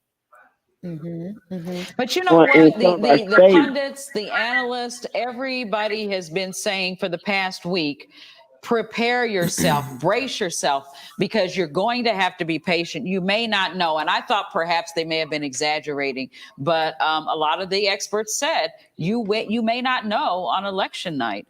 And it very much looks like it because election night's almost over. We've got 45 minutes left of the evening. Yep, 41 minutes. 41 minutes. So we are not going to know. No, we've got a long way to go. Long way to go. On that point about, being in it for the long haul, Representative Summers, we know that here in the state of Indiana, there were a lot of legislative seats that Democrats were hoping to turn in their favor to overcome that super majority that we have here. What are your thoughts on, I know we're still trying to see how certain things, but as far as the caucus, you guys have certain things that you are really focused on. I know that you've been doing a lot of work with the infant mortality rate here in the state of Indiana, which is one of the worst in the country, if not one of the worst in the world, honestly. And that's some of the things that Democrats have really been focused on. What is your plan when it comes to the long haul, when it comes to addressing some of the concerns that you have? Doing what we've been doing for long as we've been in the minority is just bringing light to some of the things that are going on. Now, our governor has talked that our infant mortality rate has gone up. Has gotten better by a point. That's about all. But maternal mortality is my focus. We have a lot of African American women dying just by being pregnant. And that should not be a death sentence. It goes back to not listening to us, believing that we can take more pain, not knowing, not listening to the doctor's not listening to a woman that knows her body. And our numbers in Indiana are worse than Iraq or Vietnam. And we have got to change that number. Wow. Absolutely. Representative Summers, we're going to put a pin in that right there because we have to take a quick break here. But if you can just stay with us, we'll get right back to you right after this break. All right. Okay, we'll talk with you soon.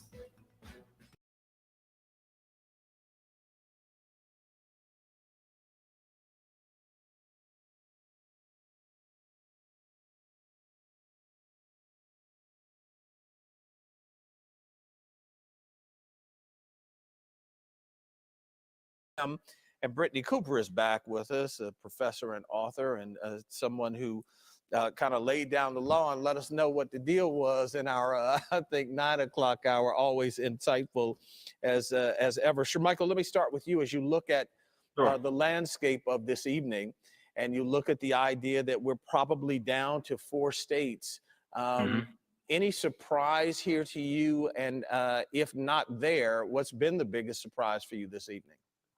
I mean, I'm not really surprised that I think a lot of people really sort of undercounted Trump and his ability to perform well. And I've been saying this for quite some time now, not to undercount this guy. I mean, he's someone that clearly surprised us in 2016 by his ability to turn out individuals that you would assume probably wouldn't vote for someone with some of his character traits. And for a whole lot of various reasons, they decided to do so. And I suspect that those reasons maintain today. But I think what will be interesting to see is once all the absentee ballots are counted, which is where I think the former vice president will likely be able to cross the 270 threshold, what percent of those absentee ballots, once contested in the courts, as you were just discussing, will be discarded, if any at all? I think that's where this thing will ultimately come down to, looking at the numbers so far, looking at the counties. But I'm not ready, at least at this point, to say that it's going to go towards the president, because again, there are millions of absentee ballots that remain uncounted. And when you look at the map currently as it stands, and you add those in to a place like potentially North Carolina, maybe even Iowa, Michigan, Arizona, I mean, I think Biden has a lot of room to grow. And so I'm imagining if you're inside of the Trump orbit, you're probably already beginning to think about, well, what's the legal challenge we're going to utilize, or the mechanisms we're going to utilize through the courts to contest as many of those ballots as possible for erroneous errors or whatever they may attempt to argue in court, to get as many of them discarded in an effort to help the president. So we shall see.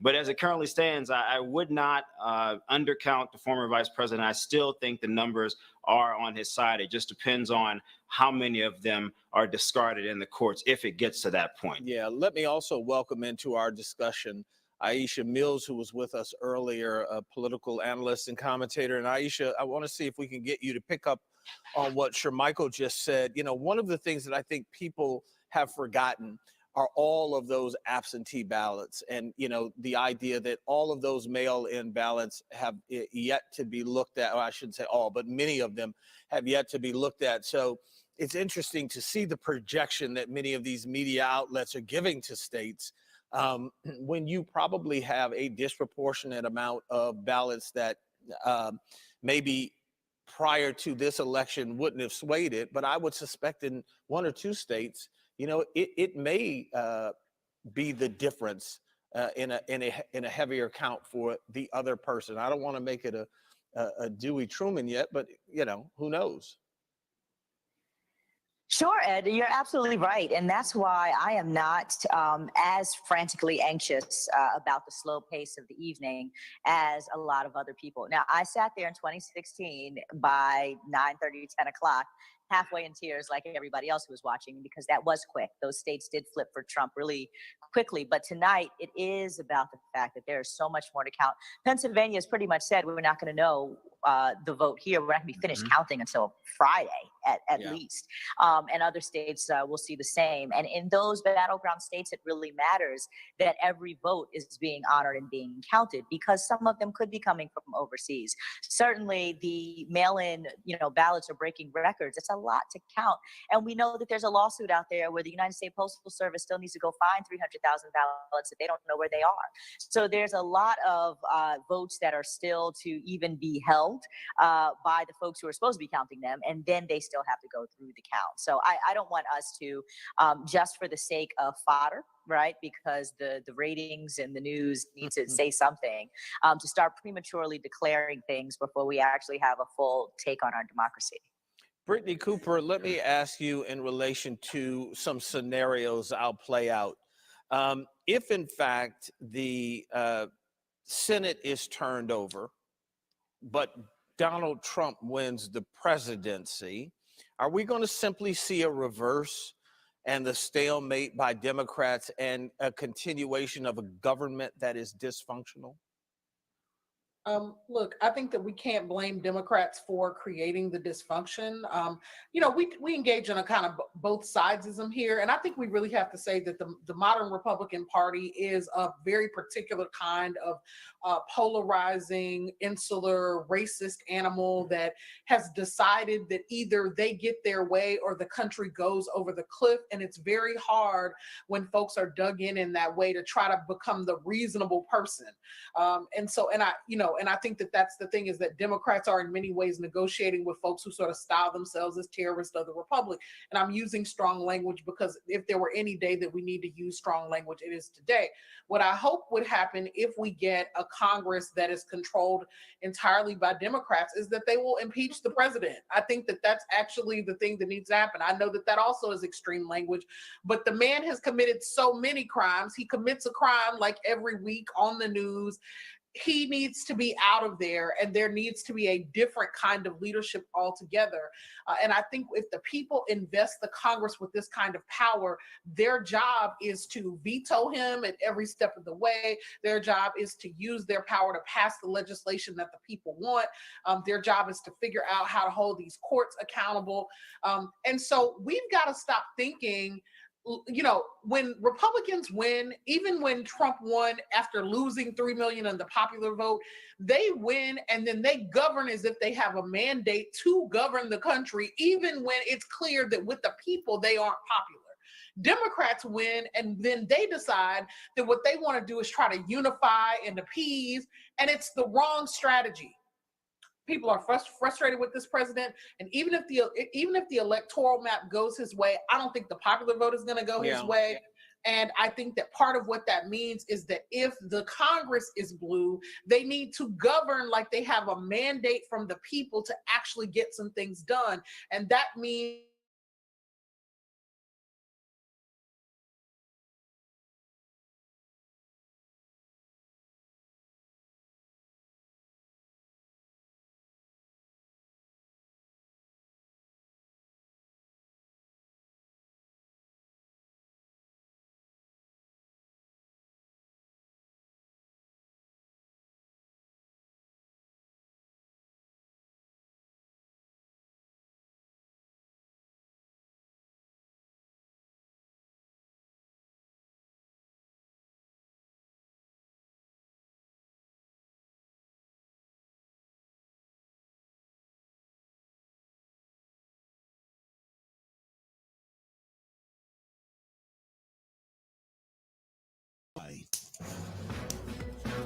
And we are back heading down the home stretch, our last 30 minutes of coverage of what has been an incredible night of our special Election Night One Vote 2020. I'm Tina Cosby. I've been here with you along with my colleagues, Cameron Riddle and Ebony Chappelle, host of Open Lines, Your Eye on the Community, and my good friend and sometimes partner on Community Connection, James Patterson, who is our contributing analyst. James, are you there?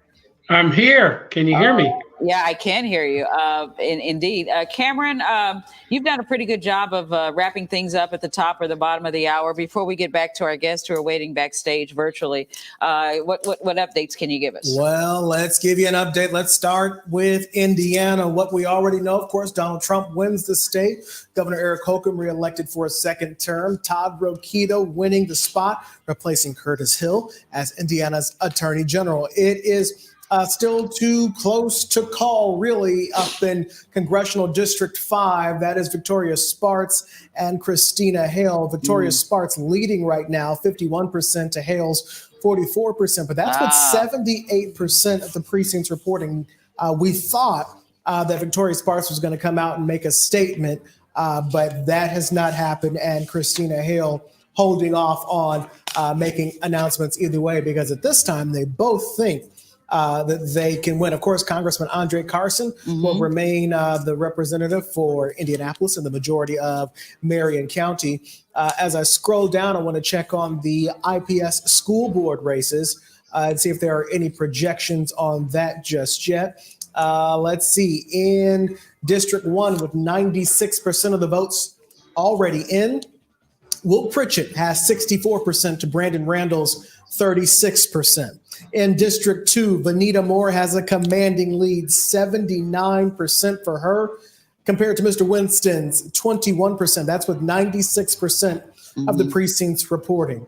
In District 4, Diane Arnold and Christina Smith are still pretty close, 52 to 48%. And then in the at-large, that's the big one. That's where a lot of money was spent. Kenneth Allen with 41% of the vote. Elizabeth Gore right behind him with 38%.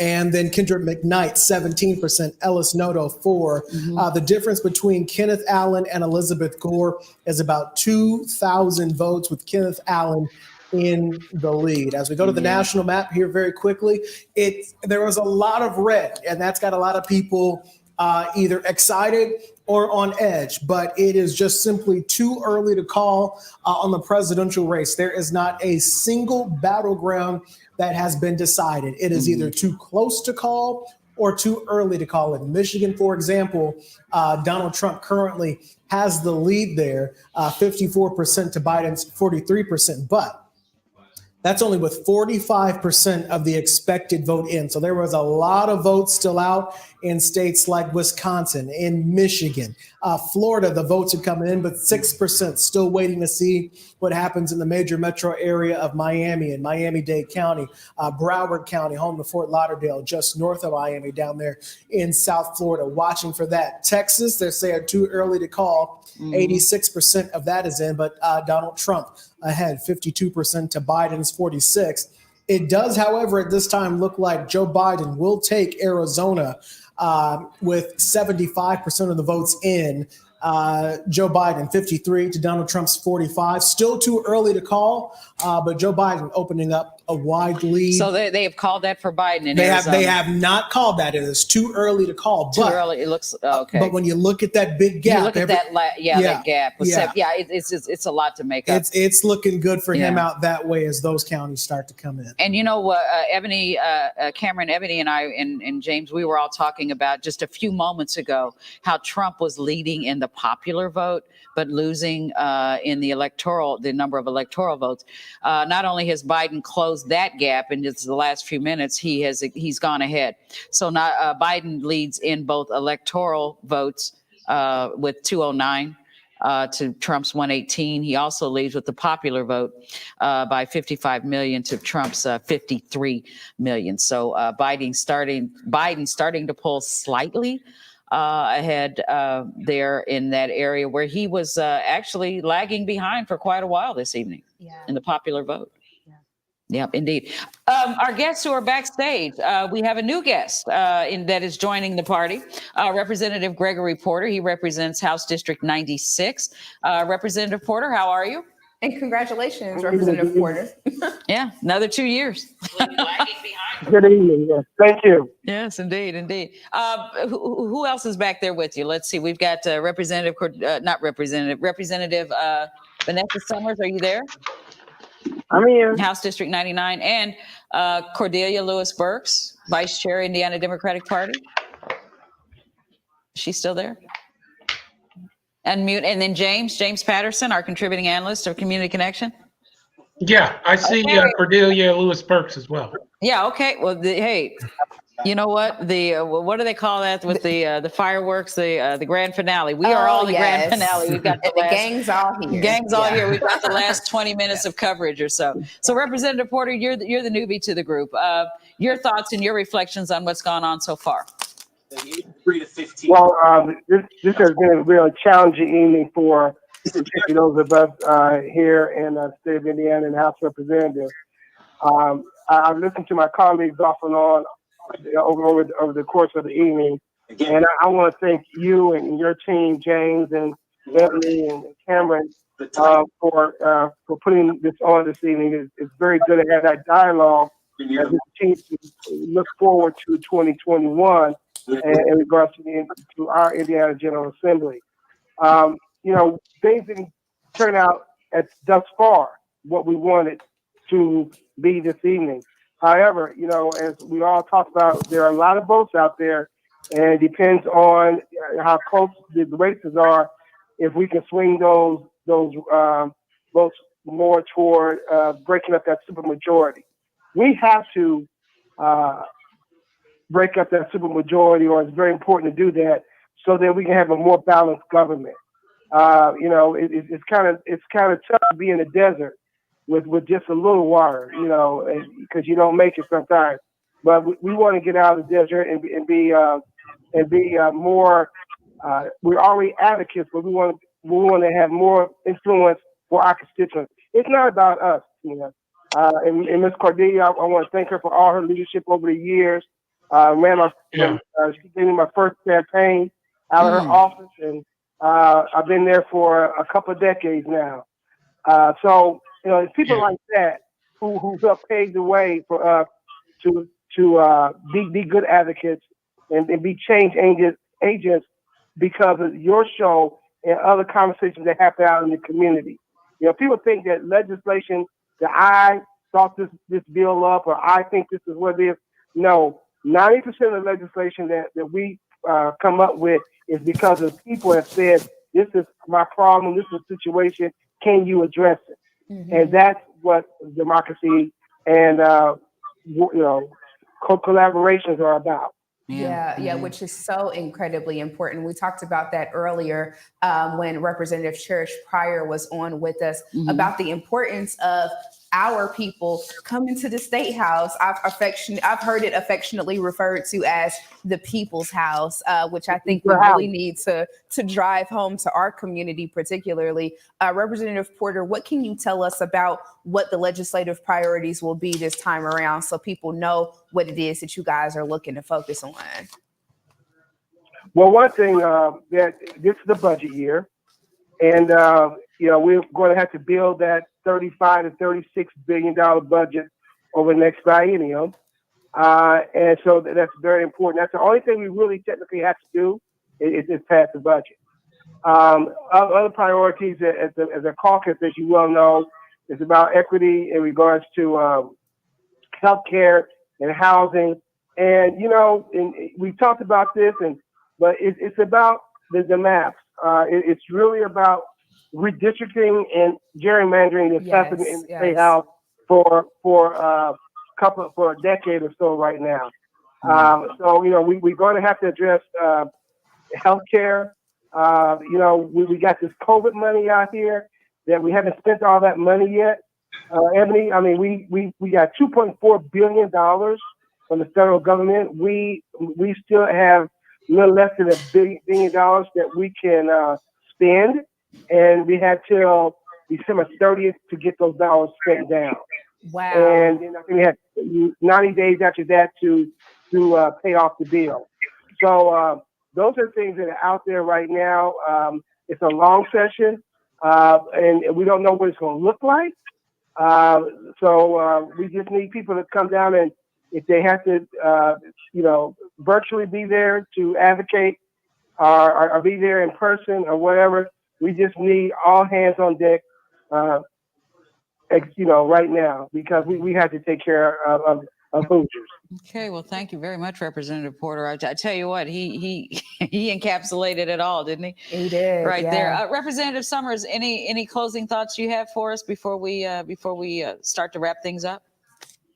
I think that Representative Porter said everything that, as a caucus, that we believe that the State House is your house, and we want you to learn to advocate, because what we know is that not all African Americans are represented by the Indiana Black Legislative Caucus.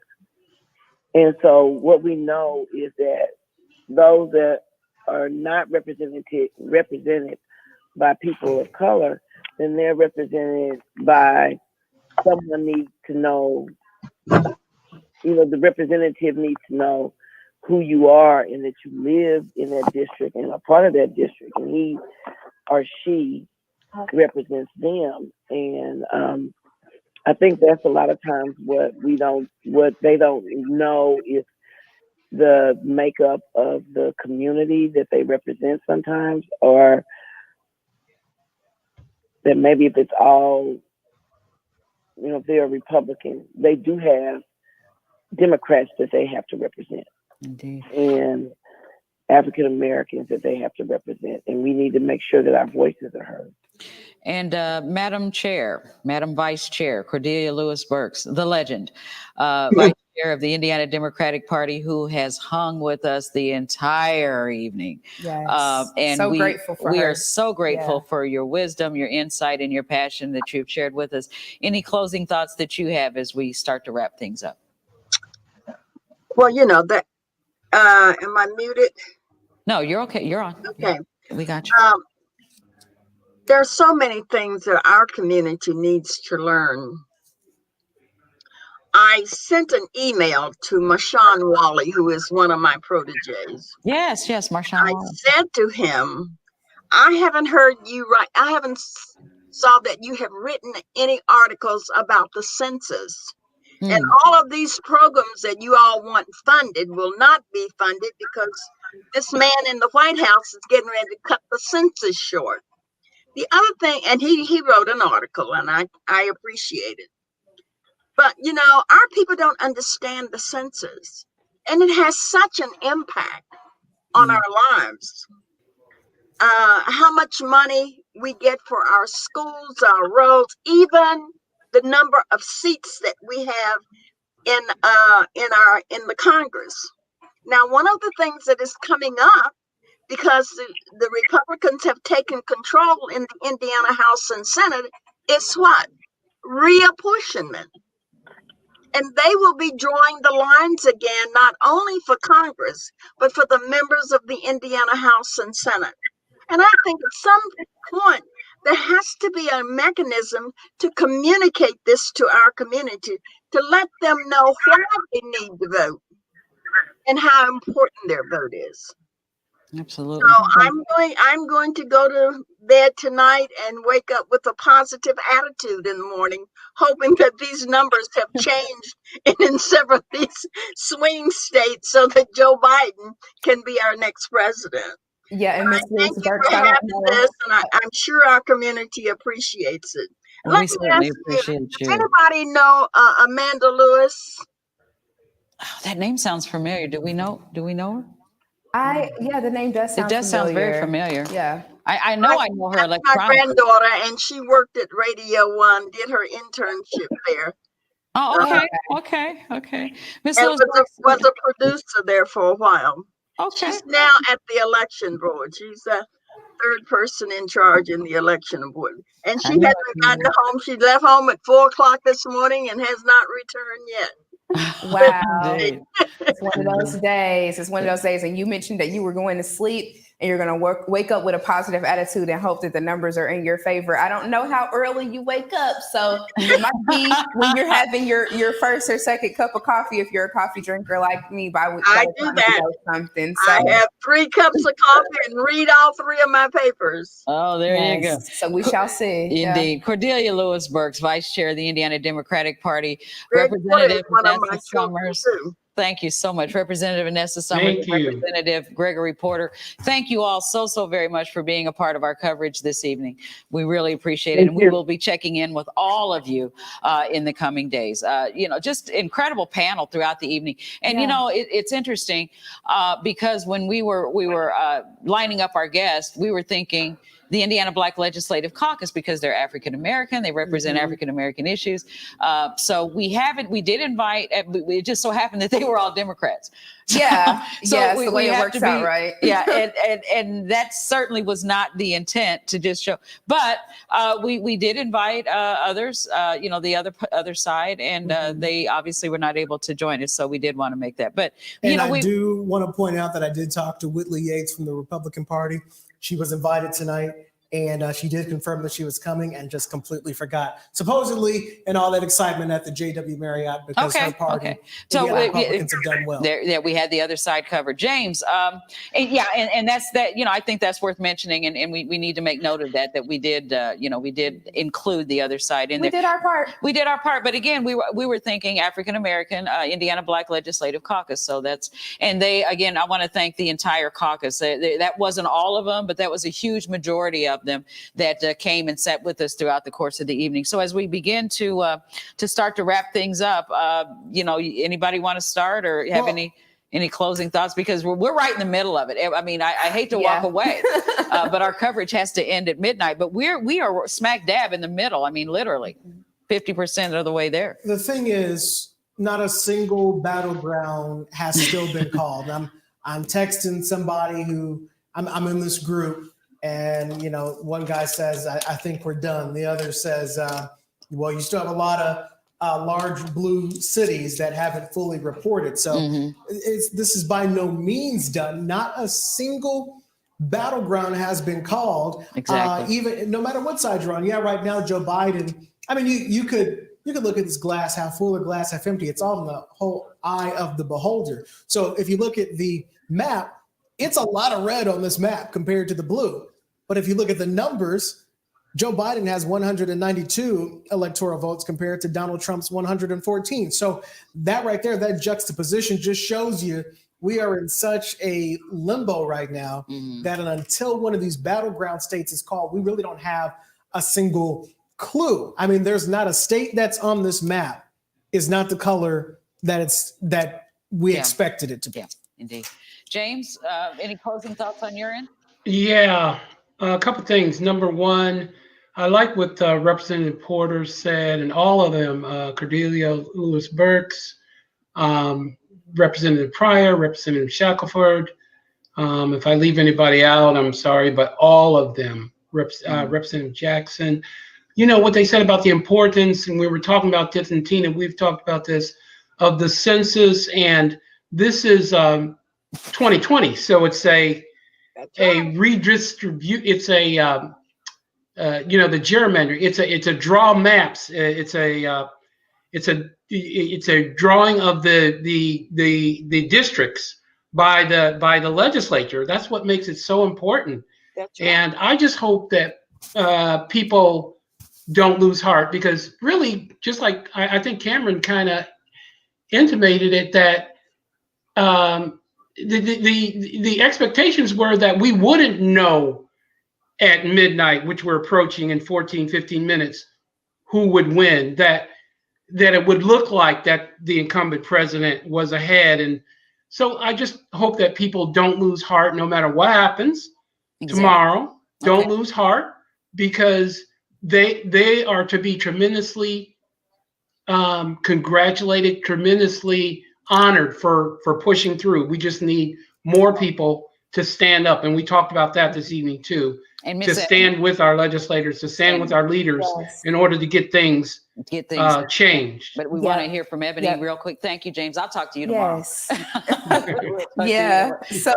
that point, and we have 3 minutes left, so don't rush. We had a full time. Oh, okay. We have 3 minutes left. Okay, I'm sorry. Yeah, but thank you so much, Tina and James. But you know what, to that point about the people not becoming, disheartened with however this goes and staying encouraged. One thing that I want to highlight, which is something that we've talked about throughout the evening, was the record-breaking numbers of people that came out to vote in this election. Right. People that showed up early, over 102 million early votes counted in this country. And this is at a time when we have, experienced a series of catastrophic events, coronavirus, people being scared to leave their homes. We're dealing with a lot of civil and social unrest. The same things that, in one purview would prevent people from coming out to vote, make them feel very disheartened and unengaged with the process, were the same things that engaged a lot of people and energized them to come out. So no matter what happens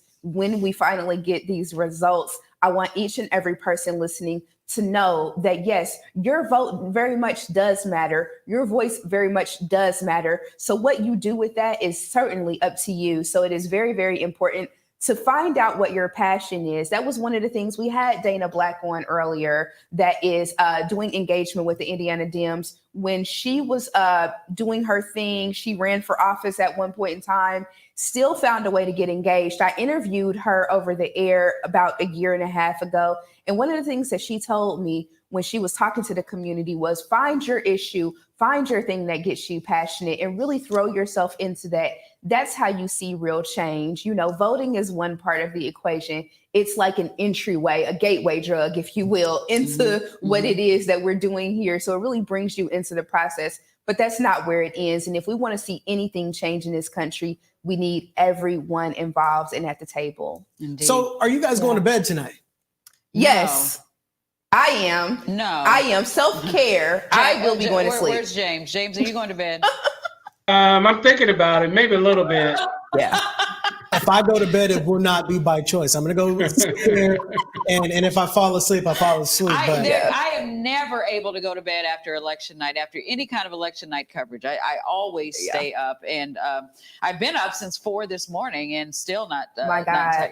Since 4 this morning. You know, I'm hoping that this Starbucks wears off because I would very much love to go to sleep because it's one of the things that makes me feel like a human. Is 8 hours sleep. It's going to take a couple of days for me to come down. But James, we're going to, we're got going to 1 finish minute this left, discussion. We're going to finish this discussion tomorrow for sure. Okay.